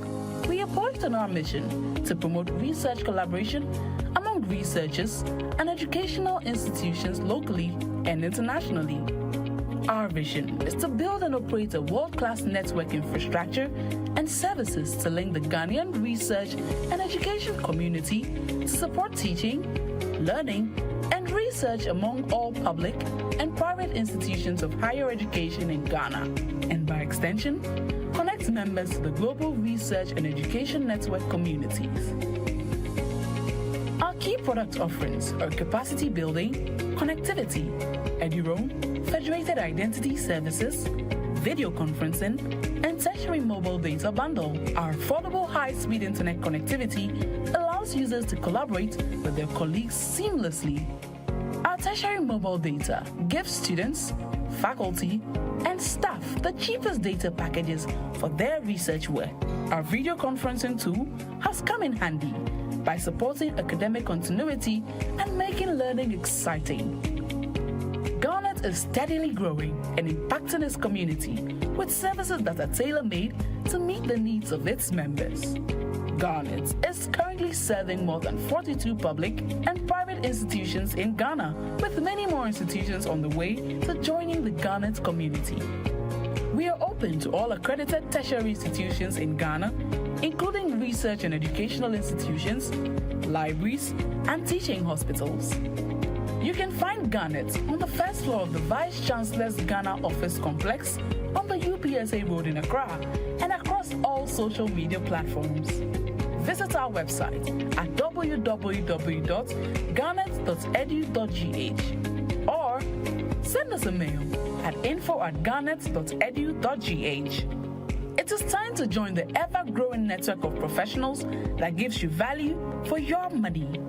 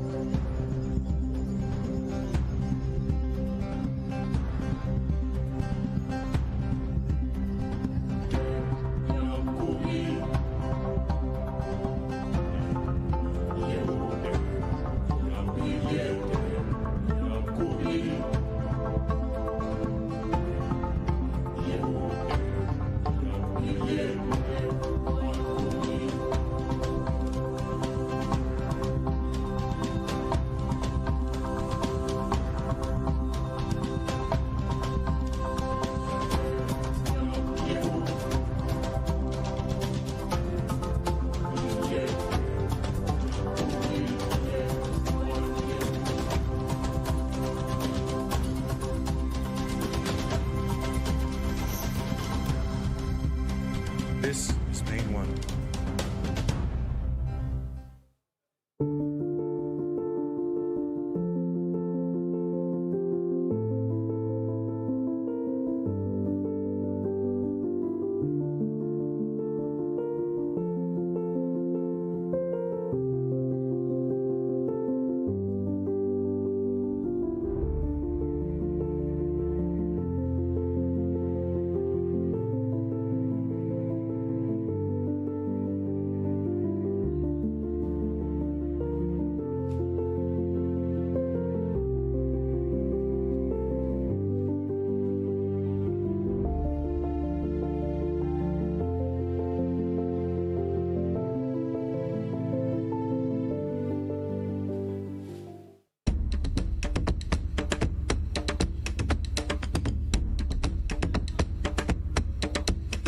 C-Squared's mission is to digitally connect Africa. We invest in infrastructure that enables effectively broadband internet access. We do so on an open access wholesale model. So our customers are ultimately other telecommunications operators and internet service providers. We've got infrastructure in 5 markets across Africa. I'll do them in order. Uganda was first, Ghana, Liberia, DRC and Togo. We've also got capacity on the Equiano cable submarine system, which is a system that was originally built by Google, and we are the landing partner for that system in Togo, which we do in partnership with the government, who is our local shareholder there, joint venture partner. We see our objective as bringing internet to the large population in sub-Saharan Africa at increasingly affordable and reliable qualities. The internet's an incredible enabler of development. Access on affordable prices allows people to open up their worlds to information, education opportunities, financial services, e-health type of services. The applications that sit on top of the internet, as everybody knows, are effectively limitless. And without affordable infrastructure to deliver those services, the population struggles to actually reach their ability to access them. It's something that our shareholders also believe in. So we have 3 shareholders, Convergence Partners from South Africa, Mitsui & Co from Japan, and then the IFC, which is part of the World Bank Group. All of them believe in not only the opportunity from a commercial perspective, but also with a developmental impact. And I'd say that actually the developmental impact is something that is at least as important as the any sort of financial effects of this investment that they've made.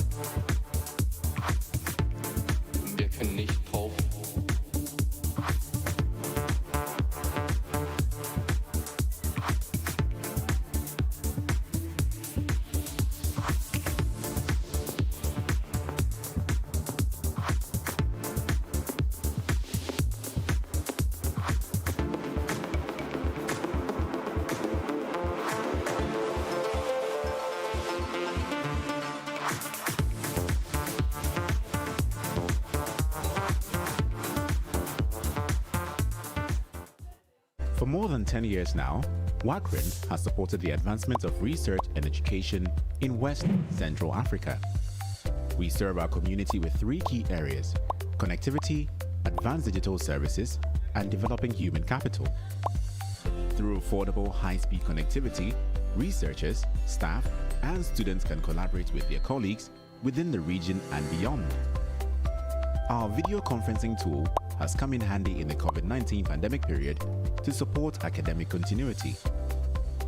The tool is connecting thousands of students with their lecturers and academic supervisors and keeping administrative work going through online meetings. With EduRoam, learning is exciting. Through this authentication service, students can securely connect to available Wi-Fi when they visit other institutions across the world. EduID allows students and researchers to log into and access web-based services anywhere in Africa by using their home institution credentials. No need for re-registration or request for permission. National RENs and their member institutions can access WACRIN security and hosting services.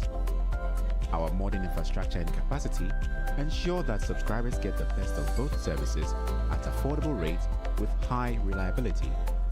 Network Operations Center as a Service, NOCAS, is designed for national RENs and R&E organizations looking for constant and effective monitoring and maintenance of their networks. WACRIN has publicly scheduled and on-demand capacity building sessions for the brains and hands that handle the national and campus networks in the region. Over the years, users and beneficiaries of our network, services and capacity sessions have created value for their communities and by extension, the society. WACRIN has been able to serve its community thanks to the European Union's support under the Africa Connect Phase project. The journey of unearthing potentials and creating opportunity for real socio-economic value continues.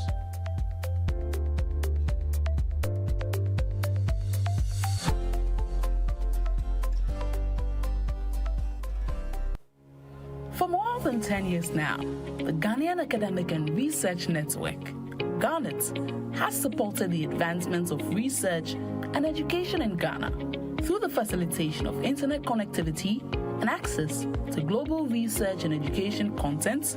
We are poised on our mission to promote research collaboration among researchers and educational institutions locally and internationally. Our vision is to build and operate a world-class network infrastructure and services to link the Ghanaian research and education community to support teaching, learning, and research among all public and private institutions of higher education in Ghana, and by extension, connect members to the global research and education network communities. Our key product offerings are capacity building, connectivity, EduRoam, federated identity services, video conferencing, and tertiary mobile data bundle. Our affordable high-speed internet connectivity allows users to collaborate with their colleagues seamlessly. Our tertiary mobile data gives students, faculty, and staff the cheapest data packages for their research work. Our video conferencing tool has come in handy by supporting academic continuity and making learning exciting. Garnet is steadily growing and impacting its community with services that are tailor-made to meet the needs of its members. Garnet is currently serving more than 42 public and private institutions in Ghana, with many more institutions on the way to joining the Garnet community. We are open to all accredited tertiary institutions in Ghana, including research and educational institutions, libraries, and teaching hospitals. You can find Garnet on the first floor of the Vice Chancellor's Ghana Office Complex on the UPSA Road in Accra and across all social media platforms. Visit our website at www.garnet.edu.gh or send us a mail at info@garnet.edu.gh. It is time to join the ever-growing network of professionals that gives you value for your money.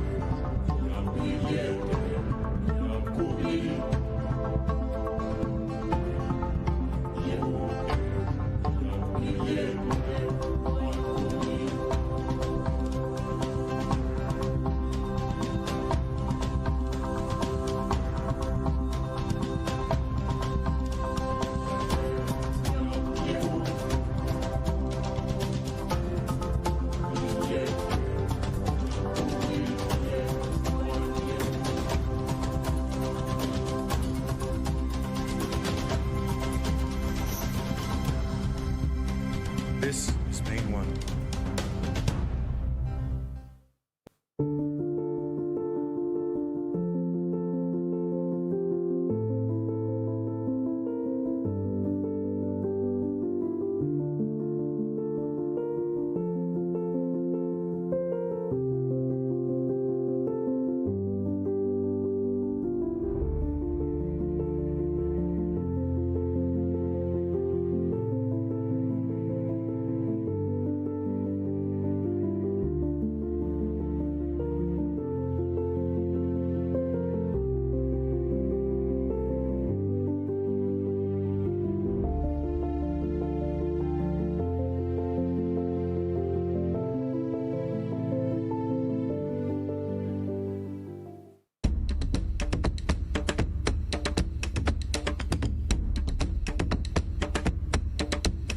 C-Squared's mission is to digitally connect Africa. We invest in infrastructure that enables effectively broadband internet access.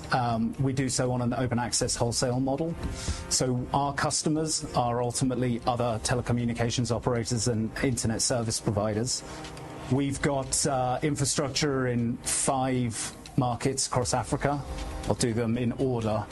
Uganda was first, Ghana, Liberia, DRC and Togo. We've also got capacity on the Equiano cable submarine system, which is a system that was originally built by Google, and we are the landing partner for that system in Togo, which we do in partnership with the government, who is our local shareholder there, joint venture partner. We see our objective as bringing internet to the large population in sub-Saharan Africa at increasingly affordable and reliable qualities. The internet's an incredible enabler of development. Access on affordable prices allows people to open up their worlds to information, education opportunities, financial services, e-health type of services. The applications that sit on top of the internet, as everybody knows, are effectively limitless. And without affordable infrastructure to deliver those services, the population struggles to actually reach their ability to access them. It's something that our shareholders also believe in. So we have 3 shareholders, Convergence Partners from South Africa, Mitsui & Co from Japan, and then the IFC, which is part of the World Bank Group. All of them believe in not only the opportunity from a commercial perspective, but also with a developmental impact. And I'd say that actually the developmental impact is something that is at least as important as the any sort of financial effects of this investment that they've made.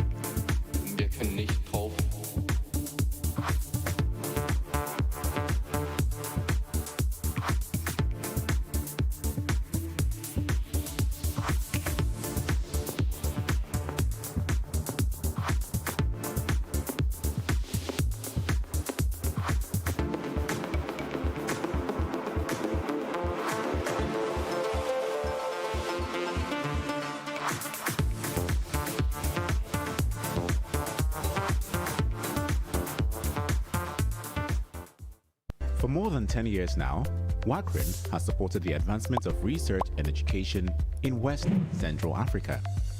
We serve our community with three key areas: connectivity, advanced digital services, and developing human capital.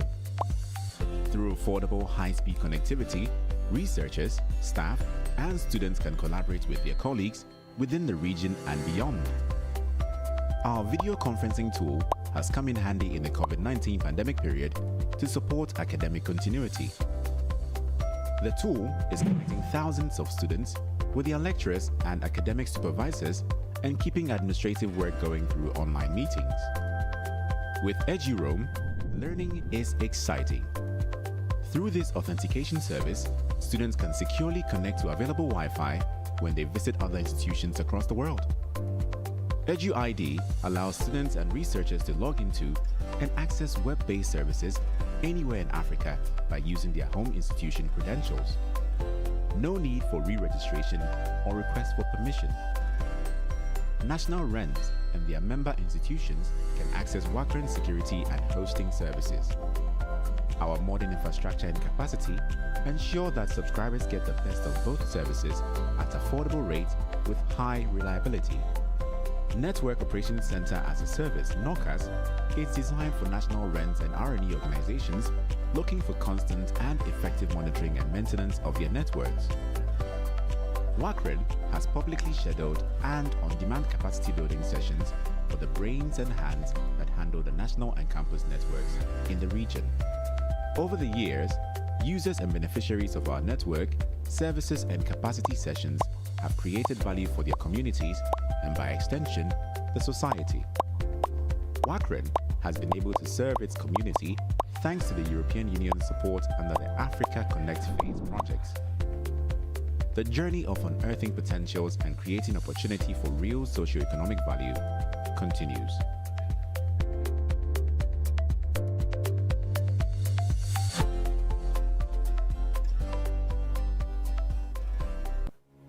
For more than 10 years now, the Ghanaian Academic and Research Network, Garnet, has supported the advancements of research and education in Ghana through the facilitation of internet connectivity and access to global research and education content. We are poised on our mission to promote research collaboration among researchers and educational institutions locally and internationally. Our vision is to build and operate a world-class network infrastructure and services to link the Ghanaian research and education community to support teaching, learning, and research among all public and private institutions of higher education in Ghana, and by extension, connect members to the global research and education network communities. Our key product offerings are capacity building, connectivity, EduRoam, federated identity services, video conferencing, and tertiary mobile data bundle. Our affordable high-speed internet connectivity allows users to collaborate with their colleagues seamlessly. Our tertiary mobile data gives students, faculty, and staff the cheapest data packages for their research work. Our video conferencing tool has come in handy by supporting academic continuity and making learning exciting. Garnet is steadily growing and impacting its community with services that are tailor-made to meet the needs of its members. Garnet is currently serving more than 42 public and private institutions in Ghana, with many more institutions on the way to joining the Garnet community. We are open to all accredited tertiary institutions in Ghana, including research and educational institutions, libraries, and teaching hospitals. You can find Garnet on the first floor of the Vice Chancellor's Ghana Office Complex on the UPSA Road in Accra and across all social media platforms. Visit our website at www.garnet.edu.gh or send us a mail at info@garnet.edu.gh.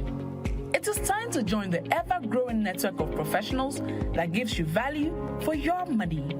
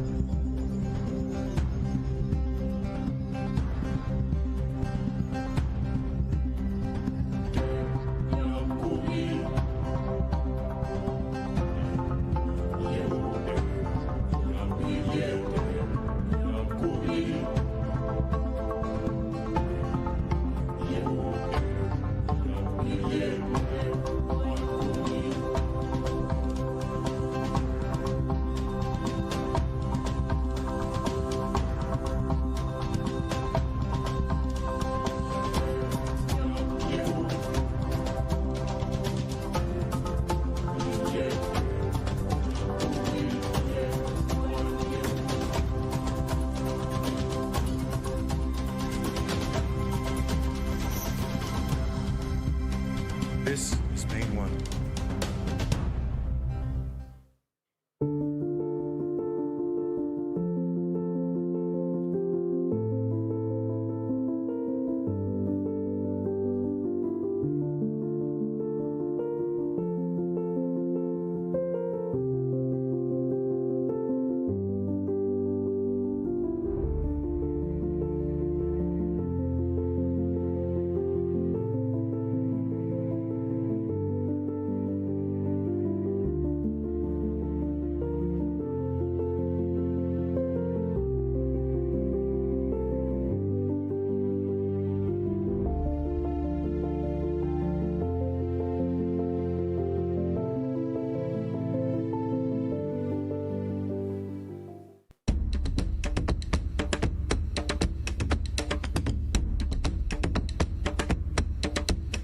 C-Squared's mission is to digitally connect Africa. We invest in infrastructure that enables effectively broadband internet access. We do so on an open access wholesale model. So our customers are ultimately other telecommunications operators and internet service providers. We've got infrastructure in 5 markets across Africa. I'll do them in order. Uganda was first, Ghana, Liberia, DRC and Togo. We've also got capacity on the Equiano cable submarine system, which is a system that was originally built by Google, and we are the landing partner for that system in Togo, which we do in partnership with the government, who is our local shareholder there, joint venture partner. We see our objective as bringing internet to the large population in sub-Saharan Africa at increasingly affordable and reliable qualities. The internet's an incredible enabler of development. Access on affordable prices allows people to open up their worlds to information, education opportunities, financial services, e-health type of services. The applications that sit on top of the internet, as everybody knows, are effectively limitless. And without affordable infrastructure to deliver those services, the population struggles to actually reach their ability to access them. It's something that our shareholders also believe in. So we have 3 shareholders, Convergence Partners from South Africa, Mitsui & Co from Japan, and then the IFC, which is part of the World Bank Group. All of them believe in not only the opportunity from a commercial perspective, but also with a developmental impact. And I'd say that actually the developmental impact is something that is at least as important as the any sort of financial effects of this investment that they've made.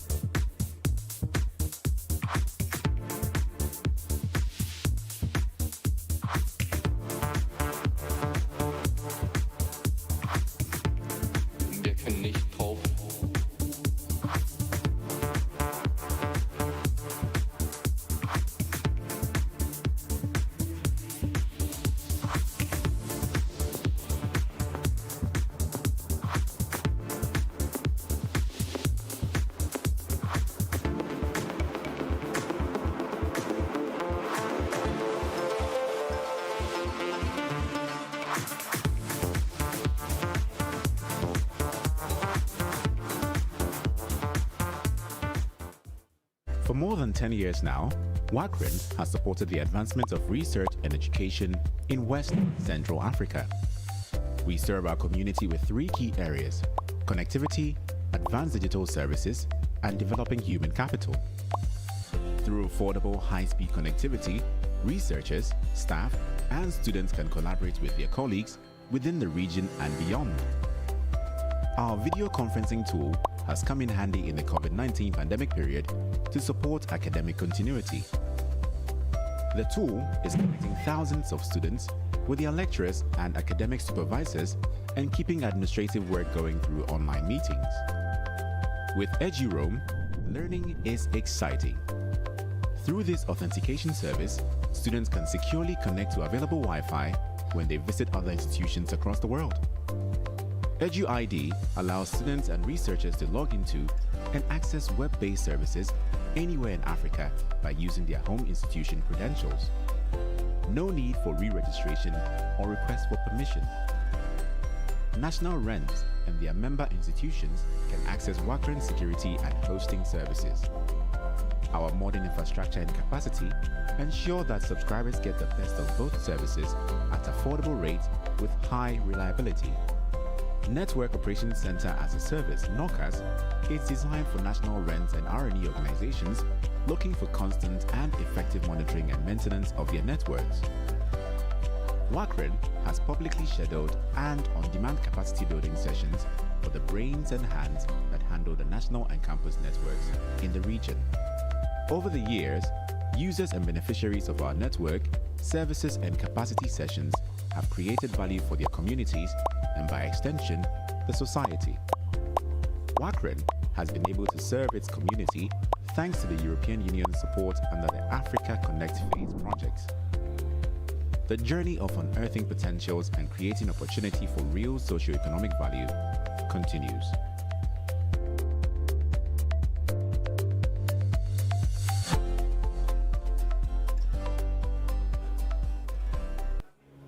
For more than 10 years now, the Ghanaian Academic and Research Network, Garnet, has supported the advancements of research and education in Ghana through the facilitation of internet connectivity and access to global research and education content.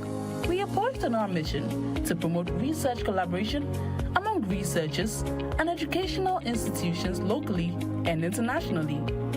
Our vision is to build and operate a world-class network infrastructure and services to link the Ghanaian research and education community to support teaching, learning, and research among all public and private institutions of higher education in Ghana, and by extension, connect members to the global research and education network communities.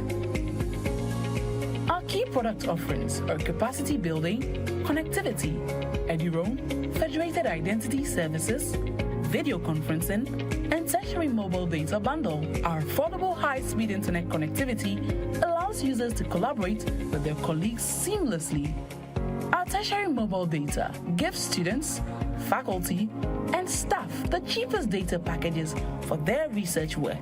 Our video conferencing tool has come in handy by supporting academic continuity and making learning exciting. Garnet is steadily growing and impacting its community with services that are tailor-made to meet the needs of its members.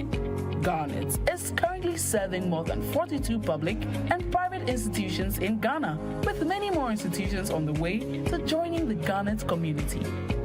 We are open to all accredited tertiary institutions in Ghana, including research and educational institutions, libraries, and teaching hospitals. You can find Garnet on the first floor of the Vice Chancellor's Ghana Office Complex on the UPSA Road in Accra and across all social media platforms.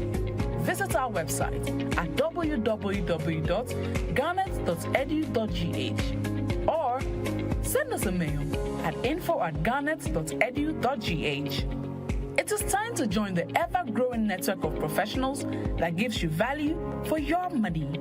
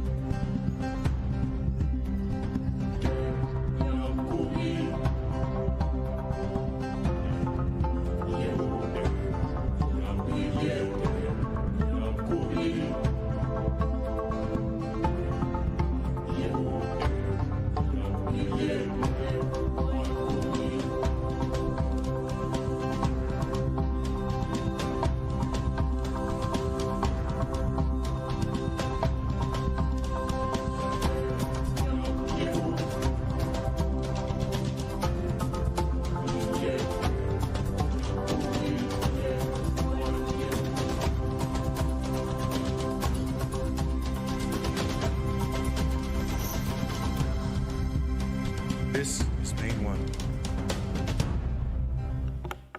Good afternoon, ladies and gentlemen.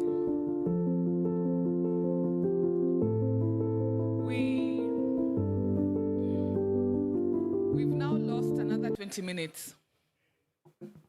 If we could settle down in the room so that we can proceed with the next session.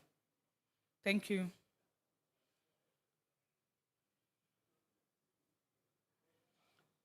So the next session is a presentation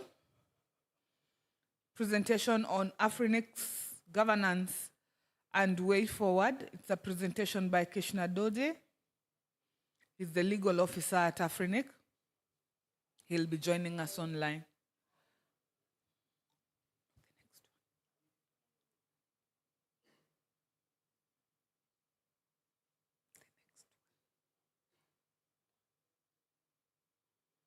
Oh, and this session is moderated by Mr. David. Please come before Krishna. Hi, Krishna. Speak so that I can test if you can hear us. Good, good. Okay. David, come to the floor. Thank you.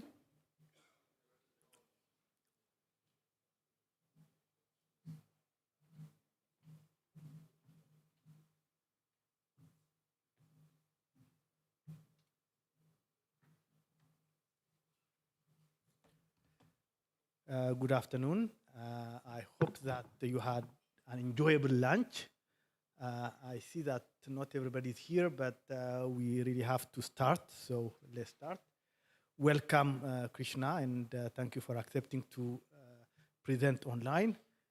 So as I think Sudan said, Krishna is the legal counsel for Afrinic, and I understand he will give us his perspective on what happened and what are the challenges as well as the way forward. So Krishna, you have the floor. Thank you.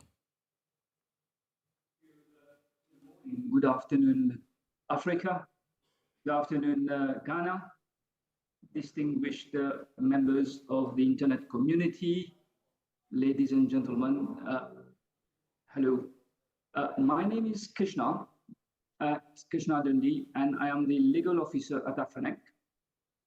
And it is indeed my privilege to be here participating at the AIS 2025, although online, and to speak on the Afrinic governance, the lessons we learned in the last few years, and what, from my perspective, I believe could be the way forward.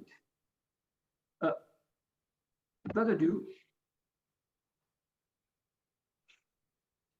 so as you all know, Afrinic is the sole regional internet registry for Africa. And our core responsibility is for the allocation and management of IP number resources across the continent. I'm sure you would all agree with me that it all started with the internet pioneers on the continent, mostly amongst engineers from the community.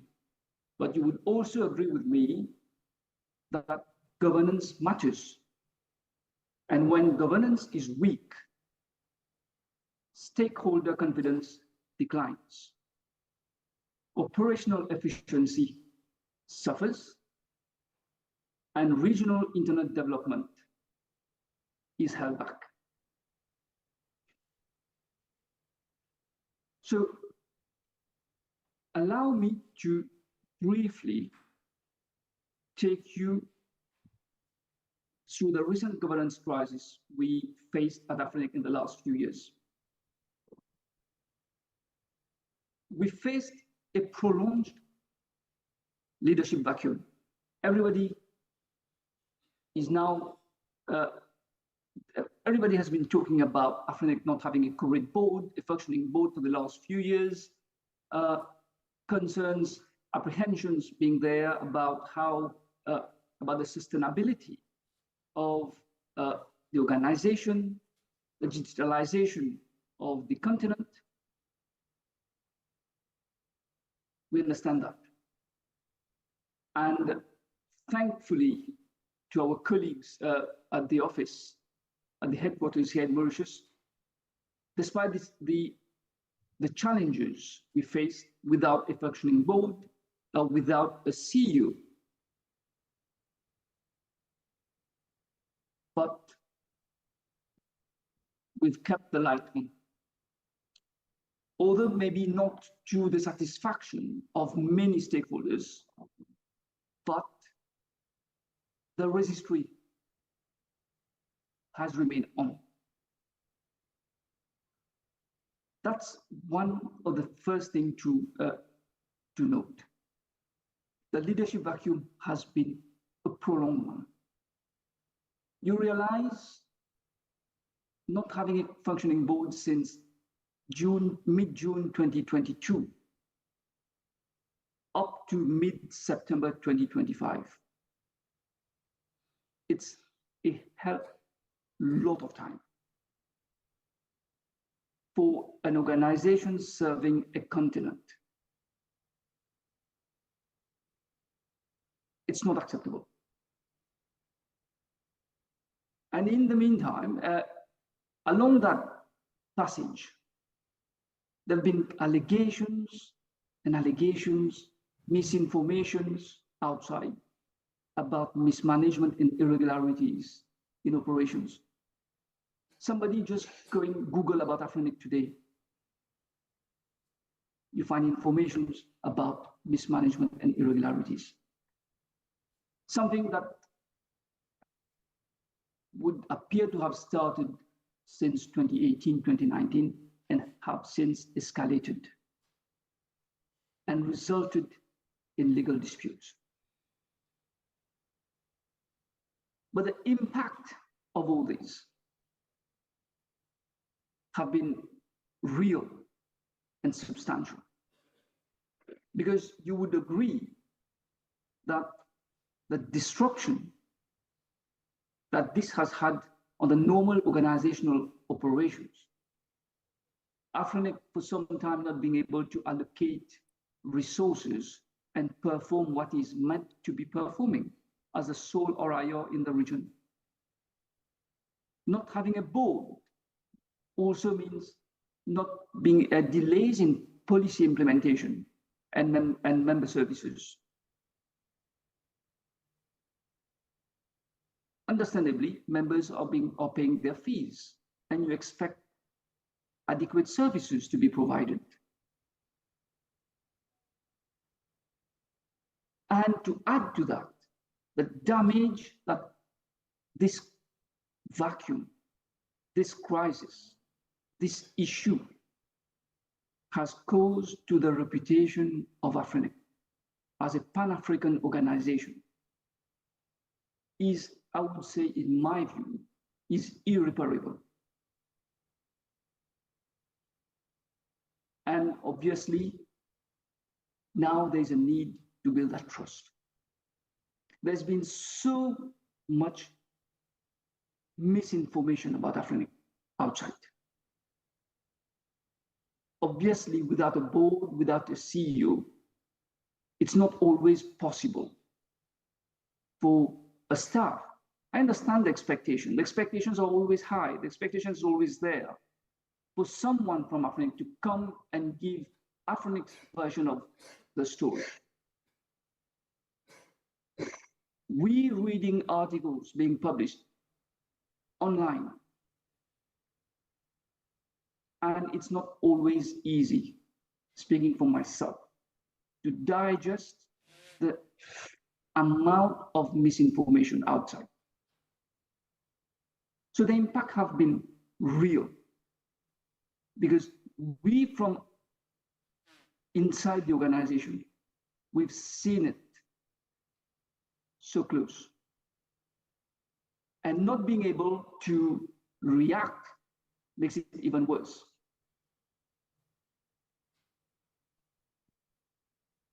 And so this has pushed me to identify three that I would categorize as three main areas or root causes of this governance crisis. Firstly, lack of clear succession planning for executive leadership. I hear previous presenters earlier today talking about how the situation would have been if there were clear provisions in the constitution, the bylaw, that in the absence of a functioning board, who could easily step in and maintain business continuity. Yes, that must be addressed. The drafters of the bylaws back in the old days, the pioneers for this organization, back in the early 2000s, nobody could have contemplated at that time that there would ever be a time when AFRINIC will be there, as if on paper, but then there's no functioning board to represent and defend the interest of the organization. The last bylaw review we did in 2020, again, it was done in consultation with the community. But then even then in 2020, nobody could have contemplated what was waiting for us ahead in 2 years' time. So one of the first things that I would strongly recommend to the new leadership now we have today, the newly elected directors, would be for a bylaw review. Second root cause I identified, based on so much information about mismanagement and irregularities in operations, we don't know whether they are genuine or just frivolous allegations, which is why we need to review our internal controls. If there's none, adequate safeguard must be put in place. And if they're here already, then they need to be reviewed so that they could be strengthened.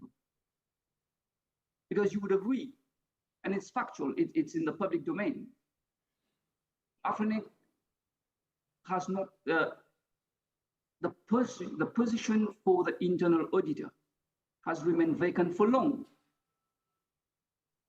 And without a board since June 2022 means you don't have a subcommittee of the board to oversee operations. Overseeing operations doesn't mean interfering in operations, because ultimately it's the responsibility of the board to oversee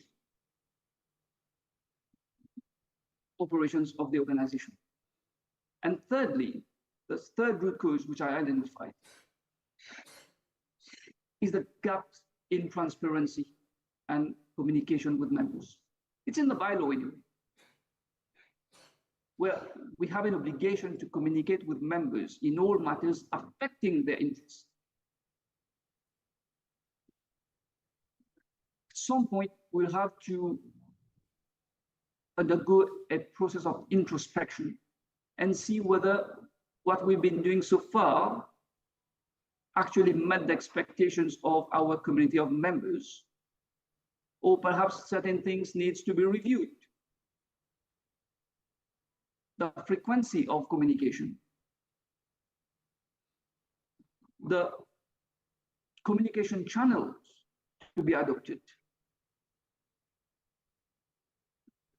Because the mailing list cannot, again, in my humble opinion, cannot continue the way it has been so far.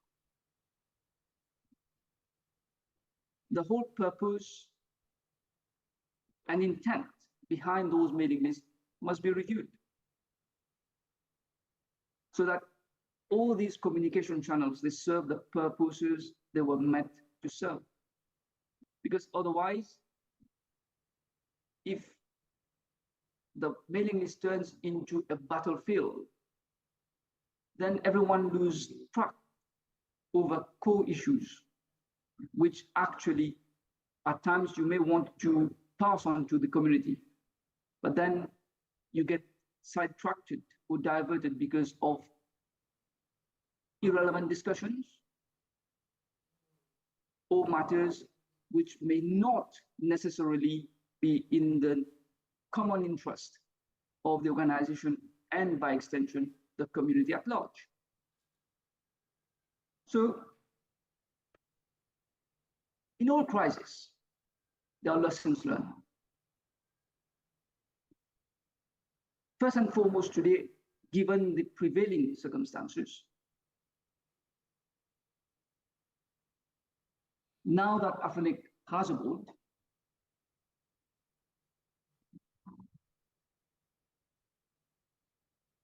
the board will have to deliver, of course, and meet the expectations of the members. So we need this, the continent needs a strong, independent, and accountable board. Transparency and communication, I've talked about. Succession planning, I've mentioned about the need to review the bylaw and make it more proactive rather than simply reviewing from a reactive perspective. I've talked about internal controls, the need for regular audits in order to minimize risk of mismanagement. And of course,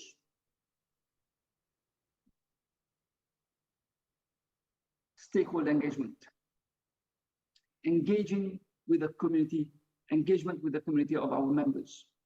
And when I say engagement, I always say real and meaningful active engagement with the community members. Because if I go back to our last annual general members meeting held in Mauritius in 2022, at a time when the audited financial statements were being presented, and we observed that only 39 representatives of our resource members voting in favor of an audited financial statement, then that statistics speaks louder. So the question is, where are our members? And thankfully, this time, when we look at the statistics, the election turnout,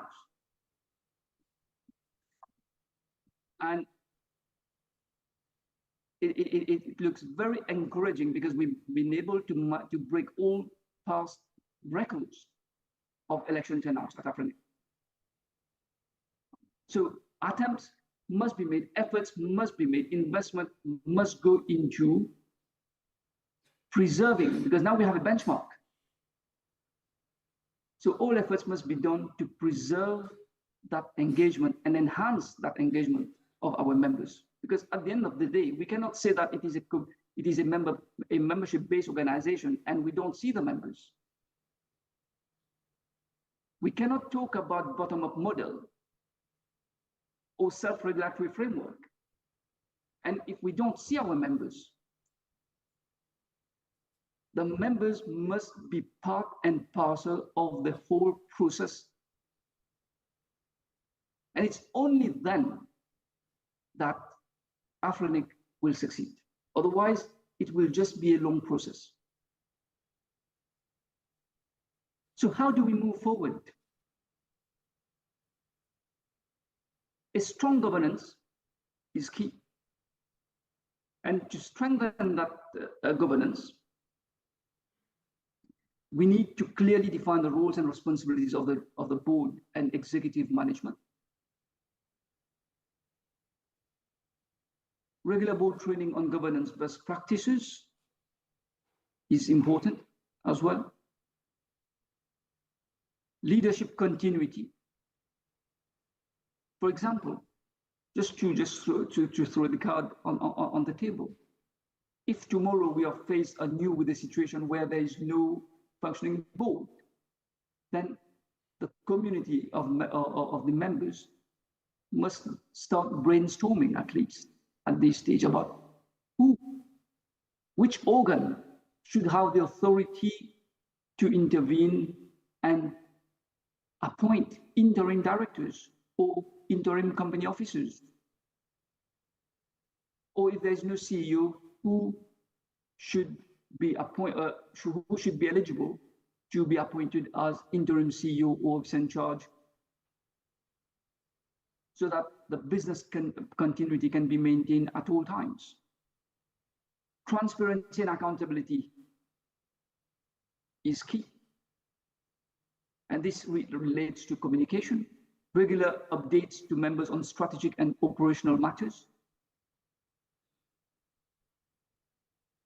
engaging the members in policy development and decision-making whilst enhancing member services and community support.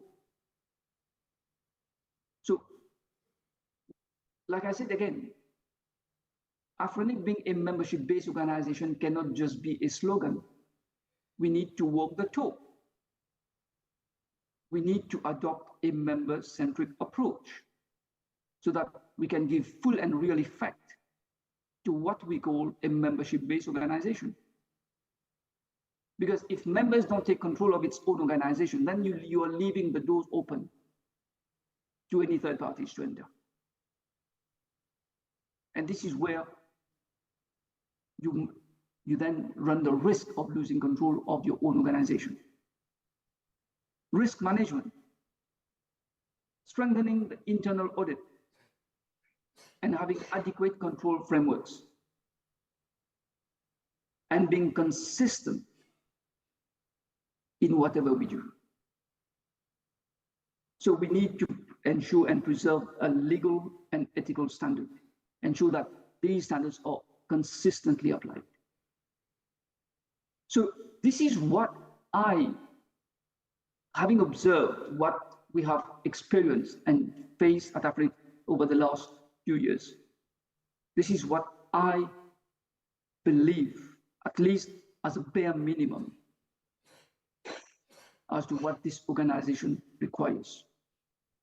Obviously, that said, ultimately the board will consider, in its own wisdom, collectively decide on what should be its priorities in due course.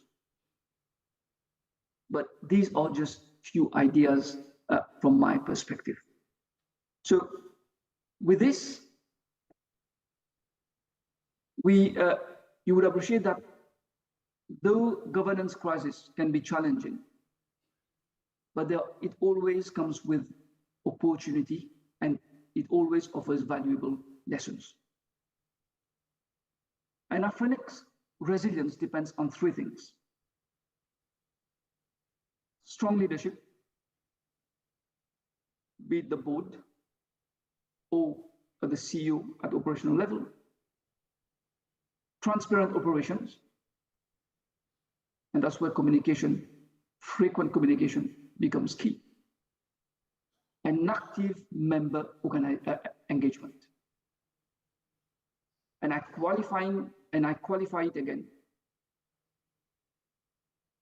I mean, real and meaningful member engagement.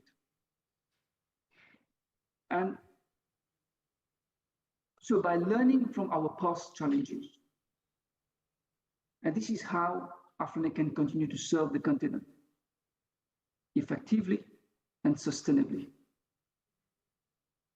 We cannot just come today and just look forward without looking back as to what might have gone wrong in the past, or take lessons from our past experiences, or at least take stock of where matters stand. So for each and every step forward, you have to at least look back, take one step back, look back, and then see what needs to be preserved, what needs to be reviewed, and then devise your strategy from there. So with this, ladies and gentlemen, that brings me to the end of my presentation, or we call it presentation, or an opportunity for me to share my views, or my perspective with the community. So it's been a real pleasure, and I'm happy in case there's the moderator, you have questions for me. So I'll be happy to assist.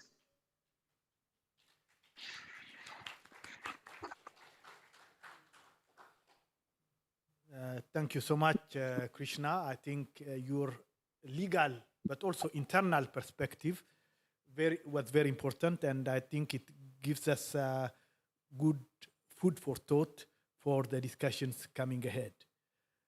Maybe before we move on to the discussions, let me say a few words, which are my own perspectives as well. So governance challenges are something that no organization can completely avoid. At some time in their life, every organization faces them. This is because in spite of the many theories of management, there is no single model that works for all. Each organization evolves within its own realities. It has its own mission, stakeholders, resources and limitations, staff and circumstances. As a result, every organization must in some way invent its governance as it goes along. Some organizations manage to adapt, improve, and grow stronger over time. Others, unfortunately, fail to do so and disappear, often before reaching their 5th anniversary. Afrinic has faced its share of governance challenges. What made its situation more visible was that its governance system could not resolve its internal and external issues quickly enough. The result was near paralysis, which we all witnessed over the past few years. Today, however, Afrinic has a new chance. With a complete board in place, everything is possible. But for Afrinic to flourish, we must learn from past lessons, as Krishna said, and ensure that we as a community are part of the solution and not part of the problem. That is why we are here to discuss what we, the African Internet Technical Community, can do to help Afrinic seize this opportunity and move forward. Before we begin, let me set the tone of the discussion. The discussion will follow the Africa Internet Summit Code of Conduct. You are free to raise issues of the past and even to disagree with one another, but no personal attacks, please. I'm glad that this was the case this morning, which shows that we have already learned something from the past. Furthermore, I strongly encourage you to focus on the future. This meeting is not about judging individuals. There are other instances for that, and we should leave it to them. Our mandate here is different, to discuss the way forward and how the technical community can help bring Afrinic out of this crisis and to new heights. Last, I apologize if my voice is not good and I'm even sluggish. I'm a bit sick. I have an asthma crisis, so bear with me. Thank you. Okay, Amin, do you want to say something?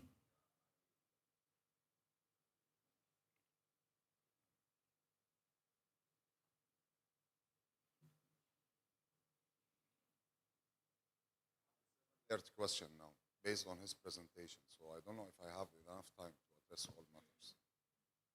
Okay, make it short because there are others There who is have. no way to make it short. If we really want to hold discussions, we have to hold meaningful discussions, okay? Unfortunately, I have. How much time do we have? Huh? Because it's several years of, everybody has lots of issues. Yeah. So we have to start the discussion and not end it here. I'll suggest that you choose the burning one because we are having an open mic session. Very good. Very yes, good. choose Okay. the burning one. Good afternoon, Mr. Krishna. How are you? I take your presentation today as this is sarcastic comment, okay? Don't take me serious for it, but it's as if like you want to like sell yourself as a new legal advisor also for Afrinic again. So I'm going to say what you have addressed in your presentation is only the symptoms. You didn't go to the core matters.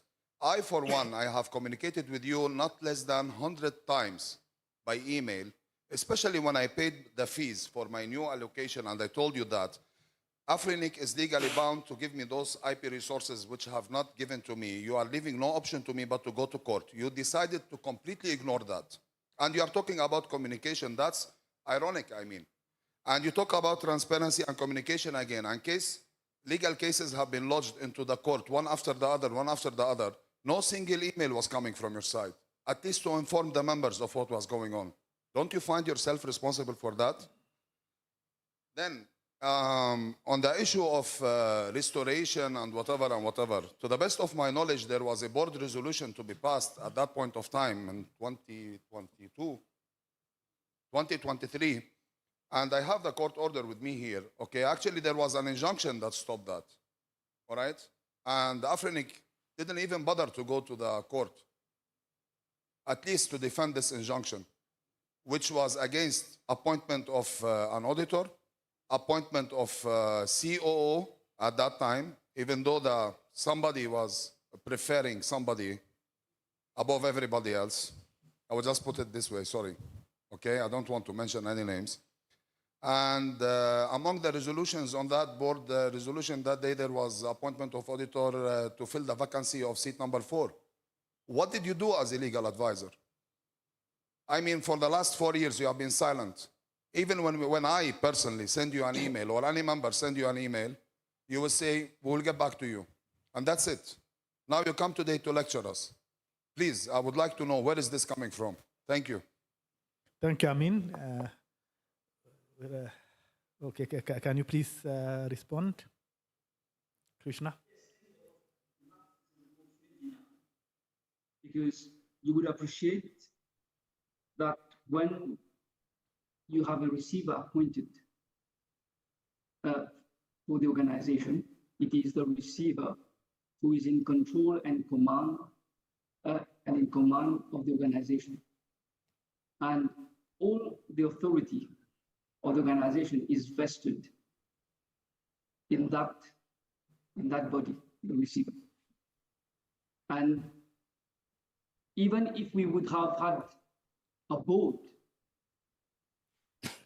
the powers of the board would have been vested in the receiver. And so you cannot do anything without the go-ahead of that receiver. And when you have instructions to adhere to, as staff, we have to strictly adhere to instructions. The least we could do is to acknowledge that an email has been sent, and then transmit the request, the request for information to the person in charge of the organization. We cannot, unfortunately, as much as we would want to provide such information in us or solicited, we cannot bypass the authority or the hierarchy of the organization. That's one. Second, there's been a question regarding an injunction dated January 2023. I remember that case because there was an attempt to pass a written resolution in the absence of a co-rate board at that time, And part of that resolution was to effect certain appointment. Unfortunately, due to a leakage of information, that information was leaked, and then somebody managed to build a case on the basis of that information and managed to secure an injunction against those intended appointments. And the date I mentioned is very, very important, January 2023. And I mentioned earlier on, we stopped having a curate board since mid-June 2022. The official receiver, the first receiver, was only appointed in September 2023. So when that case came in January 2023, there was no way, because the case is entered against Afrinet.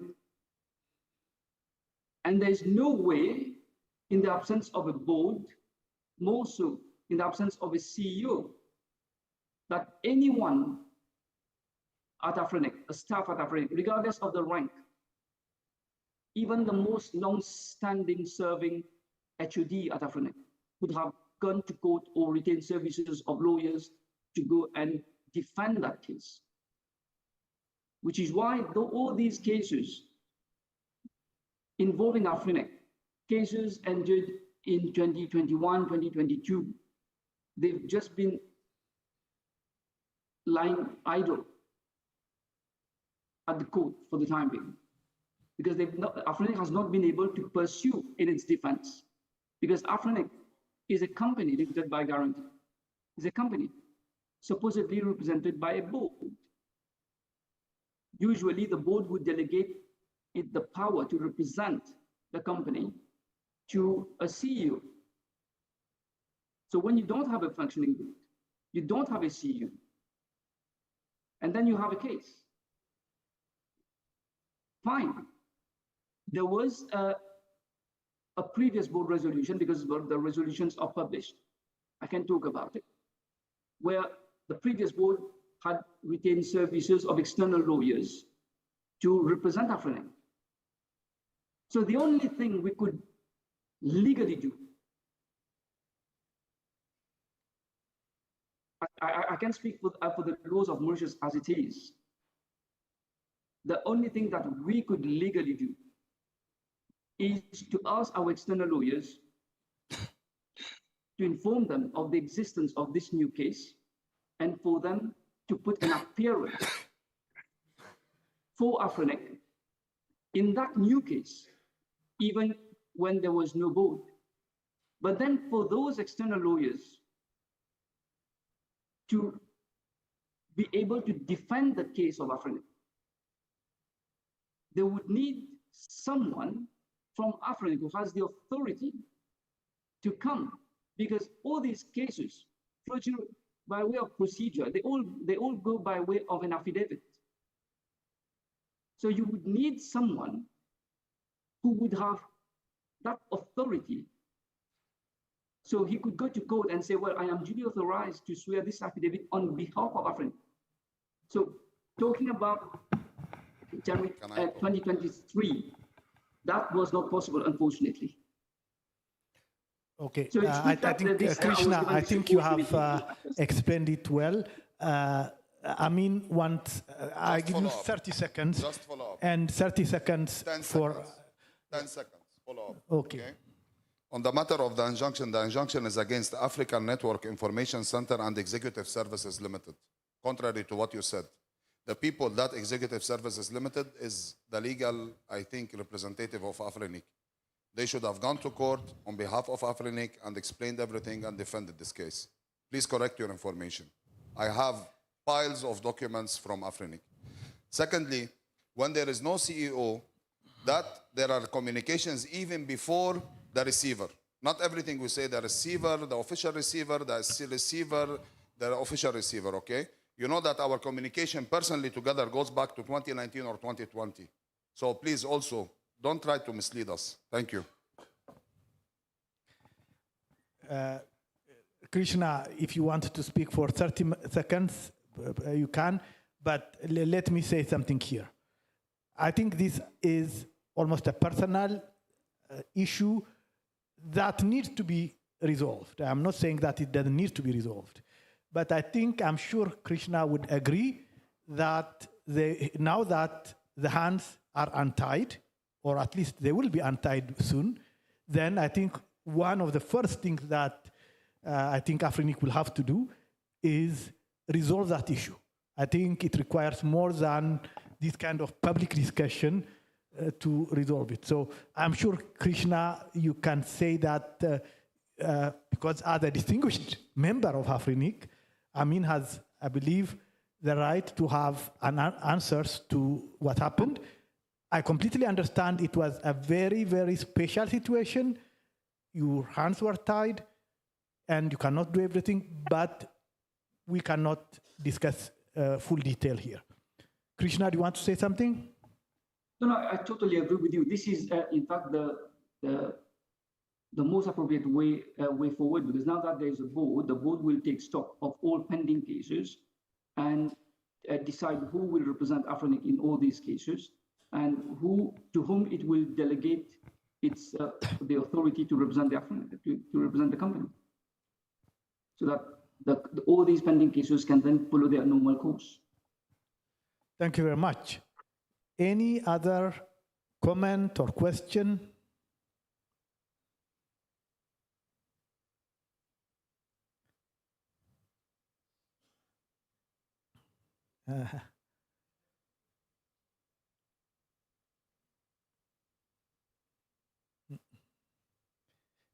Are there online questions? Yes, please go on.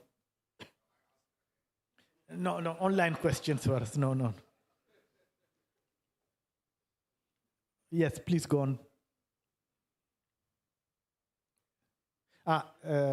Can you give him the mic? Yes, I'm here. You have the online questions? Yes, okay. I have the online question. I don't have the name yet, but it asks, is it possible to put a clause in the bylaw that allow Afrinic not to be sued? Put one, a leader in cause can be sued, so that he can face a loan. Probably someone translating it from French. So I'll just read it as it is, try and make sense of it, okay? Is it possible to put a clause in the bylaw that allow Afrinic not to be sued? Put a leader in case can be sued, so that he can face alone the justice with support of Afrinic lawyer. Okay. Can you make a sense of that, Krishna? Yes. I get the point. The point is what security layers we can add in order to protect Afrinic from future lawsuits. I agree with that, with that perspective. Yes, because when you look at the registration service agreement, the RSA, you don't have a dispute resolution clause in that. I made that, it was one of my first observations I made when I joined Afrinic in 2019. And obviously, and then we were taken up by the whole event. So even then, amending the RSA is not just tomorrow the board which can just go and amend the RSA. It will have to go through the process of community consultation in the world, right?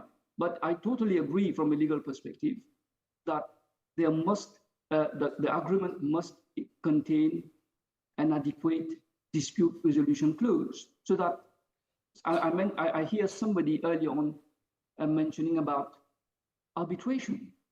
Yes, why not? Why not tomorrow? Because it's normal. You have to, today we have an approximate of 2,400 resource members, and it's normal that our relationship is a contractual one. It's completely normal for a member to be in a contractual dispute with Afrinic.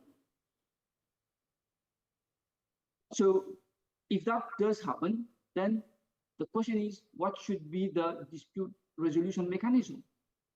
So instead of each and everyone tomorrow start going to court, but then going to court also means AFRINIC having to defend all these cases. And the next question is, with what resources does AFRINIC use to defend those cases? Ultimately, it comes back to members' fees. So this is why having an alternative dispute resolution mechanism is one of the way forward.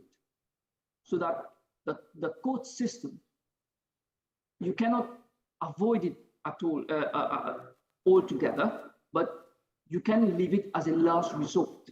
But first, I would advocate for arbitration. But that, like I said, that's my personal perspective. I don't mind. I don't engage the board at all on this. That's purely my personal legal perspective.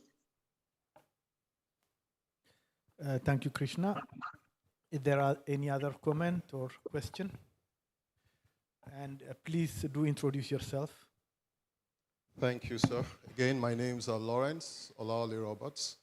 And thank you, dear sir, for your presentation. You've touched on a lot of issues, operational, administrative, but I saw that you carefully, purposely, didn't speak to certain issues with the board itself. I feel from the experience we've seen over the last couple of years, it appears that it's a huge danger to continue to maintain the process we do where we renew the board, or rather where we renew half of the board at certain points in time, because then we could quickly run into this issue of having a quorate board. And my thinking is that we should possibly think of a situation where not more than 2/3 of the board retire at any given time. This definitely will require some kind of amendments. And since we now have a board in place that have a flat term, I believe that going forward, where we are trying to fix this issue, we should definitely look at ensuring that only some 20 to 30% of the board retire at any given point in time. But that said, also, there is a lot of operational gaps that we have witnessed. And I think there should also be a communication, possibly when the board is settled in, on how these feedbacks will be collected from the community as sites resource members, and possibly look at a process that can help provide the right policy to ensure that we don't get back into the issues that we have witnessed over the last couple of years. Thank you. Krishna, do you want to answer, or? Yes, there's one important point that the gentleman raised about, more specifically about the staggered terms of directives. It's a fact. It's a fact when we dig into the records, we find that that specific provision in the bylaw regarding sequential elections, unfortunately, that has,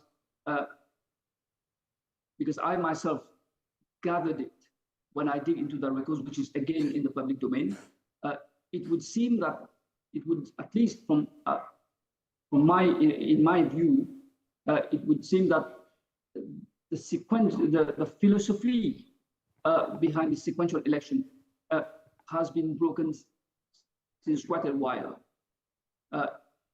Apparently, it has some link with a previous election held in Dakar.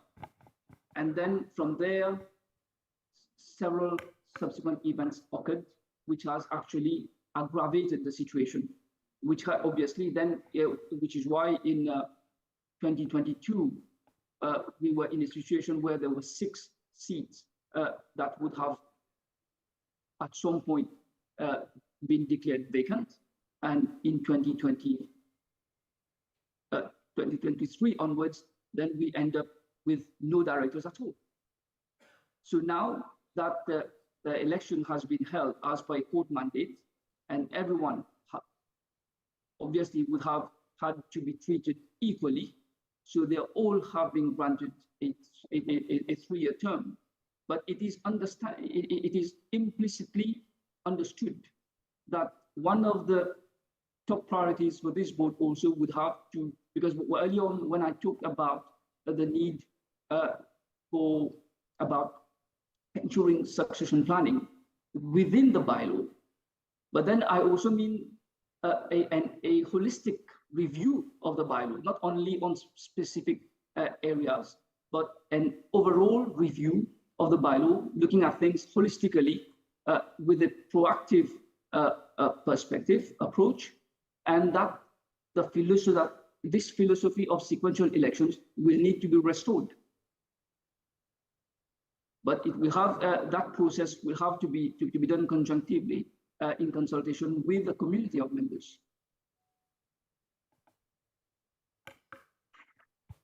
Thank you, Krishna. I think this is one of the many issues that we will have to resolve, and we have to make the bylaws, I think, resilient not only to this, but many things that we have seen, but we might have not even seen. We have to be imaginative. We have seen, as Krishna said, we never thought in 2020 that what happened now would have happened. So it's we really have to open our eyes, imaginations, and create really a governance system that is robust enough. And I would like to say here, maybe until someone decides to speak, that Afrinic will not be alone. I have to say, for example, ISOC has had some of these issues, maybe not at this scale, but at some point we have had some issues. For example, our members were not always happy. If you are from chapters, you might know some time where you were not happy with how we communicate, and there were near revolts because you found, for example, a policy that has been adopted by ISOC has not been well discussed within the members. We learned from that, and now I believe that we do a lot of effort to make sure that our members feel included. So we can share that. Board members, not all board members come with experience. That's one of the challenges of having elected board members. Sometimes they are elected for one reason or another, but they don't have the experience. We cannot change that. But we can make sure that they are trained. And that is what we do at ISOC. At ISOC, the board members have support so that they understand what their role are and so that they can really play that role. So they shouldn't be left alone as if they know everything. So there are so many things that can be done. And I think Afrinic can learn from its own history, it's what happened, but also from other organizations, other experiences. And I'm sure ISOC will be very happy to share whatever it can, because, as I said, many of the problems have happened in ISOC as well. Any other comment, question? Okay. I think people are either tired or don't want to start controversies. But what I think I can say from this morning discussion and today, this afternoon's, I think we have learned to have some civil discussions, which was not the case when all the challenges start. And this is something that we should continue. We need to go into the nitty-gritty sometimes. Some of the questions, like the ones that Amin mentioned, that created really sometimes anger and dissatisfaction within the community, need to be resolved. When I say, well, not here, it's not to really put it under the rug. It's just that this might not be the best forum because not everybody is aware of this. but it needs to be resolved. And there are many, many. As Krishna said, there are some misinformations. Some of us might have believed those misinformations, and those have to be also clarified because they might not be true, but some are true, and some people might, respond to those, and then some, will have to be cleared from whatever has been said about them. So I think we can stop here. Alan, you wanted to say something, or you're just okay? So thank you very much. I would like to thank Krishna for giving us his perspective. I think it's important because he lived it from inside and we didn't, most of us. And also because he has the legal perspective, which is critical because, from the legal point of view, you cannot do everything that you want. You have to respect the law. And thank you also to everyone for having listened, but also participated in the discussion. That is just the beginning. We'll need to have many more like this. Thank you very much.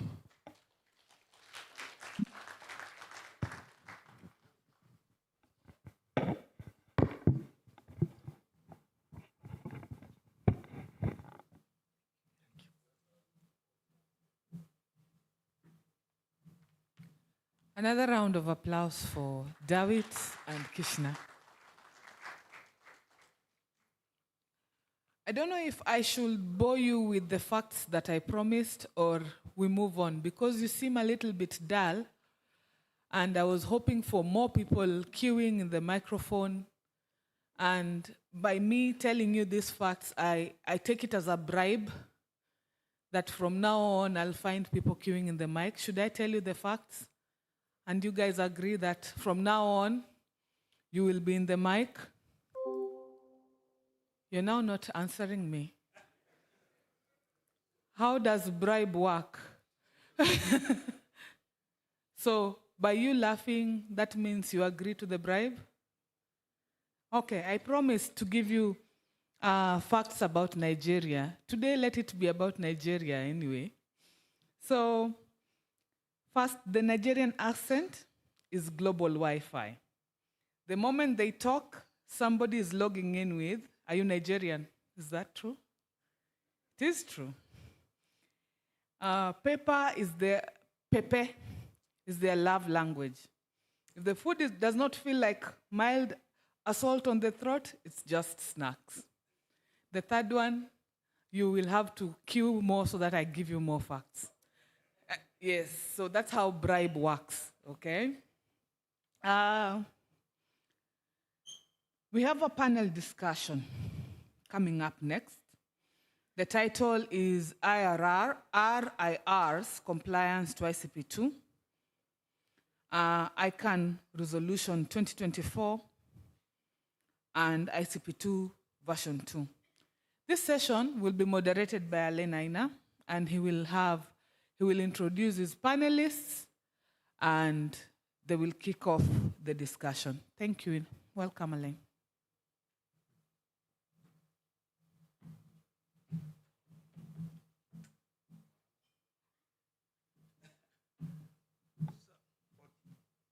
Good. Okay,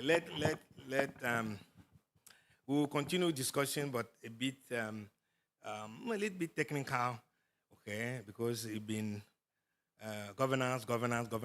We'll talk governance, but we'll trying to make it a little bit more, I will not say technical, but in terms of compliance, knowing what are the rules, the regulations. So I have for this panel, Hervé Clément, the chair of ASOEC, and also Akinori, also member of the ASO. And we have online Hans-Peter Stollen, RIPE NCC CEO and NRO AC chair. And we are supposed to have Noah Miners online. Is the Secretary General of TISPA, Tanzania Internet Exchange Point Association, no, Tanzania ISP Association. Do we have Noah online? No, Noah. Okay. So yes, trying to cool down a little bit these things, because we are now talking acronyms: ASO, NRO, ASO-AC, NRO-AC. So I will try to get my panelists to clarify these things, and we'll be also talking ICP2, ICP2 version 2, etc., etc. So I think we will love to explain or to clarify these things. So to do this, allow me to ask my panelists to introduce themselves, but not use the acronym. So tell us what is the ASO, what is the ASO-AC. Don't say Hervé Clément ASO-AC. No, we want to know what is the ASO and what is the AC. Okay, so please, Hervé, please proceed. Okay, so I'm Hervé Clément from the ASO-AC NRO. No, I am understood. I am primarily from Orange, so it's not an acronym, it's a real ISP. A lot of people know from Africa as well. That's the reason why so the situation in Africa and the issues in Africa are interest of me, even if I have a lot of friends within Africa as well. And since 2018, I am part of his council, the NRO, Number Resource Organization, NC, so Number Council, is the set of the people elected or appointed by the community of the executive board of all the regions. So it's the people, and yeah, sorry. So please wait. So we have the NRO NC and we have the NRO EC.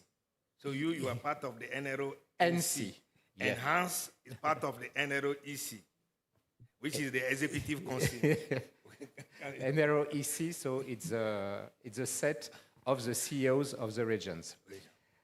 And the NRO NC fulfills the function of the ASO-AC. You can see the ASO as part of the organization of the ICANN. And so we fulfill the function of the ASO Address Council.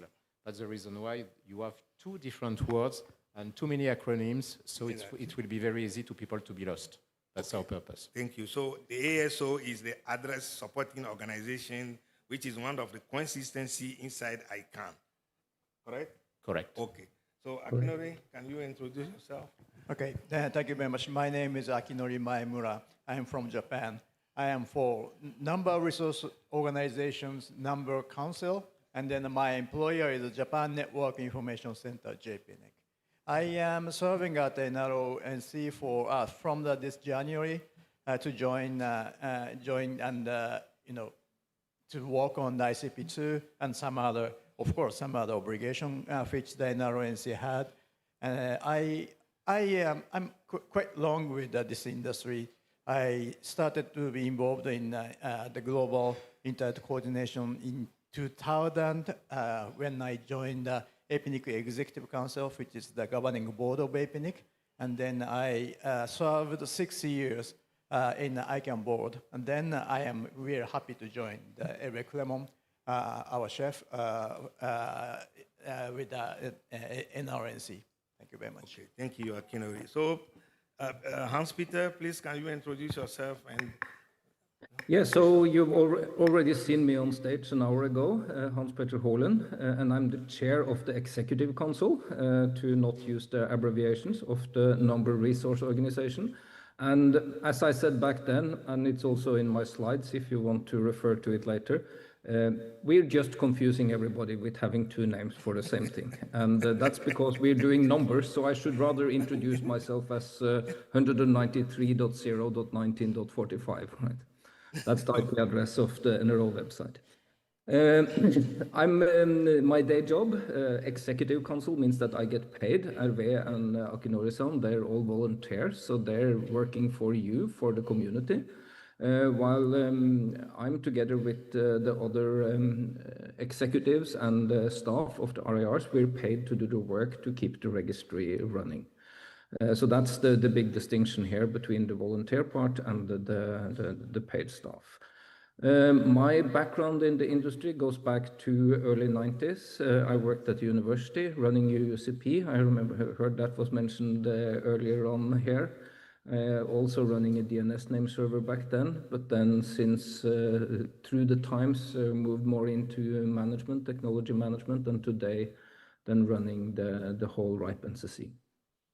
Okay, thank you. So yes, this panel is about looking at the ARIA compliance to ICP2, the ICANN board resolution 2024, 24th of December. I don't think many people in this room are aware that ICANN board took a resolution to approve the implementation procedure of the compliance of ICP2. And then also looking ahead, the compliance toward the ICP2 V2. So again, we are adding more confusion, but we were trying to clarify. So the existing governance framework for the RIM follow the ICP2. Okay, so I will ask them to maybe explain what the ICP2 is about.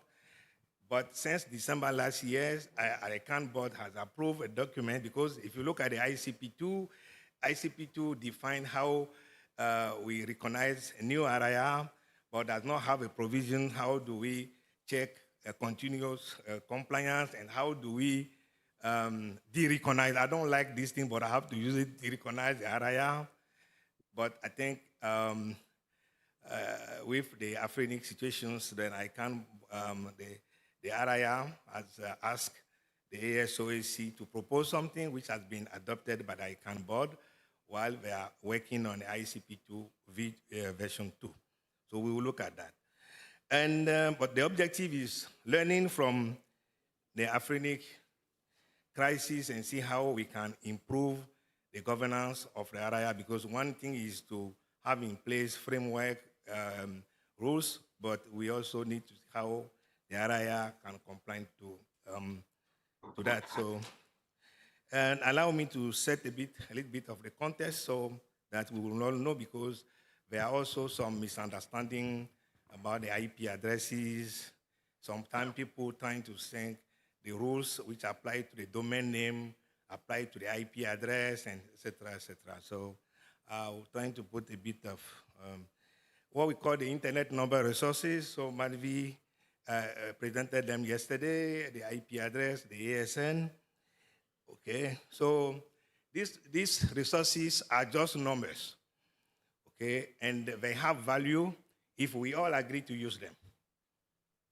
That is, they are just numbers, okay, and then they have value when we agree to use them, and when we use them, and when others accept to also use them with us. Because if you decide to use them and then the peers not accept, okay, so it will not work. These numbers are finite. That's why yesterday Madhvi mentioned the conservation.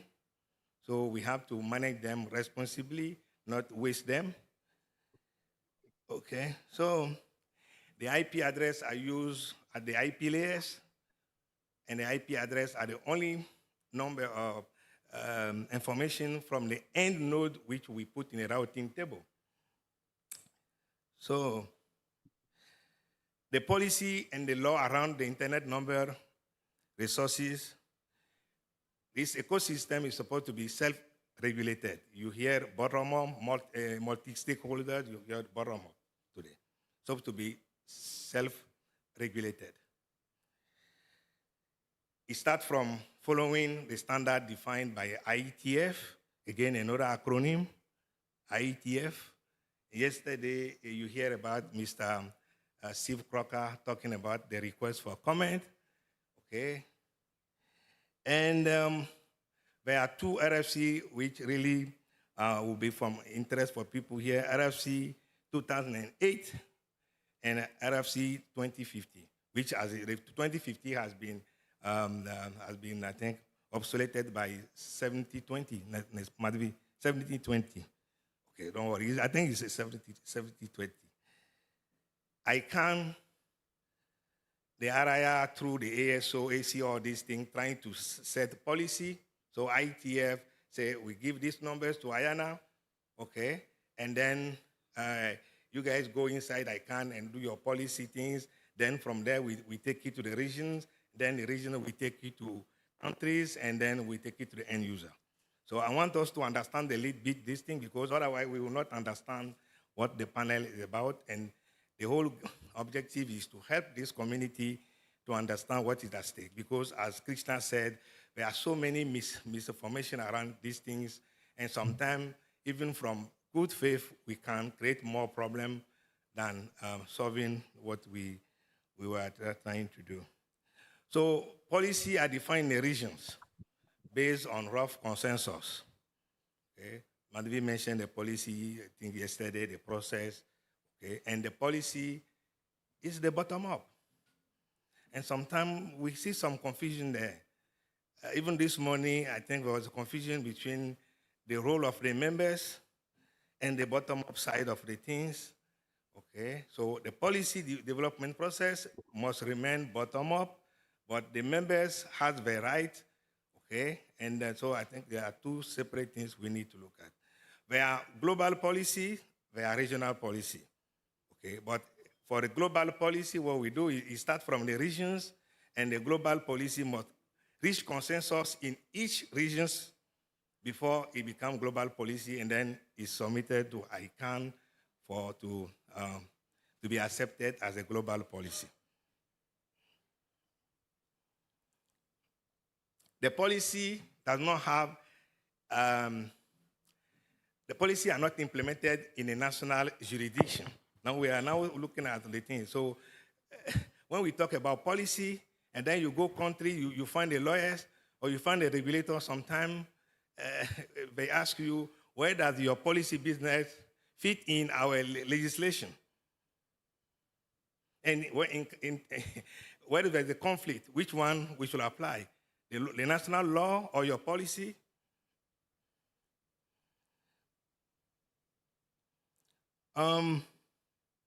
Yes, there is no specific legislations, no specific jurisdiction.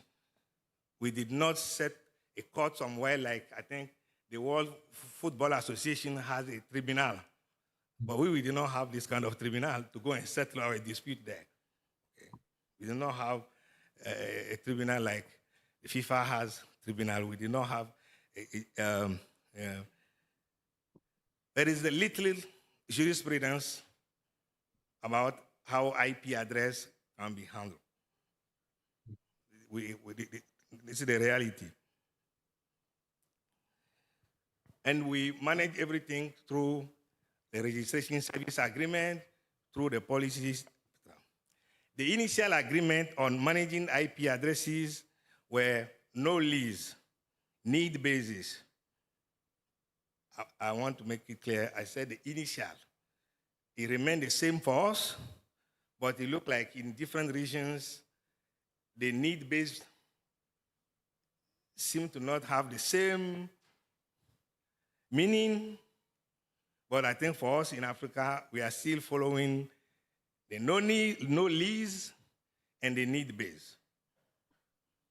This also is very important because when we are looking at what is happening in the other regions, we should know the context.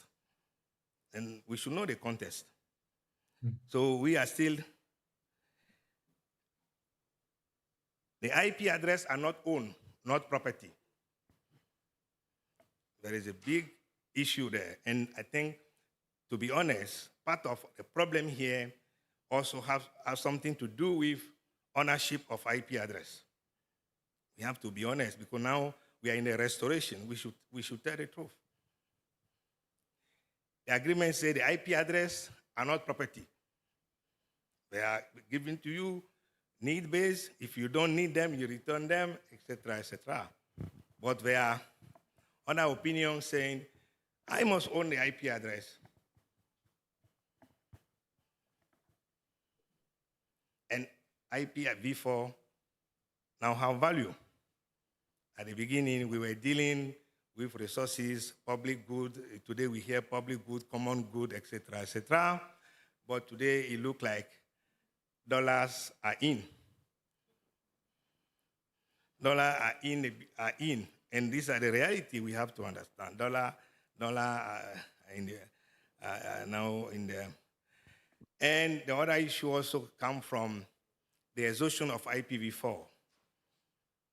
Okay, so those who are in the business, like Amin will tell you, when the resources now get scarce, then the value increase, then we fight for it.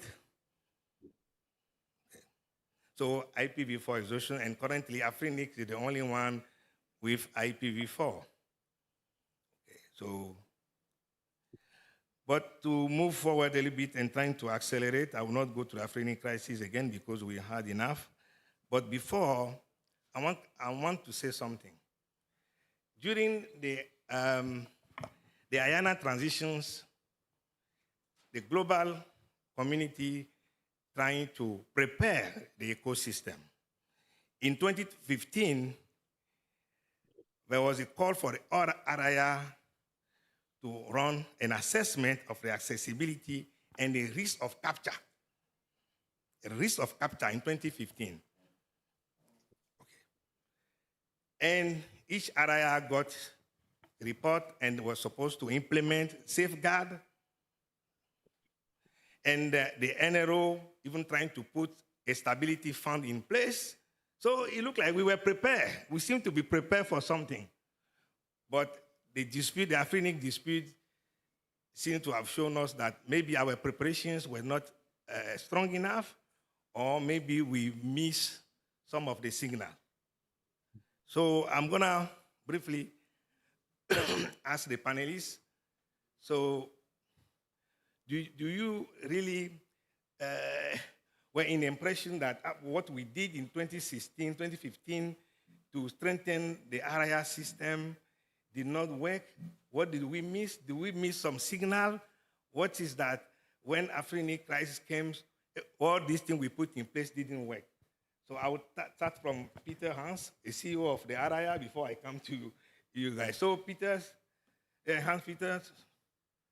Yeah, so unfortunately, I did not have this job in 2015 and 2016, so I do not know exactly what you are referring to then, so my apologies for that. I think my perspective on this is that the world has changed quite a lot. When I got involved in the community to get IP addresses, the policy in the RIPE region, RIPE NCC still handled the northern part of Africa, said that IP addresses have no intrinsic value and cannot be sold. No, that has changed for many reasons, where we saw, and this was me from the community side, that companies would buy and sell subsidiaries, they would do mergers and acquisitions, and we could try to keep up with those idealistic things, but without a firm, strong, what you could call it, a whip to keep the members, the users in shape. It was much better to make sure that the registry is kept up to date. So it should be easy to make sure that the registry is accurate and kept up to date. And then we also see that legally the world is changing. There are laws that are changing. There are different legal traditions. In the RIPE NCC region, we early on had arbiters, so it's not like the FIFA court that you mentioned, but it's still a low cost, actually free, for members way to raise a case, a conflict between two members or with the RIPE NCC to an arbiter, and it's the binding ruling for the RIR. In the US, for instance, the default is to take anything to the court, so they don't have an arbitration, right? So there are different cultural perspectives between, Europe and US, and I won't discuss the rest of the world, but that's the way it is. I think from the RIPE NCC, we have learned a lot from what's happened in Afrinic. We have done changes to our articles now over the last couple of years. So in the past, if we had been in the same situation, we would have needed 200 members to call for a new general meeting and elect a new board. Now that would have been possible. It would have been a hurdle, but still possible. No, what we did change in the bylaws is that if the board don't have a quorum, the remaining board members always have the authority to call a general meeting to have an election. And if I lose the whole board, I, as managing director, now have the authority to call a general meeting to elect a new board. Now, what we didn't put in place is that what if both the board and I disappear? So there is a limit to how far we've gone, right? We've done quite a number of mitigations here. So I think taking it back to the Stability Fund, which I don't know the exact details because I wasn't around the table then, but when we discussed this, when the Afrinic crisis happened, was that, but this is not a matter of financial support because Afrinic has money, well, except when the bank accounts were frozen, but that was luckily for a short period of time. So it's not that Afrinic needs financial support, it's a governance breakdown, and that was something that nobody had thought about. So that's the difficulty with any system, whether it's a technical system that you build with servers because you said you wanted to talk technology, or a network.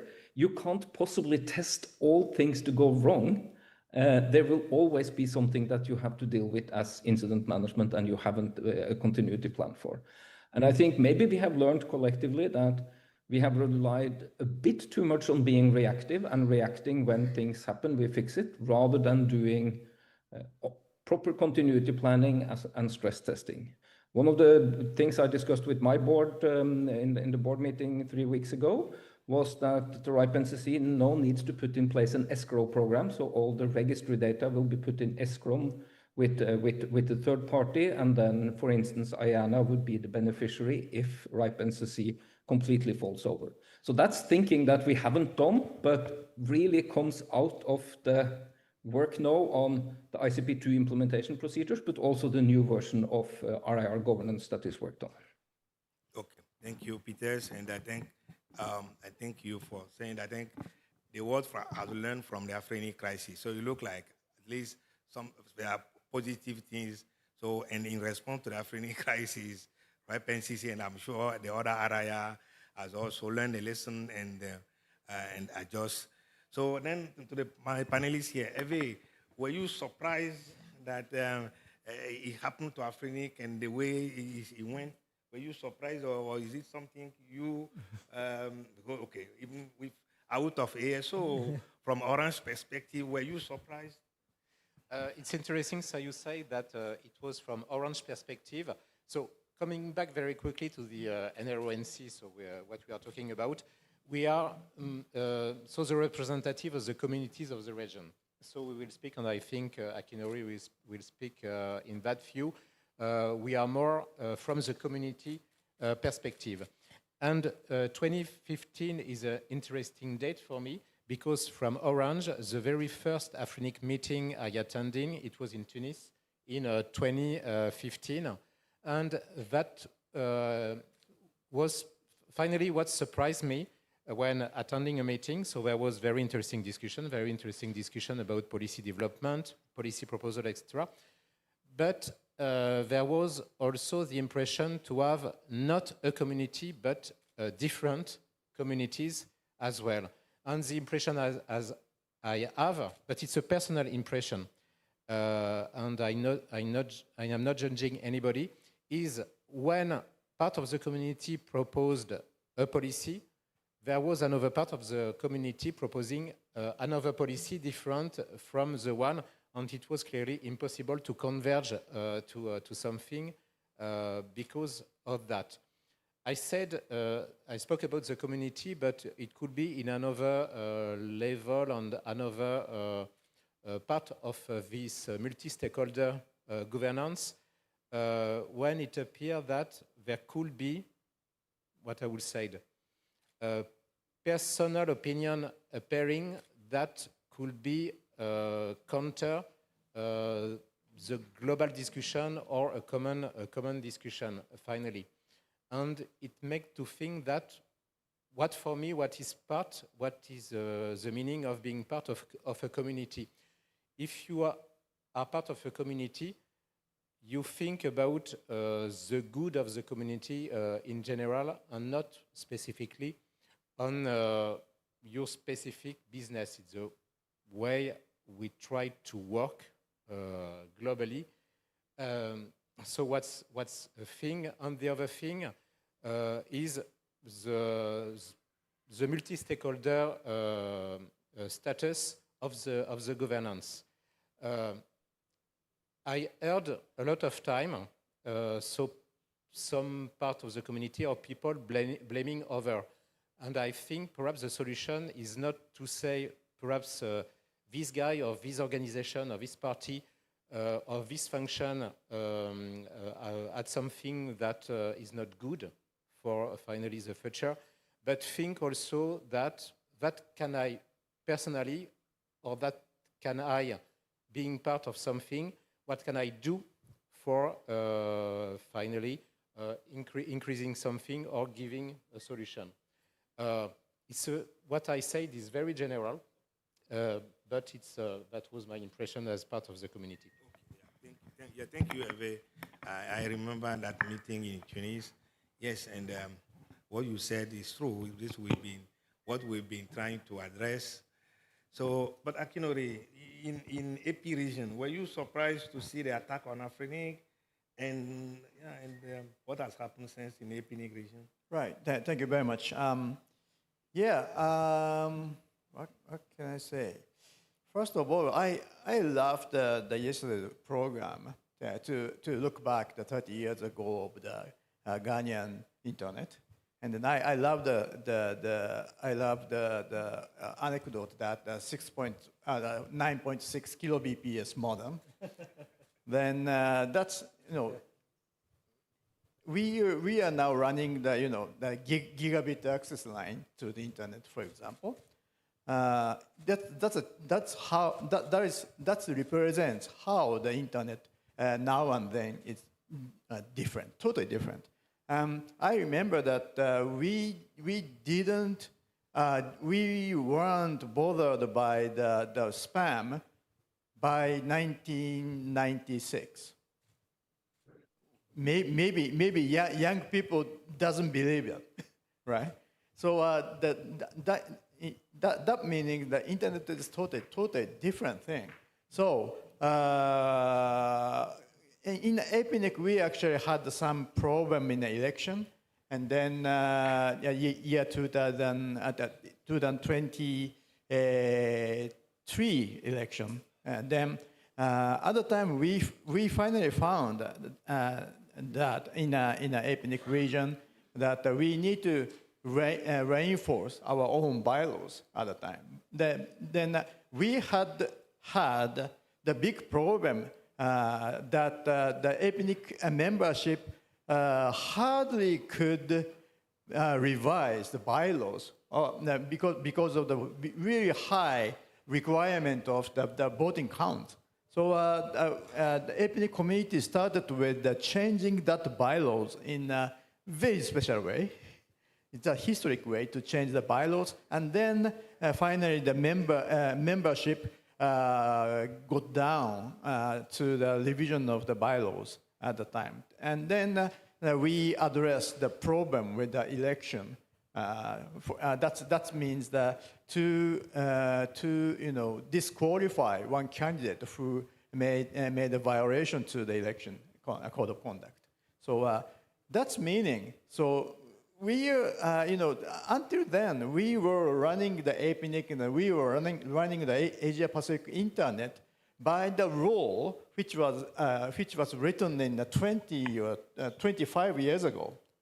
That rule is not effective now. That's what we learned. So actually, I love the membership effort in the APNIC to revise the bylaws. Actually, at that time, quite a big number of the boards got together to change the bylaws. That's membership power.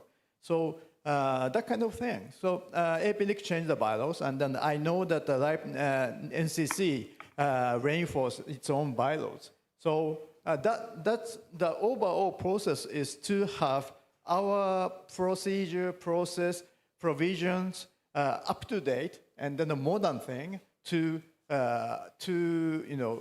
address today's problem. So that is all about lesson learned for these kind of problems. Okay, thank you, Akinori.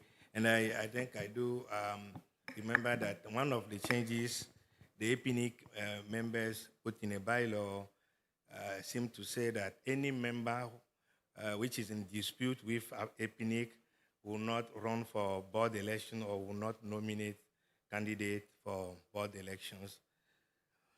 So thank you all. So now let's move to compliance to ICP2 and the other guidelines. So in response to the African crisis, the NROEC has asked the ASOEC to propose ICP2 implementation procedure and to strengthen ICP2. And so the first request, took us to that ICANN board. So currently there is a procedure for ICANN to address issue with Araya not being in compliance with ICP2.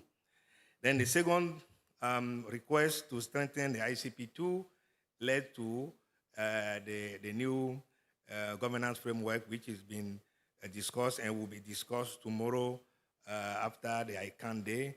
So I will just ask the ASOAC members here to just elaborate a little bit, but trying to be brief. You confirm that we have now, there is a procedure adopted by the ICANN board to implement actions against non-compliant ICP2, and then can you elaborate on the ICP2 V2, but without going into the detail because tomorrow we'll have a session. So can you really just elaborate on these two, the new framework which I just mentioned? Yeah, thank you. Just to say first, the ICP2 and the update of the ICP2 was not done because of the AFRINIC particularly. It was to strengthen the system globally. When it was adopted in 2001, the ICP2 Internet Coordination Policy 2. They are free, ICP. Sorry for that on the acronyms. The ICP2, the first one, listed the criteria for the establishment of a regional internet registry. And in 2001, finally, we didn't think that there could be a crisis that make people think of there could be an issue with a regional internet registry and the potential, but very potential ID to deregistry, to close a regional internet registry. Finally, the document which is not adopted yet is under consultation currently, and you can read it, you can answer, make it that more complete. So it makes it clear that this list of criteria can be used for the establishment of a regional internet registry, but also to audit a regional internet registry in its ongoing life, and in an exceptional case, if the criteria are not met, there could be the possibility to close the regional internet registry. And there is not a complete, but a more detailed process to conduct audits, to have the ICANN to have a specific role in the process as well, to have the possibility of a third party to audit. A lot of things that finally we added, taking into account the inputs of the different communities and your inputs as well, because we presented the different version of the document to the AFRINIC community also. So I have to be brief, so I will stop there, but there is a lot to say about. But Hervé, please, I want you to say something about the ICP2 implementation procedure. There is a document called ICP2 implementation procedure, which has been adopted by ICANN board. Okay, right? So you say about the 2024? Yes. Yeah. It existed. So, so currently, it can be used by the ICANN board to act if in case they feel like there is any serious issue with an area, right? Okay. So, so Akinori, anything to add to the implementation procedure and the ICP2 V2? Right. For the implementation procedure, it is actually the outside of the mandate of the SOAC. And then maybe if we need to answer to that question, maybe Hans-Peter would be the much better position. Hey, Hans-Peter. Okay. So Hans, any comment on the ICP2 implementation procedure? Because yes, it was the NROEC which asked the ASOEC to produce the document.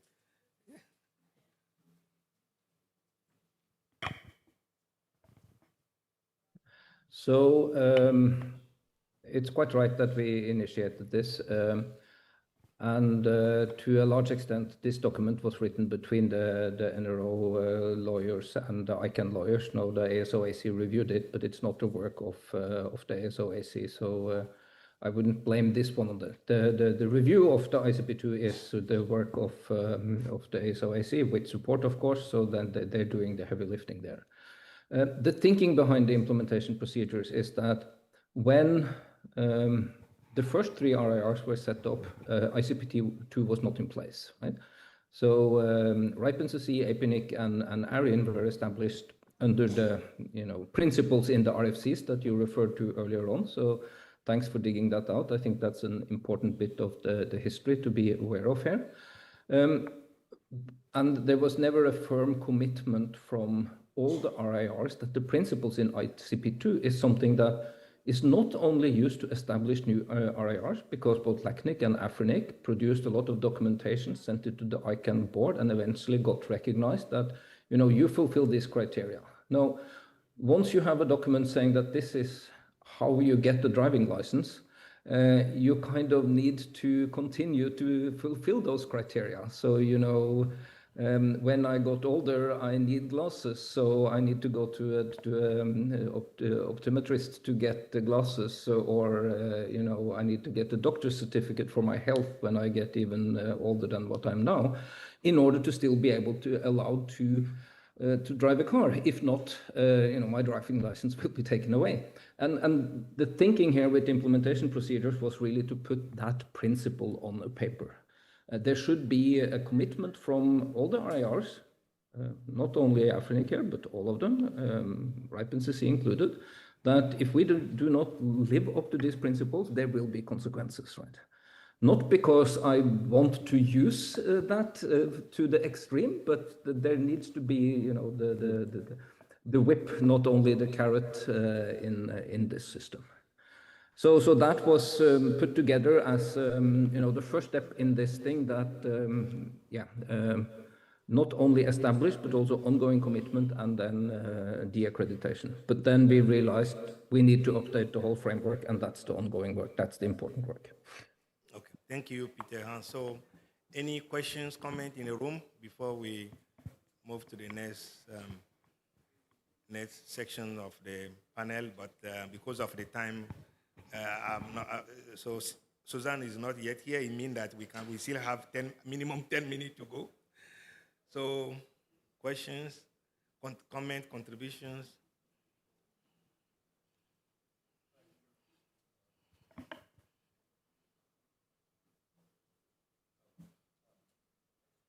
Hello.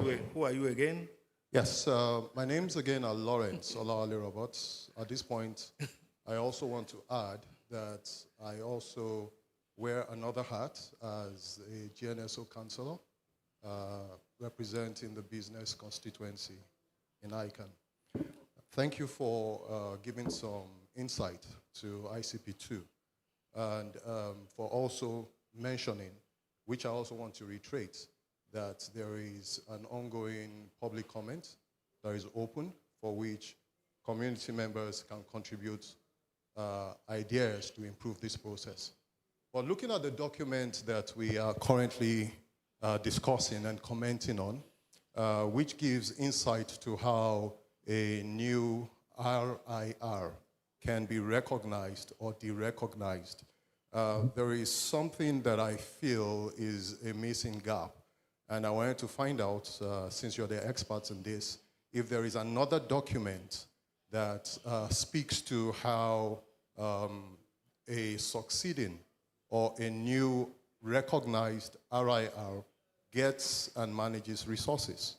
Because we understand that for the IPs, they are located from the IANA pool, And we know that the IANA pool is depleted as it is, especially with regards IPv4. So if there were a succeeding RIR based on this documentation that we are currently commenting on, which definitely will come into play when eventually approved, how would an RRR, for instance, if it were in the African community, get to have a pool of IPv4 resources to be able to allocate to the clients that need them? Is there something else that speaks to this because it's not in this document? So this is supposed to be a high-level document setting the principles. There needs to be more in the detailed implementation guidelines for this as well. And you're quite right that for IPv4, there is no way of solving the question you raised. There are no more addresses, so there will be no blocks allocated to a new RIR. What will happen if, for instance, a large part of the RIPE NCC region breaks out? We've had this experience before.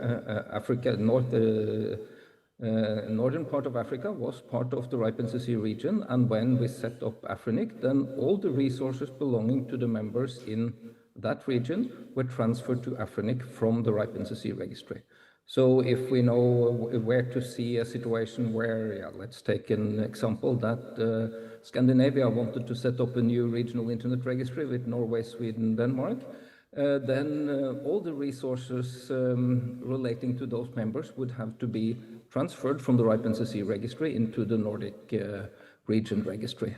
Now, for IPv6, it would be possible for that registry to get a new block from IANA and then happily allocate resources to new members. But for IPv4, Afrinic and to some extent APNIC, because of reclamation, are the only RIRs left that are able to allocate IPv4 to new members.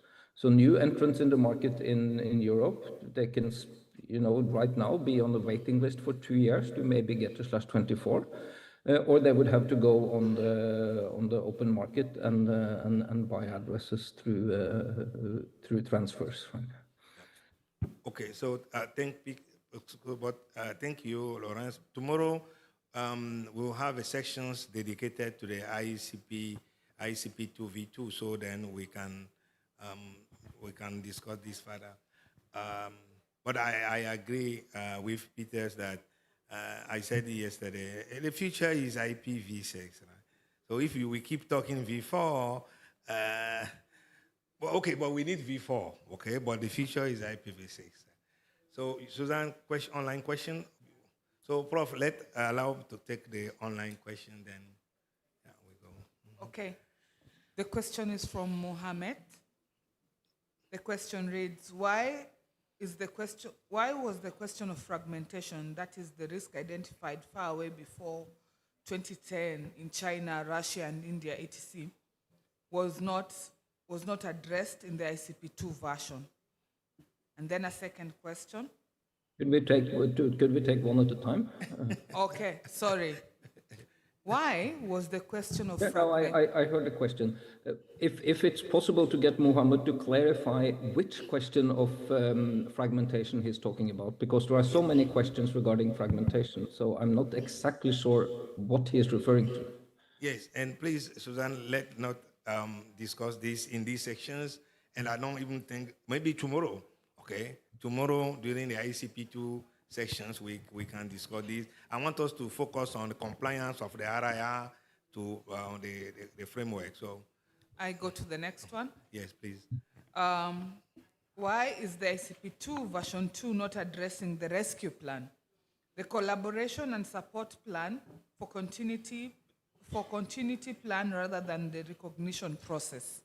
Okay, again, we will allow the Akinori and I believe it actually does. So, but please discuss that more tomorrow.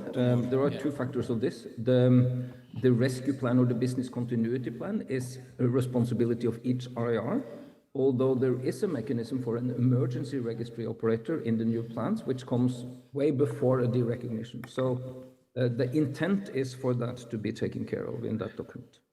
There is a specific emergency continuity part, but it's something we can discuss tomorrow as well. Okay, so thank you, but let me set or clarify the role. Hans Peters, because you are wearing the NROEC, I would like the ASOEC people to address some of the questions before you comes in. Well, it's an interesting dimension here, right? Because some of this, like the business continuity plan, that's an operational issue. That's my responsibility. While the policy side of this is the community and ASO/ACIS issue. So yeah. Okay. So, Prof. Okay. Thanks very much. I just want to express some appreciation for the RRRs transferring members from their regions to Afrinic when we started. Because without that, we could not really have started. So I need to say it publicly when we are discussing such difficult subjects.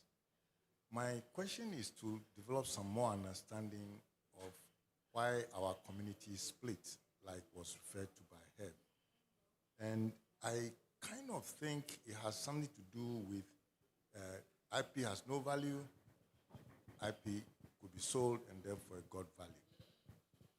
But then my worry and question is, if IP has value now, who should hold that value? Why is it not me, the ordinary end user, but the one who uses my information to go and get the allocation from upstream? So I have a feeling we did not capture properly certain things about who really is using the thing, and we simply focused on the one that we were interfacing with. And that's generated different perspectives within the community, because there were some who were saying that, hey, as an end user, I should have some say. And others were busy saying that I'm the operator. And so naturally that divided us. I want to know whether is the feeling you are also getting, or I'm a bit gray now.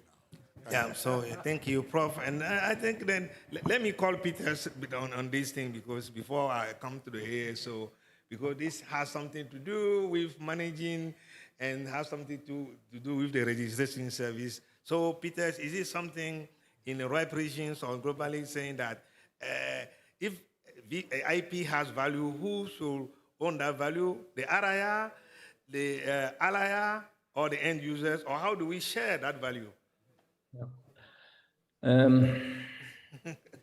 It's very difficult to answer this question without getting political. Because you said earlier on, these are resources that is a common good, right? It's a number. You cannot possibly own a number. I want to own 42. It's a very nice number, right? It's the meaning of the universe, life, and everything. But what can I use 42 for? You use 42 for something in your counting, numbering your drawers or whatever. I can't possibly own a number. What we have in the system is a right to registration in a registry. So there is a private sector contractual right for this. Should the system have been so that when you didn't need a resource, you should return it? Well, this is the way it was. That's what I grew up with. This is, where my heart is. This is a common good, so if I don't need it anymore, I would hand it back. I did that with domain names for the first 2 ISPs I set up. I was, you would say today, dumb enough to hand back 2 very nice domain names for Norwegian ISPs, and they were taken over by other companies later on. I have not registered IP addresses myself early days. I should have, and I would have been rich, right? I did that work for the companies that have been acquired, and that's, something they use in their network. I don't see it as a property. No, it has a value for them to run the network. Does it have a value for the end user? Well, yes, but only as part of the service. So if you get, one IP address, you can't really take that to the next ISP. That's what we have domain names for. And domain names are much, a bit different, and you have the intellectual property dimensions and all that. So that's a completely different kind of worms. But I believe that the notion of number portability that you see in mobile networks, the equivalent here is really domain names for that. So the IP numbers should really be invisible for the end users, and it should be a value shared between the LIRs and the RIRs. If you ask me to point in one way or another, you would ask me to choose between capitalism and socialism, right? So that's kind of, I think, where a lot of the controversy is. The world is today, fortunately or unfortunately, very driven by capitalism and not by shared community value. And we need to find the right balance there. Thank you, Peter. And just to, before we move on, because we are in a restoration mode, I think these discussions in our regions is still on. And people are saying if IP, especially V4, has a value, why can't we as a community decide that Afrinic stop allocating and get the value from the pool, which it has? So it's also part of the discussion. So Madhvi, don't worry, we are putting everything on the table. We want to clear the air. So because this is a topic we've heard before. If V4 has a value, why can't Afrinic just say no? We stop allocating. Maybe we Afrinic go to the market and run some auction on the IP address and make billion of it and deploy IPv6 in Africa and build network everywhere. So this is on the table, but no decision has not been made. But I want us to know that this thing is being discussed. Okay. So yes, we will wrap up. We will soon wrap up. But then before I come back to my panelists again for ICP2, etc., I want to go back to Peter again. Peter, sorry, I've been harassing you. Okay. So with this new framework coming up, okay, in just briefly. What will it take for an RIR to comply to this? Could you repeat that? With the new framework coming up now, okay, what will it take for the RIR to comply to this and avoid the derecognition? Because we don't want to see derecognition. There is an impact assessment being worked on right now. I haven't seen the final version of that. So if I'd had that, I could say, please read here and you will see that. I think the biggest thing for the RIPE NCC is the escrow of data, which we've then started to look into. That will cost time and money, hopefully not too much, but it's an important thing. For GTLDs, we already have that mechanism in place by a contractual requirement by ICANN. So it's not a new concept. It's a bit more complicated for RIRs because we don't necessarily have the same backend systems and data formats, but that's all technical details there. There, of course, as for any certification, I'm, as you may know, I'm located in Amsterdam, which is in the Netherlands and part of the European Union. The European Union wants to be the world's best on making regulations, so they're making a lot of new regulations these days. That's causing us a lot of implementing control systems and audits and so on, and of course that costs time and money. Now, any new requirements in the RIR governance systems will similarly cause us to need control system checks and balances and external audits, every 2 years, every 5 years, whatever the conclusion is in the document, where we hire somebody professionally, big audit firm or other neutral experts to come in and check, does the RIPE NCC, does ARIN, does APNIC, does LACNIC, does Afrinic have this in order? Do they fulfill these principles? And that is going to cost us time and money. But I think it's important because the internet relies on us and the society relies on internet. So in that big scheme, it's really not going to be that expensive.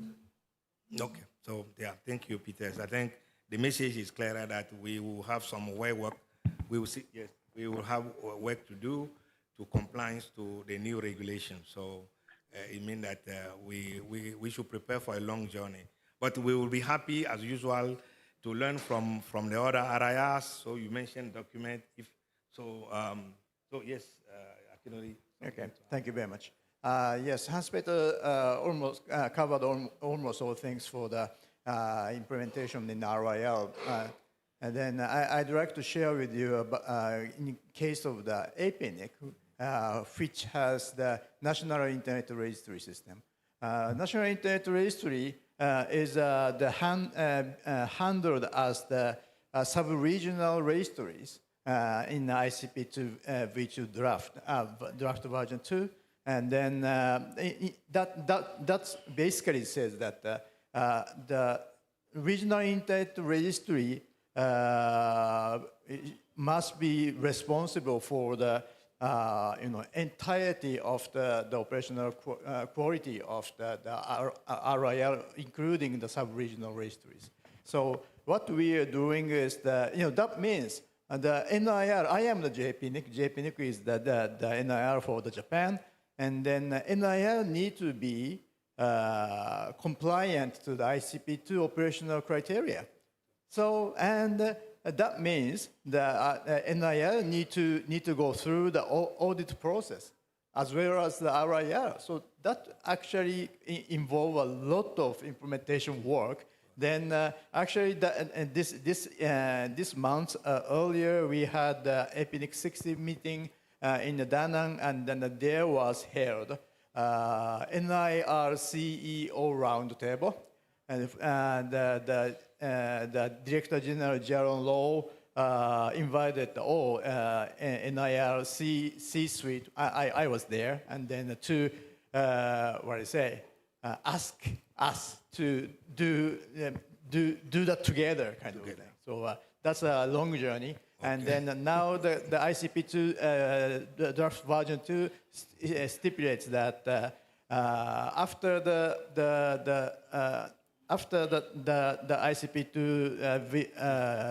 version 2 is in effect, then implementation must be done in 3 years. So it is a little bit heavy lifting for us, but we will be doing that.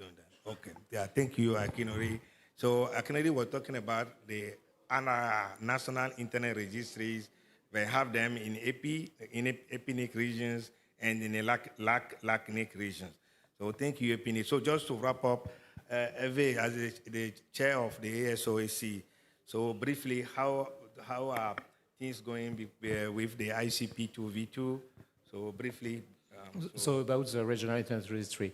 I think that for regional internet registry, we don't add any additional function to the regional internet registry. But one thing, but it makes finally so the importance to be compliant and to be for regional internet registry to always be in a situation to be audited. So to have to think about KPIs, to think about something in the way to answer very clearly and very quickly on the question that can be asked to that. But finally, I would say it will ease in a certain way the regional internet registry to fulfill its function by having always this situation to one more time to be audited. Okay, so thank you. Tomorrow at 5:30 we'll have 1-hour sessions on ICP2 V2, and please, as you've seen, this is a very important topic for us. So I would like you to join us tomorrow. Then we can have this discussion. So I don't want us to complain later that we were not part, we did not have chance. If we don't contribute, it will apply to us. And we just heard that the implementation of the new rules will cost energy, will cost effort. And I want us all to be aware that we will not be blaming board by trying to do something we do not understand. So please, thank you, the panelists. I don't know if anyone has any last thing to say. I have one last comment to say, and that since that you're all gathered there now, and there are some Afrinic board members in the room, I heard, please talk to them about how you can appoint somebody to be on the ASOAC from the Afrinic region, right? Okay. The easy one is for the board to just appoint one board-appointed person. That's within your procedures. The community process is maybe a bit longer. I don't know the details, but since a large part of the community is collected, let's see if you can even just reappoint the last ones, right? I think that would be my call to action for you there. And then enjoy your time in Ghana. Very quickly, so of course, I totally support what Hans-Peter said about first the executive board to appoint somebody to be part of the NRO-NC, and to have somebody from the Afrinic is very, very important. And as we will meet in November to analyze the result on the outputs of the current situation, I don't know if it will be possible. If we have somebody from the AFRINIC be part of the council when analyzing the result, it will be a very good thing. Thank you. Thank you very much. Sometimes I hear oh, that's not no, that is not my problem from the community member. And then, no, it is your problem because you are the member of AFRINIC. Then membership is actually the AFRINIC itself. And then the membership have the board to manage the secretariat. And then AFRINIC operates. So you are the AFRINIC and you need to take care of the ICP2 V2 process. That's from me. Thank you very much. Okay, thank you very much. And then I think a round of applause for, so I think the AFRINIC board member in the room got the message and they will do the needful. Thank you very, very much.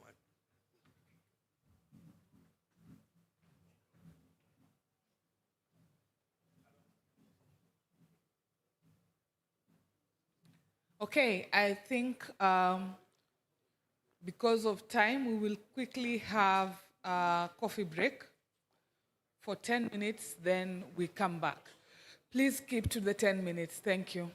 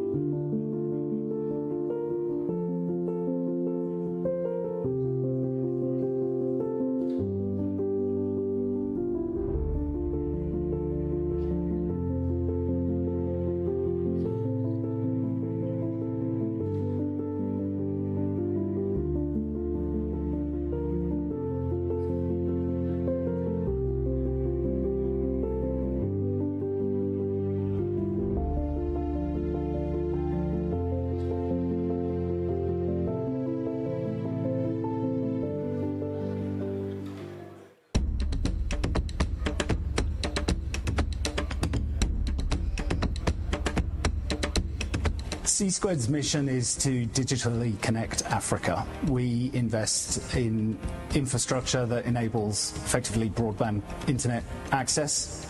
We do so on an open access wholesale model. So our customers are ultimately other telecommunications operators and internet service providers. We've got infrastructure in 5 markets across Africa. I'll do them in order. Uganda was first, Ghana, Liberia, DRC, and Togo. We've also got capacity on the Equiano cable submarine system, which is a system that was originally built by Google, and we are the landing partner for that system in Togo, which we do in partnership with the government, who is our local shareholder there, joint venture partner. We see our objective as bringing internet to the large population in sub-Saharan Africa at increasingly affordable and reliable qualities. The internet's an incredible enabler of development. Access on affordable prices allows people to open up their worlds to information, education opportunities, financial services, e-health type of services. The applications that sit on top of the internet, as everybody knows, are effectively limitless. And without affordable infrastructure to deliver those services, the population struggles to actually reach their ability to access them. It's something that our shareholders also believe in. So we have 3 shareholders, Convergence Partners from South Africa, Mitsui & Co. from Japan, and then the IFC, which is part of the World Bank Group. All of them believe in not only the opportunity from a commercial perspective, but also with a developmental impact. And I'd say that actually the developmental impact is something that is at least as important as the any sort of financial effects of this investment that they've made.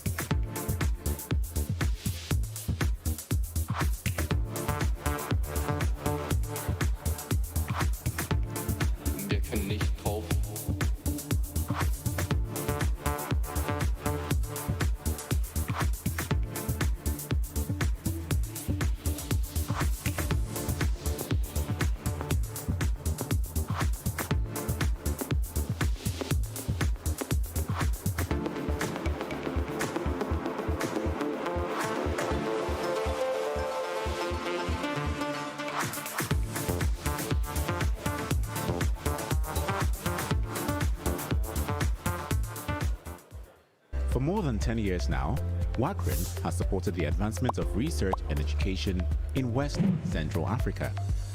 We serve our community with 3 key areas: connectivity, advanced digital services, and developing human capital.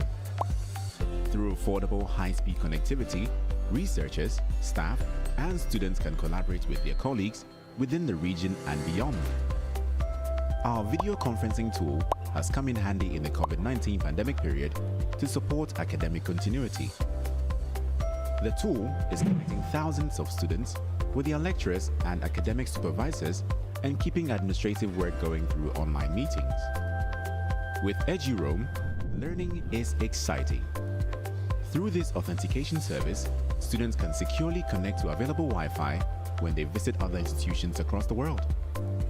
EduID allows students and researchers to log into and access web-based services anywhere in Africa by using their home institution credentials. No need for re-registration or request for permission. National RENs and their member institutions can access WACRN security and hosting services. Our modern infrastructure and capacity ensure that subscribers get the best of both services at affordable rates with high reliability. Network Operations Center as a Service, NOCAS, is designed for national RENs and R&E organizations looking for constant and effective monitoring and maintenance of their networks. WACRN has publicly scheduled and on-demand capacity building sessions for the brains and hands that handle the national and campus networks in the region.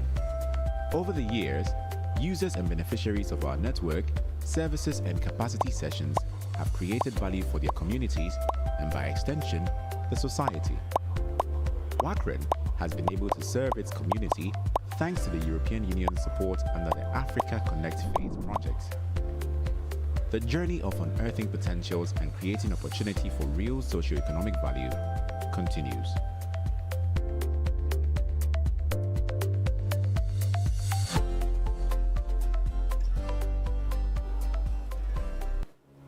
For more than 10 years now, the Ghanaian Academic and Research Network, Garnet, has supported the advancements of research and education in Ghana through the facilitation of internet connectivity and access to global research and education content.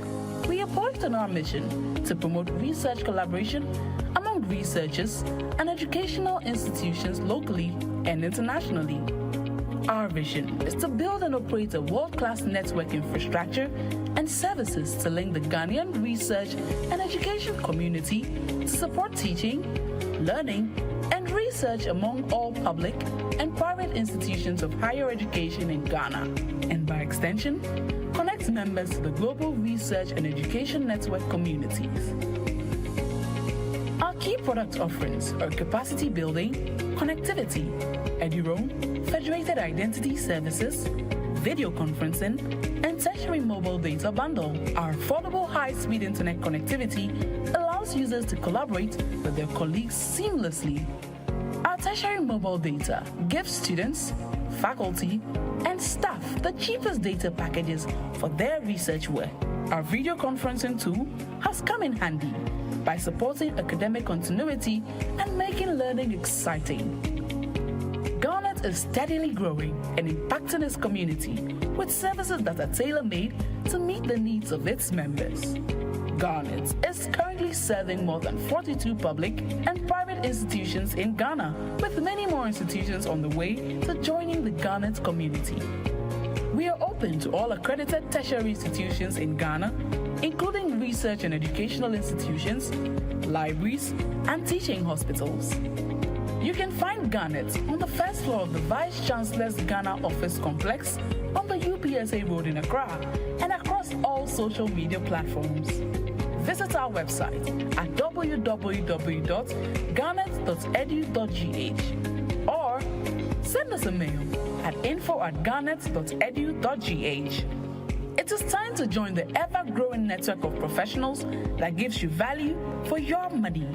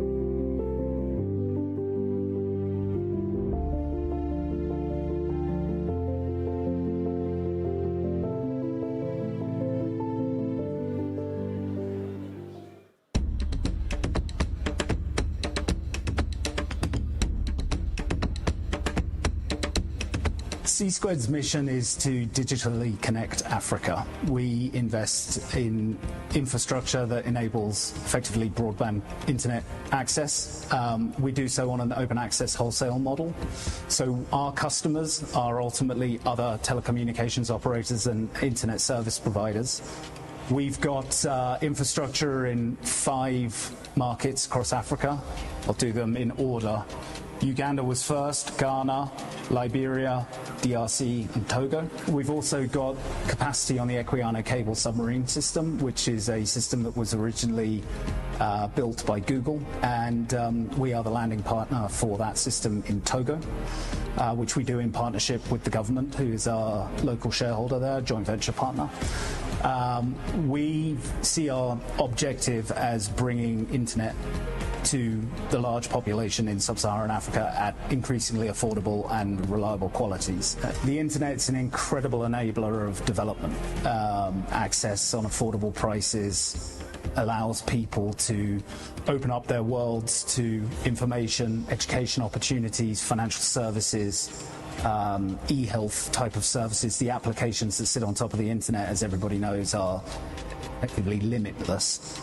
And without affordable infrastructure to deliver those services, the population struggles to actually reach their ability to access them. It's something that our shareholders also believe in. So we have 3 shareholders, Convergence Partners from South Africa, Mitsui & Co. from Japan, and then the IFC, which is part of the World Bank Group. All of them believe in not only the opportunity from a commercial perspective, but also with a developmental impact. And I'd say that actually the developmental impact is something that is at least as important as the any sort of financial effects of this investment that they've made.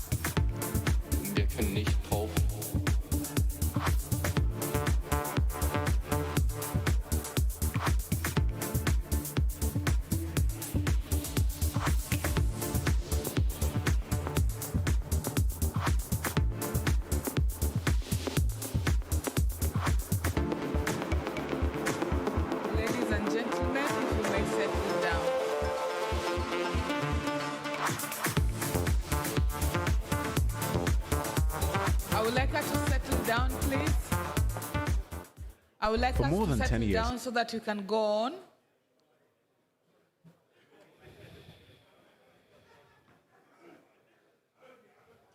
I would like us to settle down.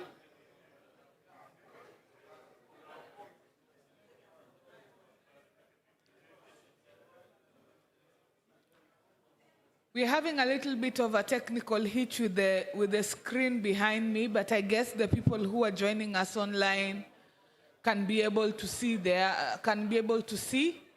Only the people who are in the room are the ones who cannot be able to see. But it's being sorted out. I would like us to settle down, all those standing kindly. Mr. Lucky and Bob, kindly settle in. Thank you.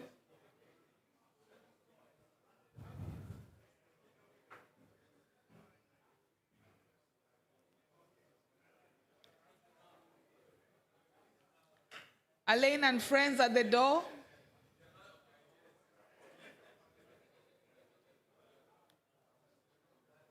I would appreciate if we could go on, please. I would like the door closed and people settle down so that we can go on with the next session. Thank you. Okay, so the next session is about Afrinic version 2.0 and way forward.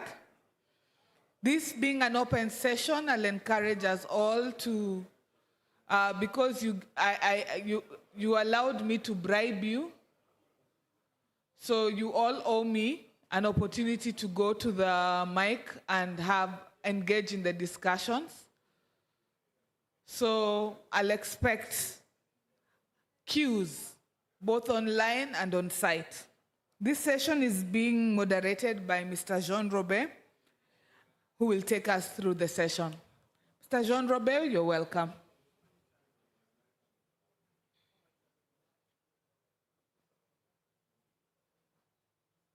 You had a round.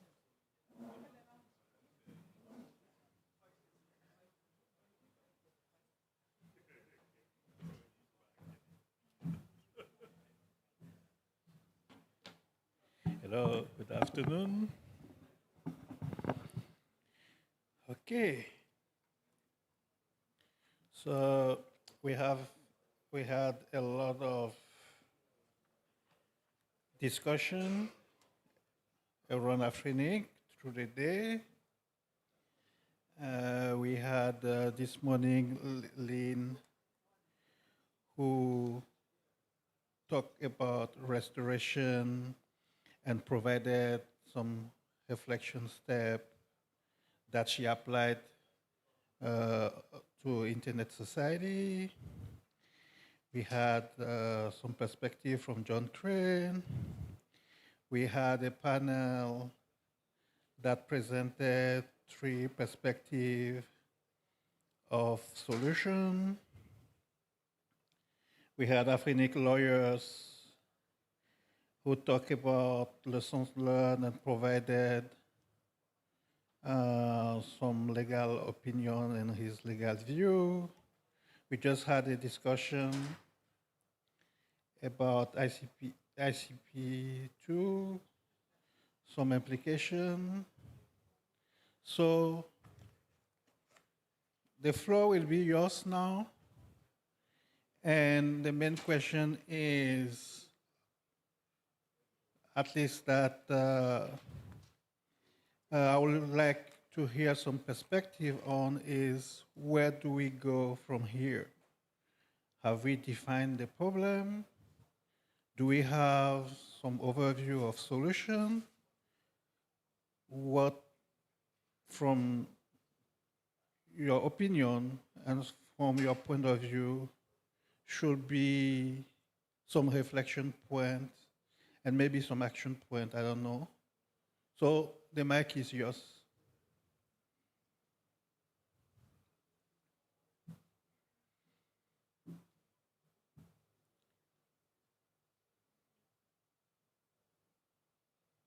Hello.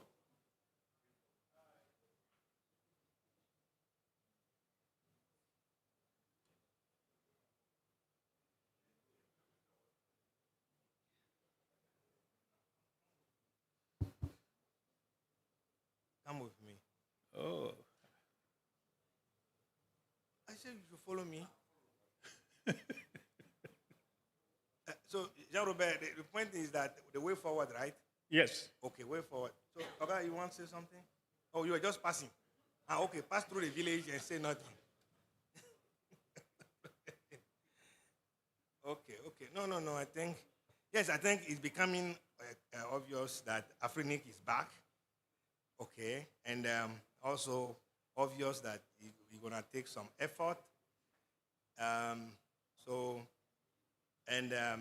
been hearing through side discussions that it looked like we've been improving. I hear 5 minutes ago that the level of the discussion seems to be improving. Okay, so I will really encourage this community to continue. Okay. Some of the topics may be difficult, like what we saw today. And I don't want people to go and blame Amin or go blame Krishna or whatever it is. We should also get used to it. We talk and agree to disagree. Or we agree to disagree. And it should not be personal.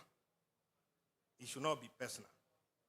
And my suggestion would be that in Africa, for cultural regions, we need to learn language, how you talk to people. Okay?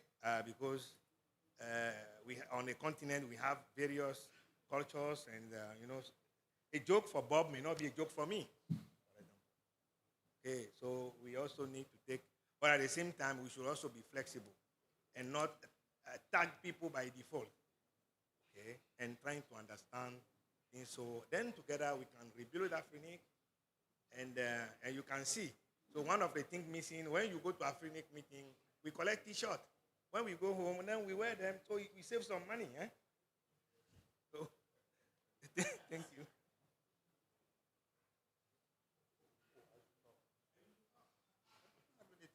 But you asked me to come. So I've come. Okay. We need to kind of like each other. We should stop the source address routing. The fact that it comes from Mr. A may not mean that it is bad. In fact, sometimes it's Mr. A that you didn't want to hear who might give you the hint. Because remember, many a times when people say things, it's not exactly what they say that is important. Oftentimes, it's what it triggers in other people's minds that moves us towards the resolution. So we need to kind of have patience with each other and believe that anything someone says is an attempt to be constructive. But if right from the beginning you assume that anything that comes from a certain router is bad, so I should drop it, then you will not have any traffic at all. And we do that. If you remember the other day, we made the experiment of I oppose. And then I think I had to tell you that I also disagree because you didn't give reasons for why you opposed. We were being very crafty because we're trying to tell you that if you reject something, you have to give a reason for why it's not working for you. Okay, so that we can clear it. If we can clear the reason why it's not working for you, then we can make that, can live with the rough consensus. So we have to somehow move away from fighting till death because me as an observer, I thought our problem with the current thing we describe as governance and all this, it was because we just disagreed till death. We disagreed till we lost wind and then somebody hacked you. Okay?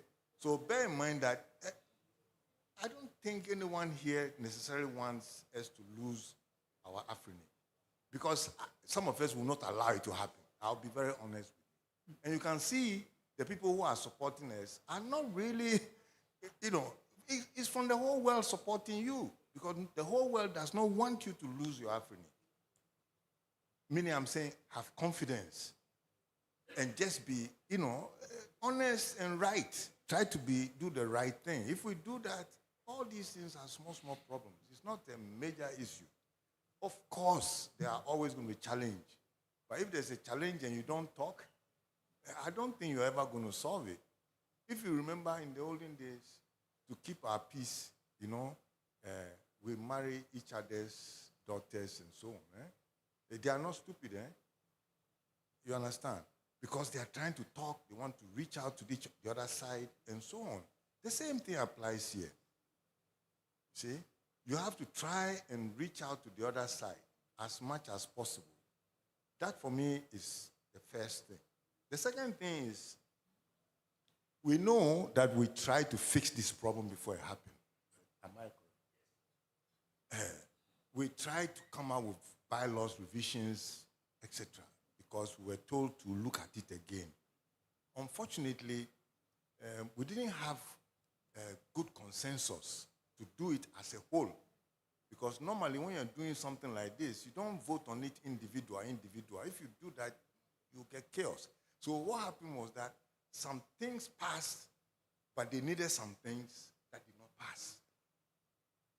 So it has to be that you put it all together and you convince people to just buy into the whole thing as being comprehensive, consistent, and we go. So we made some of the important pieces that we needed to have in order to avoid this kind of problem. Okay? So we're going to have to go back and look at our bylaws and figure out the best way to plug the holes, especially learning from our sister organizations who also learn from us. So it means that you got to do some revision of your procedures and so on and so forth. In fact, I believe that there's a document that you need to talk about called the manifesto. Meaning we've written a lot of documents. Okay, remember you asked me to continue convening this community forum so that we don't lose discussion on the subjects. So that's all that we've done. But in the process, we produce a set of documents, which some of which may be useful in the second version that you want to develop. So as far as I'm concerned, what we have is normal teething problem. Like we're told, nobody expected this thing to have value. Suddenly it had value. And once it had value, you got into some other kinds of things. If we had followed the alert that they asked us to review the bylaws, maybe we would have escaped. We would have just survived. But because our own process didn't quite completely address it, we got caught by the leg. Okay? And now we have to get out of it and then start to run. And as far as I'm concerned, you are now on your way. So don't look back. And you need to have support of community.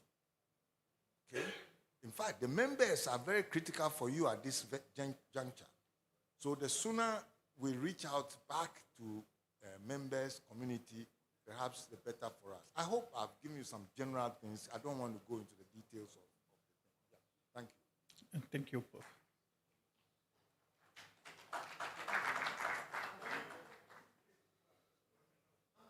Any other comment?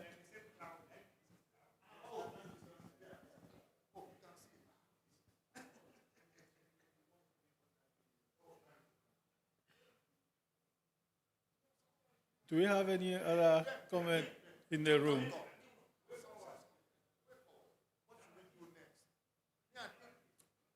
If they don't want to talk, I'll keep talking.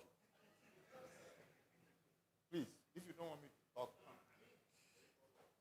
Lucky, do you want to add something?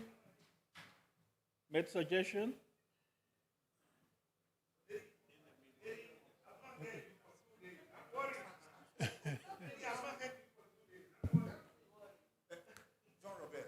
Yeah.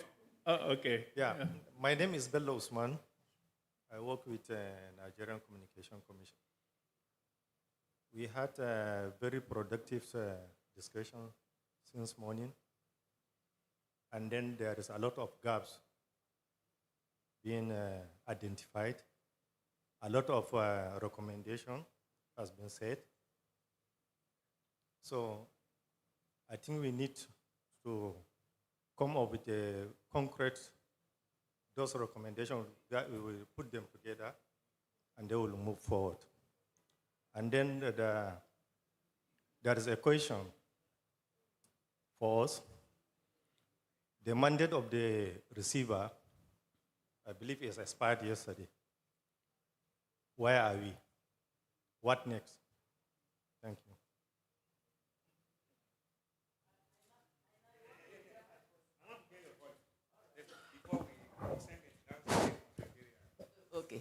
Thank you. My name is Mary Uduma, and I coordinate the West Africa Internet Governance Forum, and I'm part of the Africa Internet Governance Forum. Prof has set the tone.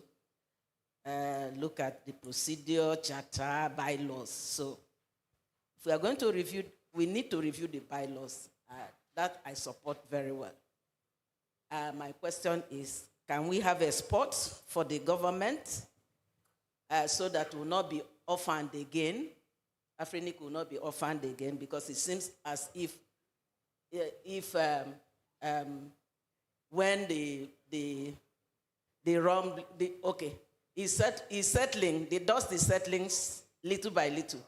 But when it was thick, we didn't see our government, our regional government, or our international organization around Africa to come to our aid. So, is there Afrinic community apart from the resource members that will have more say than the resource members? Because with the bylaws, I think if there's anything that is going to happen, so the way forward is we have more community engagement.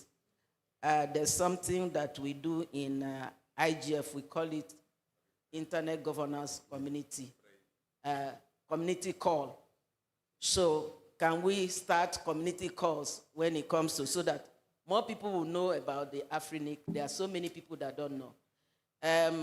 In Norway, some of our legislators were saying they don't even know Afrinic exists. So I don't know.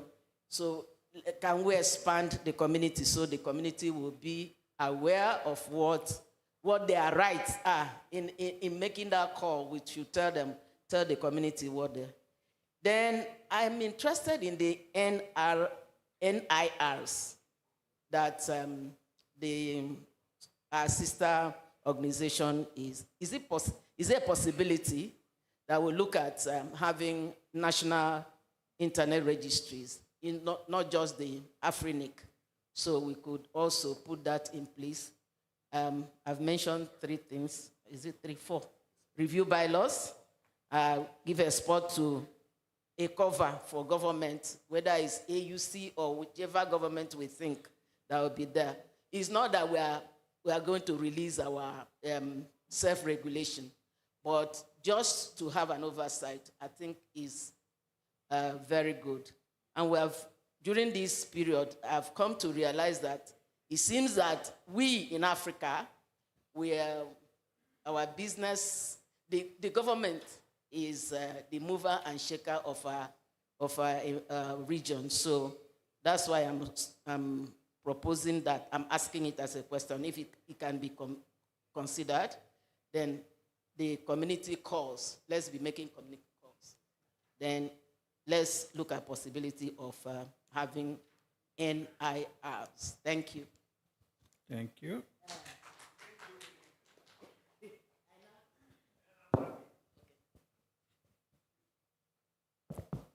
Next, Prof. Yeah, thank you. I'm a government official on and off. So I wear many hats. I'm a teacher normally. I just want to share with you that governments have been with us right from day one. In fact, I brokered the deal that resulted in 4 governments helping us get started. Okay. That is Egypt, Mauritius, and Ghana. And these days, I'm forgetting my South Africa, most important, where we actually got incubated. Okay. So within this community, there's no issue with government at all. And I say it as a government official, past government official here and there. We don't have any issue. I do even know that they have government working group. And during this crisis period, we even had a government working group meeting at AIS in Johannesburg. But I do know that more engagement is rich.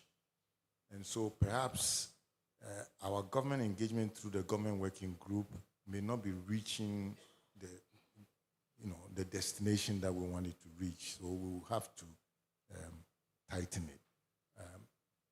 But I don't want it to appear like the existing structure is not functional.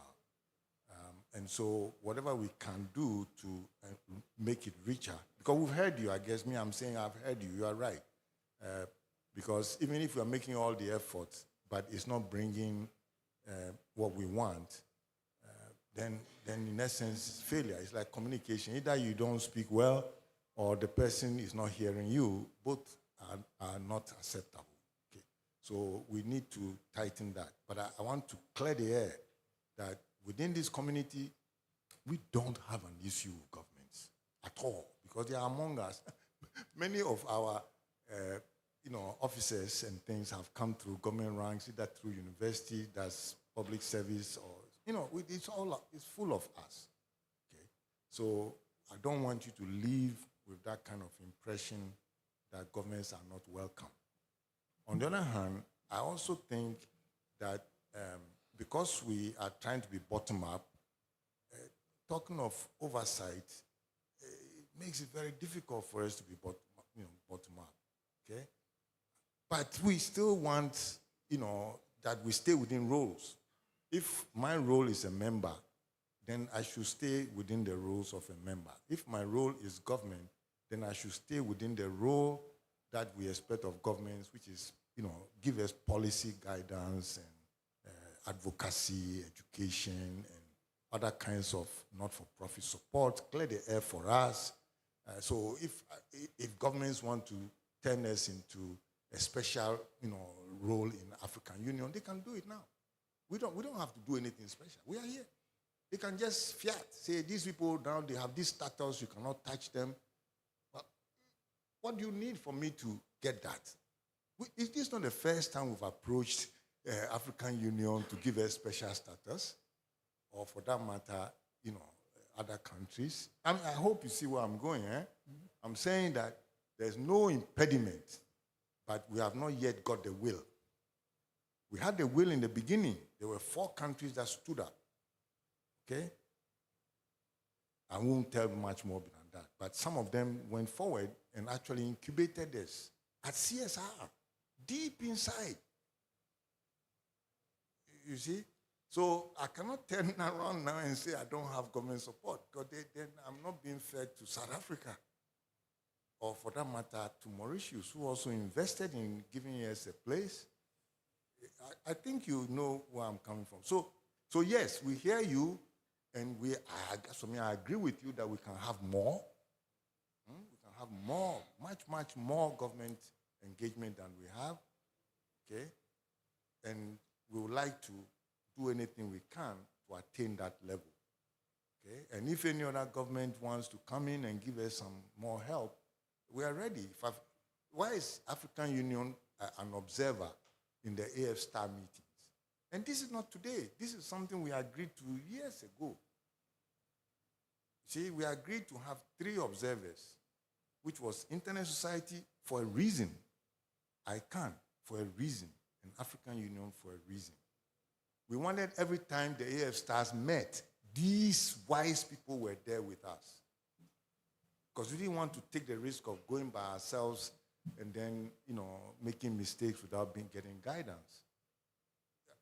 So this is really the situation. So we will do our best, but I'm also saying there is no barrier. If they want to do anything, they can do it now. If today, if Ghana government wants to give a special status, they can give you. But none of them is coming forward to say, here it is. See? But in the beginning, we had it. How did we lose it? Your Afrinic was started here in Ghana.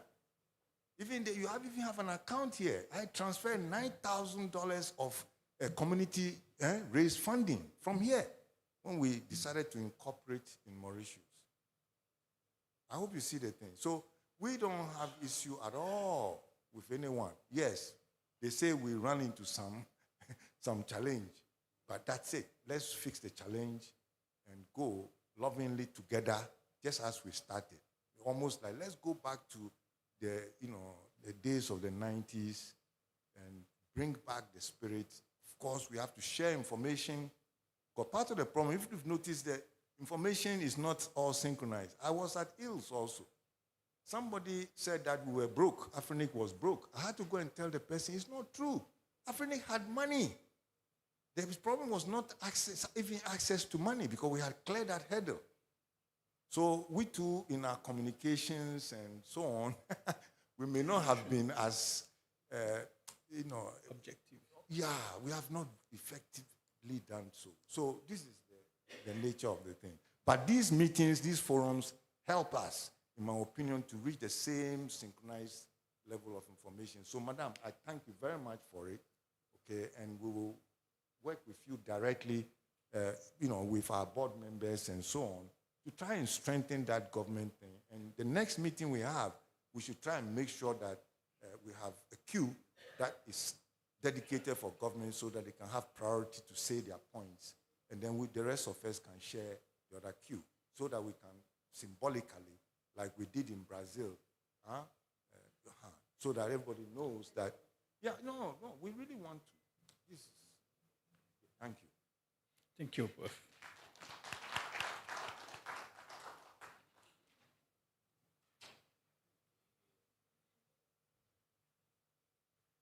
Good afternoon. My own is just remarks on the way forward, but I would like just to drop a comment first.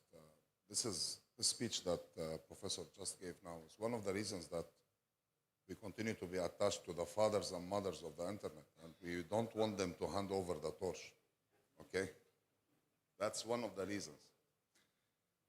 My perception about the way forward, because I've been deliberating with my 148 peers, and it's like resilience as a design principle.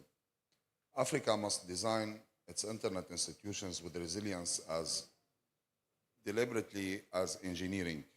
And as engineers design networks with redundancy, continuity must be engineered, not improvised. That is a continental design philosophy. There should be, in our opinion, an African charter for internet governance resilience. Just like we have the Human Rights Charter or the African Human Rights Charter, okay, and the digital rights now, maybe we should think about a charter that is binding, is law binding for internet governance resilience as well. And maybe Afrinic and what happened in Afrinic will be a good case scenario for us to understand what has happened, okay? And we can refer to it in our law cases and our litigations and everything else. So just as Africa adopted the African Charter on Human and People Rights, we now need an African Charter for resilience of internet governance institutions. Of course, it's going to be political legal terms, and that's for, I believe, African Union, ATU. I don't know who's going to develop that. I have a proposal on that. I don't know how valid it is. In my perception, Afrinic has to be a hybrid treaty organization. Just to hybrid treaty organization, okay. Not a full treaty organization. Governments will not be in control. They will just give us a shield. Now, Professor just gave another opinion about it. It's also maybe better. Maybe just a status, for example. Instead of like 3 or 4 governments will have to establish this Afrinic as a treaty organization and bring Mauritius on board as well. All right?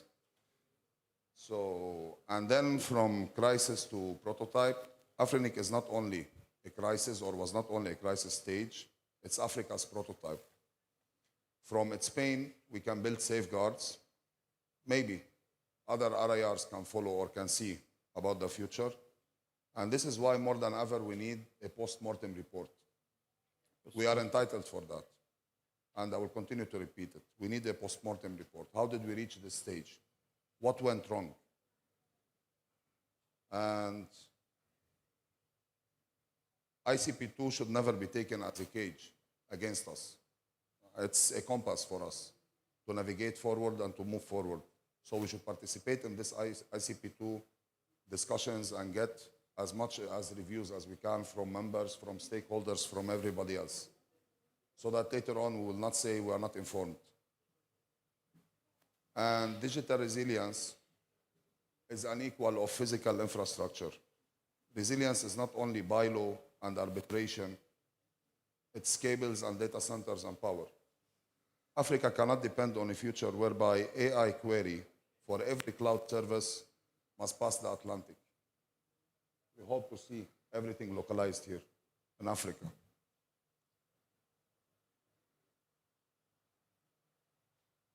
The last one is about AI and data governance framework. I think there was a resolution that has been passed by the African Union. I think there is a study on this already. It's ongoing. And my apologies for that. I will stop here for now. Okay, thank you very much.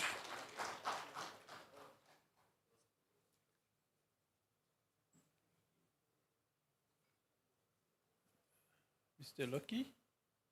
Oh, Ben, go ahead. Okay, thank you. I'll just keep this very short and brief because I think a lot has been said before I came, and I think I don't want to repeat what has already been said. But first of all, the first thing I'd like to do is actually congratulate the new elected board members for Afrinic, and I'm happy that Wale is here, and also Aziz is. Yes, so please, can we give them a round of applause, please? Then I'm sure I speak for the previous directors, myself and the other three members, that we are willing to provide any support, assistance that they need moving forward.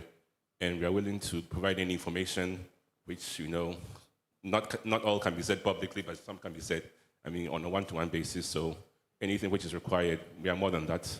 And of course, we have our channels of communication. So I just want to know that, yes, we are more than happy to work with the new and support them in everything.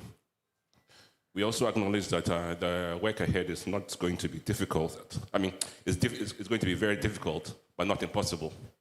And that's what we take heart in, knowing that, yes, with the strength of the members and the community behind them, they will be able to achieve a lot. And we wish them all the best. So briefly, that's all I have to say. Thank you.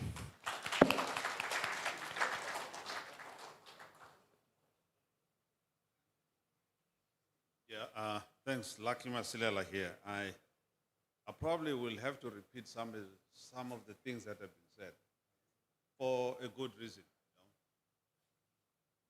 You know? The essence of governments, the essence of functioning with governments, it's something that we need to put into perspective and understand where and how we can leverage on governments. I'll give you an example, a typical example where the existence, the participation of government yields results. In 2013, in Beijing, we had what is called the GAC, Government Advisory Committee, which sits in ICANN. They made a decision supporting certain very important positions around domain names. And one of those domain names that they made a position, a very strong position around, was the name .Africa.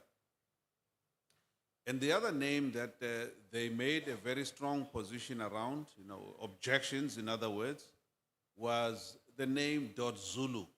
Somebody else who was not necessarily associated with the Zulu custom, the Zulu tradition, or even the history, was trying to register the name Zulu, .Zulu, you know?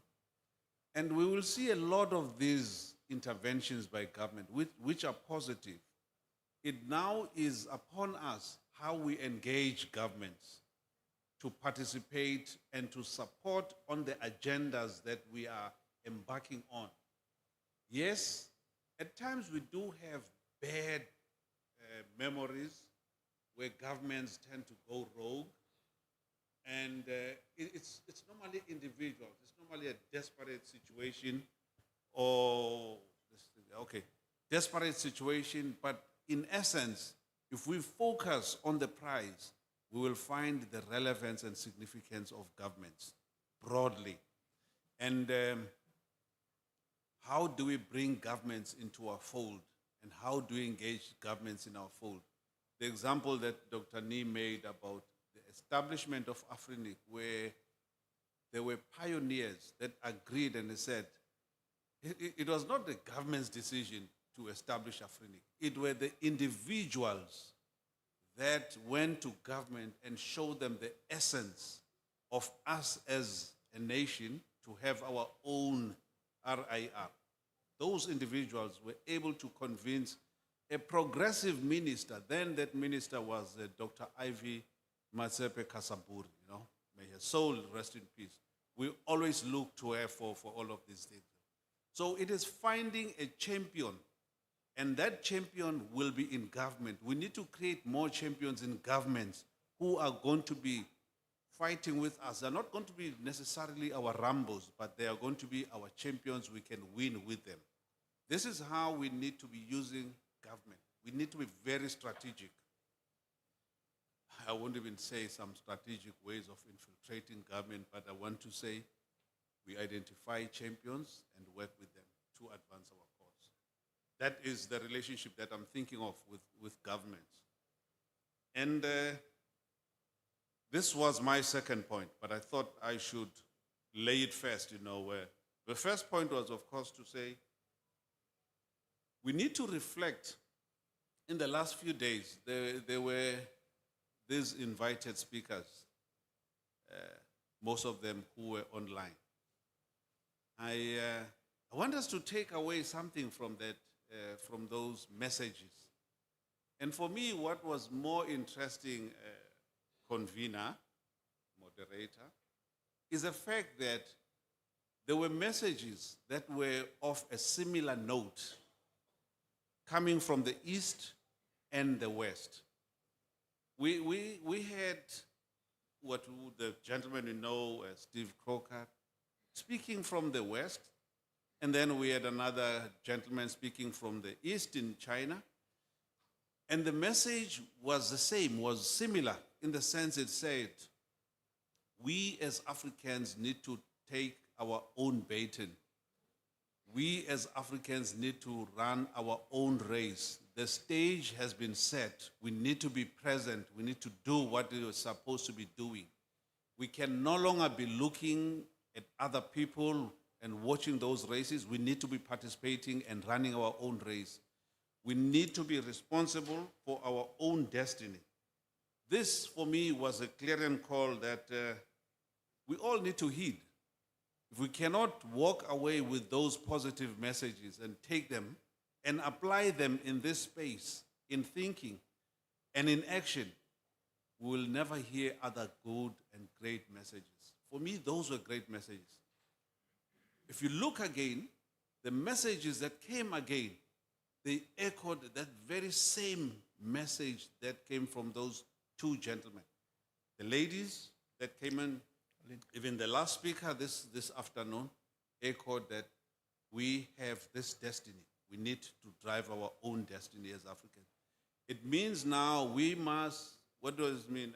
Normally, I'm not a preacher by profession, but today I feel energized. You know, I don't know why. It must be the coffee. But now, then the other thing, you know, I can talk a lot about these messages. I've found them very beautiful, you know, coming from different worlds, but on the same globe. Then the other one, I wouldn't say the last one because I might want to stand up. The moderator might say, come back again, is the issue of AFRINIC. Now that we are here, what are we going to do with it? You know, well, one of the things many years ago, with the first countries on the continent talking now independence, we were having independence and getting excited about independence. And we were very happy. We designed flags. We had national anthems. We hoisted our flags, and then we asked ourselves, what's next? We didn't know what to do with that flag.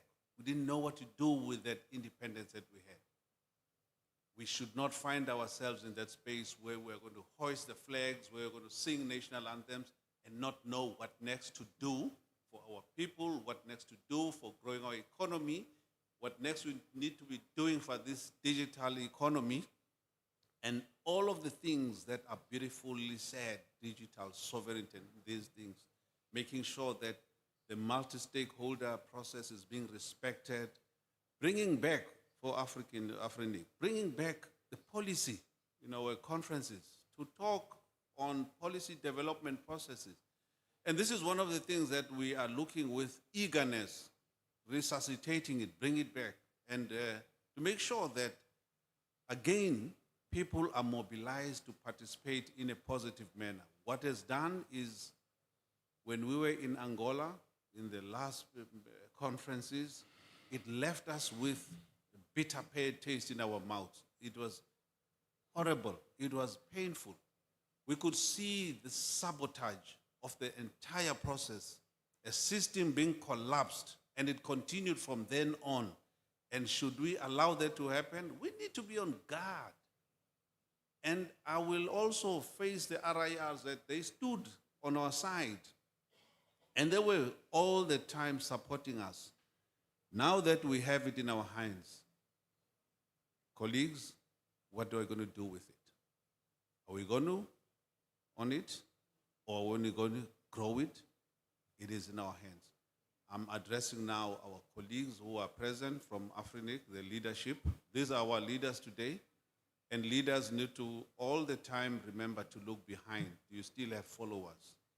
Because you might walk and find yourself alone without any followers. And you are no longer a leader. For as long as nobody is behind you, you are no leader. You are a leader with people behind you and people around you and believing in you and the values and the things that you are putting in front for them. On that note, colleagues, this is me again, preaching.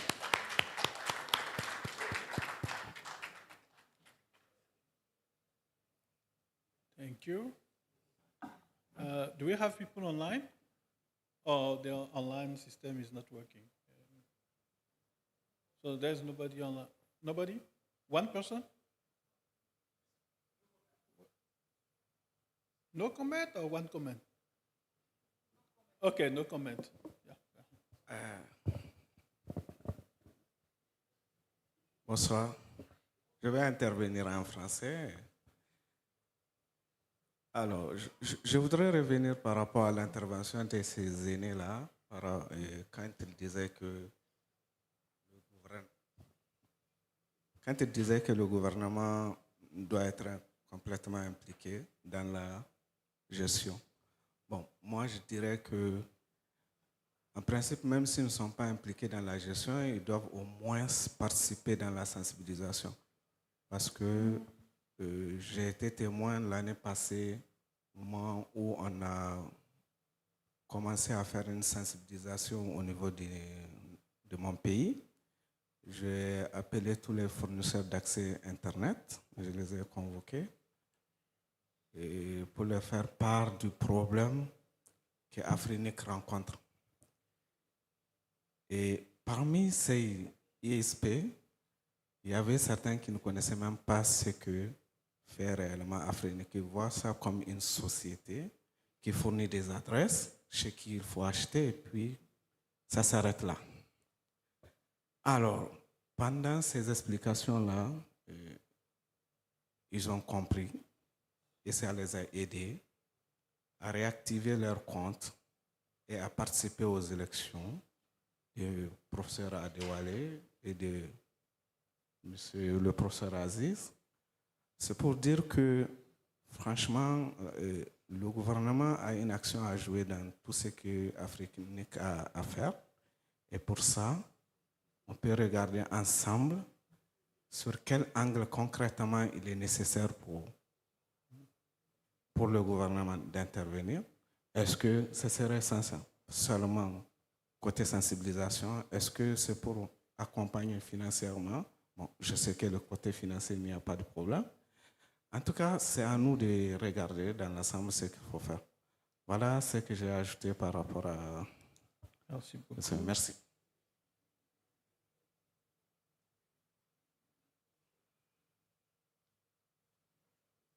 Okay. Do we have additional comments?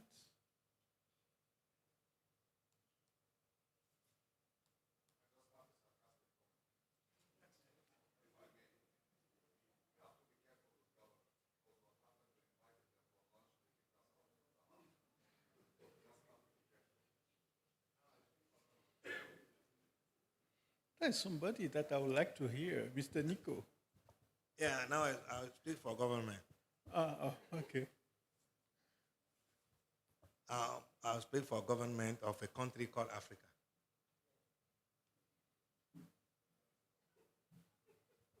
Yeah, go ahead. No, I know I'm on a serious note. It is a bit strange to hear that we have members in countries who does not know what Afrinic does, and it takes government to sensitize them. So, which means Afrinic as an organization need to do more work, etc. Okay, and then build on government support in the country. Okay, to reach out to these members. So this is what I want to add. Thank you. Thank you, Alan. Mr. Nico, est-ce que vous voulez faire des commentaires, des suggestions, des apports?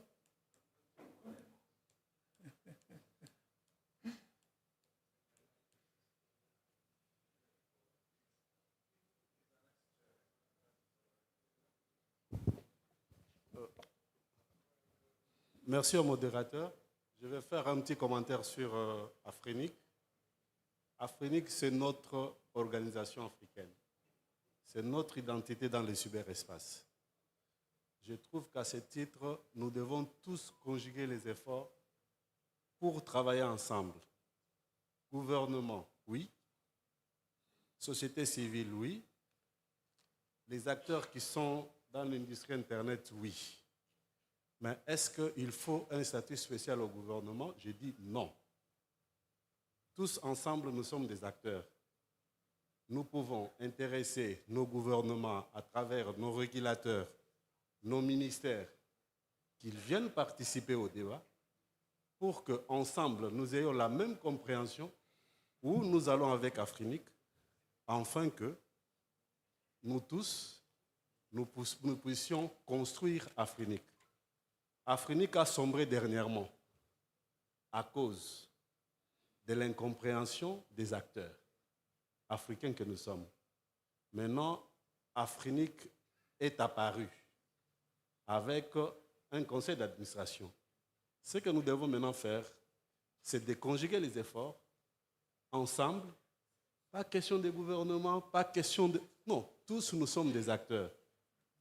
Et nous devons tous discuter, dégager des convergences et voir où est-ce que nous pouvons amener Afrinic. Voilà mon commentaire.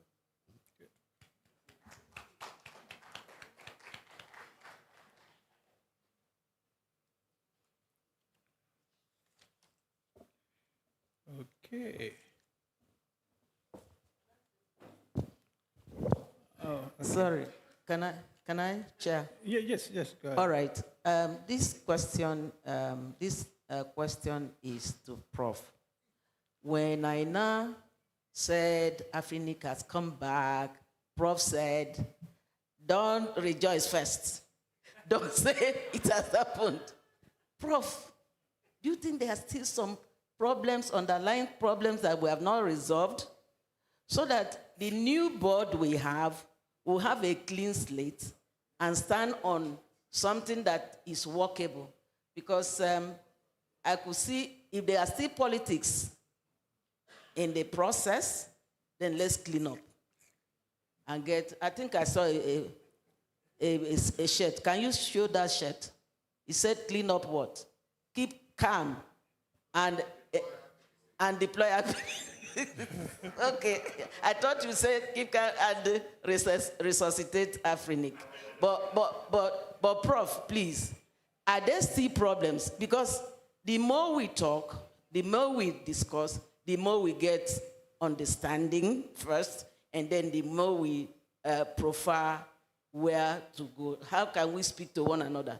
He said, there's a statement he made. He said, let's speak to the other side, from this side. So if there are still problems and we still need to talk, that's why I said, let's do more of community calls so that those that are still angry would, if it means those of us that elders to kneel down and say sorry to them, we'll say sorry to them, and then we move forward. You know, he was really very, very difficult for me to know that we could not organize ourselves as Africans, and we needed other people to come and tell us what we had to do. So if we are not matured enough, let's see where maturity, if we are failing, let's see where we can clean up and make sure that this time around we are not going to fail. My suggestion wasn't that you will give special seats to government. I'm saying let's get government involved.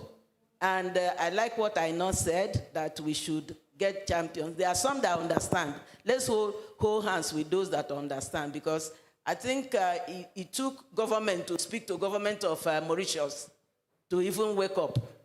So that's the way I'm thinking, and so, Prof, you can answer that question. Thank you. If there are still issues to be cleared. I don't know if it took government to speak to government about issues. This one is an assertion. I don't know that. But what I know is if you play the music, I don't know. You know. But please play the national anthem. I want to dance with Madame.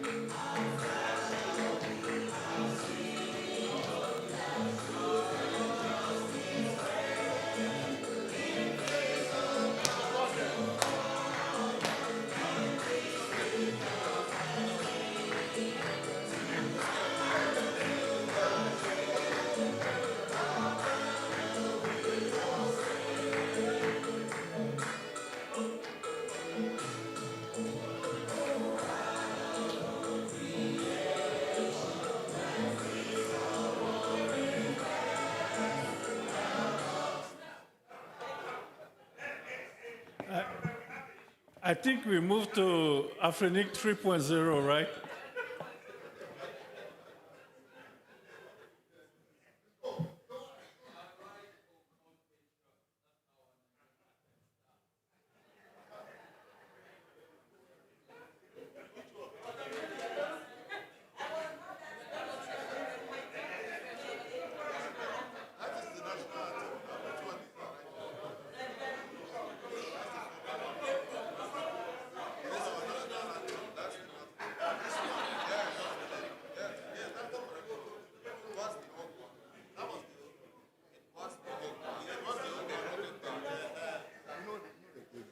This is why they were separating us now.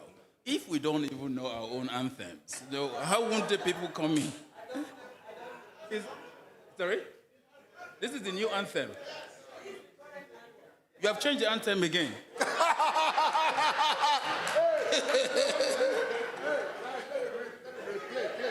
Are you sure?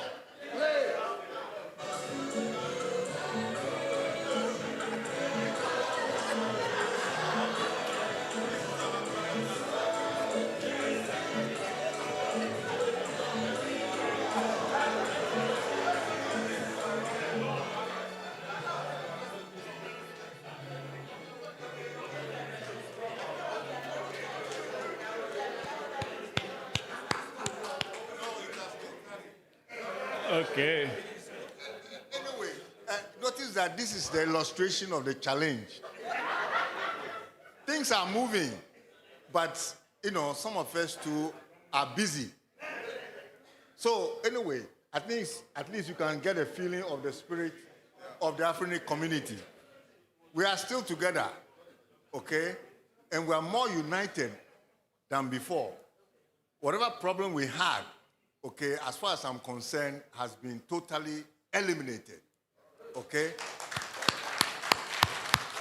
And we are not going to go back at all. So it's now up to the board and the community to move forward as quickly as we can. Thank you very much.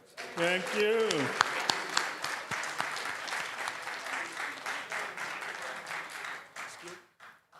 You have a comment? Yes. So, Bonsoir. Je vais Oui, bonsoir. intervenir en français. Oui, oui, allez-y. Ok, merci beaucoup. J'aimerais bien intervenir sur la question d'Afrique. Merci beaucoup aux prédécesseurs, merci beaucoup aux anciens et aux aînés pour leur apport. Mais quelque chose, j'ai une inquiétude par rapport à la connaissance d'Afrique parce que à plusieurs fois dans les propos, cela ressort. Et j'aimerais dire qu'il faudrait aussi que... S'il vous plaît. Est-ce que vous pouvez nous donner votre nom ok. et votre affiliation? Kemde Frank. Je viens de Burkina Faso, pas Burkina. Ok, chanté.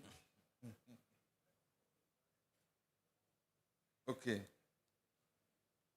J'aimerais, si vous le permettez, parler de... Il faudrait mieux que toute la communauté, les ensembles des acteurs, tous ceux qui interviennent ou tous ceux qui interagissent avec Afrinic puissent savoir le fonctionnement d'Afrinic. Je pense que le problème aussi se trouve à ce niveau. Et le rôle de la communauté et de l'ensemble des acteurs, c'est de pouvoir savoir comment Afrinic fonctionne. Parce que quand on parle de différents aspects des gouverneurs, et le gouvernement, les autres acteurs, c'est bien. Mais il faudrait qu'on sache comment Afrinic fonctionne. Et s'il y a une méconnaissance du fonctionnement d'Afrinic et de ses mécanismes de fonctionnement, on aura toujours ces problèmes-là. Et j'aimerais dire que le nouveau board qui est là doit travailler avec l'ensemble de la communauté à ce que l'ensemble de la communauté puisse connaître Afrinic et connaître aussi surtout ses mécanismes de fonctionnement. Cela va permettre à ce qu'on ne retombe pas dans ce problème-là. C'est sur ce point que j'aimerais insister, travailler à mieux connaître Afrinic et ses mécanismes de fonctionnement. Je pense qu'on pourra, au fur et à mesure, sortir de l'eau, comme on le dit. Merci. Merci beaucoup. Alain, you... Okay. Okay. Madame Suzanne, you ready? You ready? Okay. Thank you very much, everyone. I think that we have noted a couple of interesting points. Prof moved us from Afrinic 2.0 to 3.0. So, yeah. Back to you, Madame Suzanne.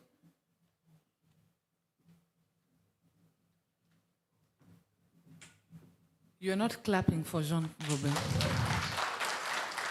even after dancing. So, we have come to the end of the day, and I would like to call Prof the chief dancer today. What did I tell you about Nigeria? Another fact that I forgot was that their music is therapy. Afrobeats can make a heartbreak feel like a dance challenge. So you've just seen with the national anthem? So I will welcome the chief dancer today, Prof, to give his closing remarks. But before that, I would like us to all stand.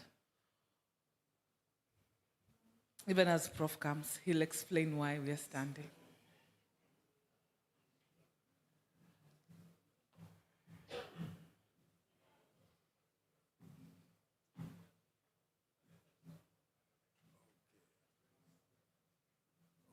This is a very difficult moment for me. We lost a soldier, a very strong soldier, leader of one of our AF star. So you all know Boubacar Barry.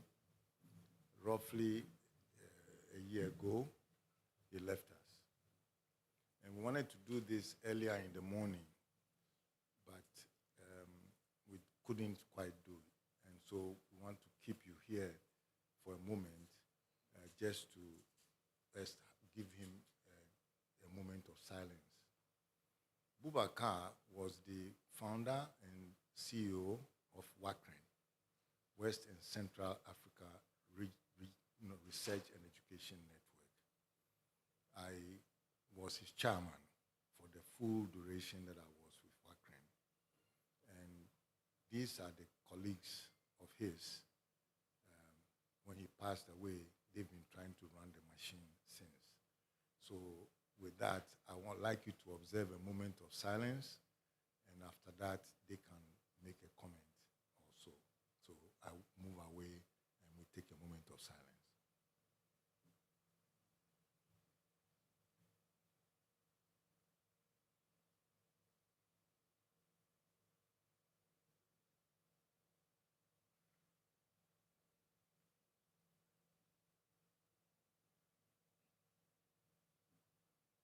May his soul rest in peace. So please, who would like to go?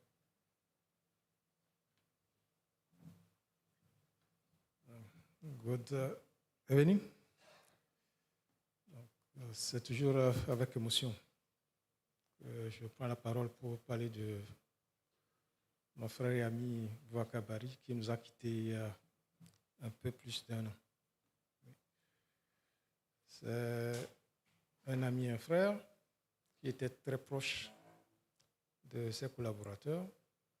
Je crois que beaucoup d'entre nous ici l'ont connu comme quelqu'un de très pragmatique, un grand visionnaire et qui avait un grand amour pour l'Afrique. Il a beaucoup travaillé, il s'est totalement donné pour que l'Afrique soit numériquement indépendante. Il y a des réalisations qu'il a faites. Malheureusement, il n'a pas pu voir la plupart des fruits de ses labeurs. Donc aujourd'hui, nous lui rendons hommage et je crois que il est actuellement ici parmi nous pour voir tout ce que nous faisons. Ce matin, nous avions eu l'occasion de lancer l'interconnexion de 6 nouveaux pays au réseau WACREN. Et comme je l'avais dit dans mon discours, c'est aussi les bases qu'il a posées qui nous ont permis donc, de connecter ces 6 nouveaux pays. Et donc, nous lui rendons hommage et je crois qu'il restera à jamais dans nos cœurs. Merci pour tout ce que vous avez fait pour lui. Je crois que Dieu vous le rendra ensemble. Centuple. Merci.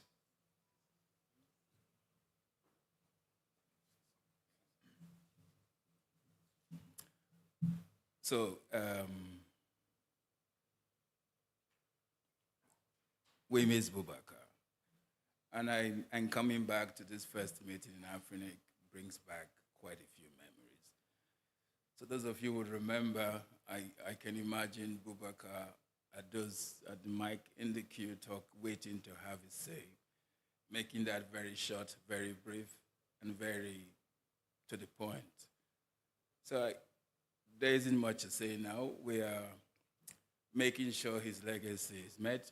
I'm sure some of you know we launched our new network expansion today. We connected 6 countries, and we have finally connected the regional research networks in Africa, from Western Central Africa and Southern East Africa. Something I hope he would have seen, because we started to talk about that in 2010. It took us 15 years to get there. But I think it's a good, as we remember him now, it's a good testament to what he represented and stood for. Thank you.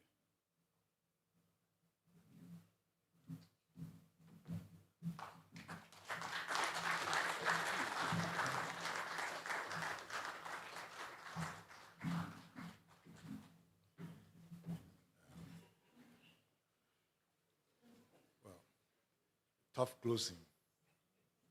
But thank you very much for staying with us, and we appreciate all the comments. We hope our guests also have seen something about the soul of Afrinic, and we hope you will give us even more support as we move on to restoration. We don't have too much left, in my opinion, but to just stay together. And we've shown that it's not every problem you solve by wearing the gloves or wearing the intellectual challenge. Some you solve with the heart. And I just like you all to remember that when the tough gets going, we find other ways by which we can reach each other. And as long as we keep doing that, nobody will stop you. Because nobody really wants to stop you, in my opinion. You can see the support we have from the global community, plus even the support we have from the region. It may not always be properly channeled. And you can see the support we have within this room. So with that, I say a big thank you. This was a very good program. I'm glad you insisted. This guy pushes me all the time. He insisted that we should do it like this and shorten the normal AF Star update just so that you can have time to discuss these subjects. And we'll keep doing that. But anyway, I thank you all very much. And, you know, the board members, I'm so glad you were able to make it here. So at least you've heard it yourself. It's not like you watched it, but you were here and you participated in it effectively, and the staff also. So I can see now that AFNOG and AFRENIC have come back together, and we're looking forward to you hosting the next AIS so that we can move forward.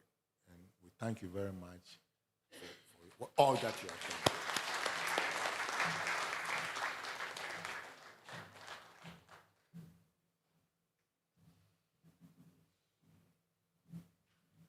Okay. Today we have an extra 10 minutes, so I don't know what to do. Should we remain? Another dance, okay. Music will be played. But I just wanted to remind us about tomorrow.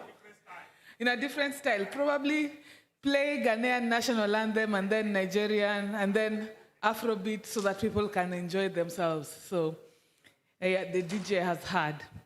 So tomorrow we will be having ICANN Day. So our conversation now moves to a global level, and ICANN, the team has planned a comprehensive program for us tomorrow, and then we will end the day with the promised ICP2 review on IRR governance, and we will like all of us to engage. Tomorrow as well is our Thursday is our closing cocktail, and you will receive invites in your inbox. Thursday, yes, that's what I mean. Tomorrow, Thursday, is our closing cocktail. You will receive the invites with further direction in your inbox. Otherwise, as usual, remember to leave your headsets at the table, because if you put them in your bag and any is missing, they will charge me. So kindly leave them at the table. And I wish us all a good rest, and see you tomorrow and on time. Thank you. Now, WACRIN has supported the advancement of research and education in West Central Africa. We serve our community with 3 key areas: connectivity, advanced digital services, and developing human capital. Through affordable, high-speed connectivity, researchers, staff,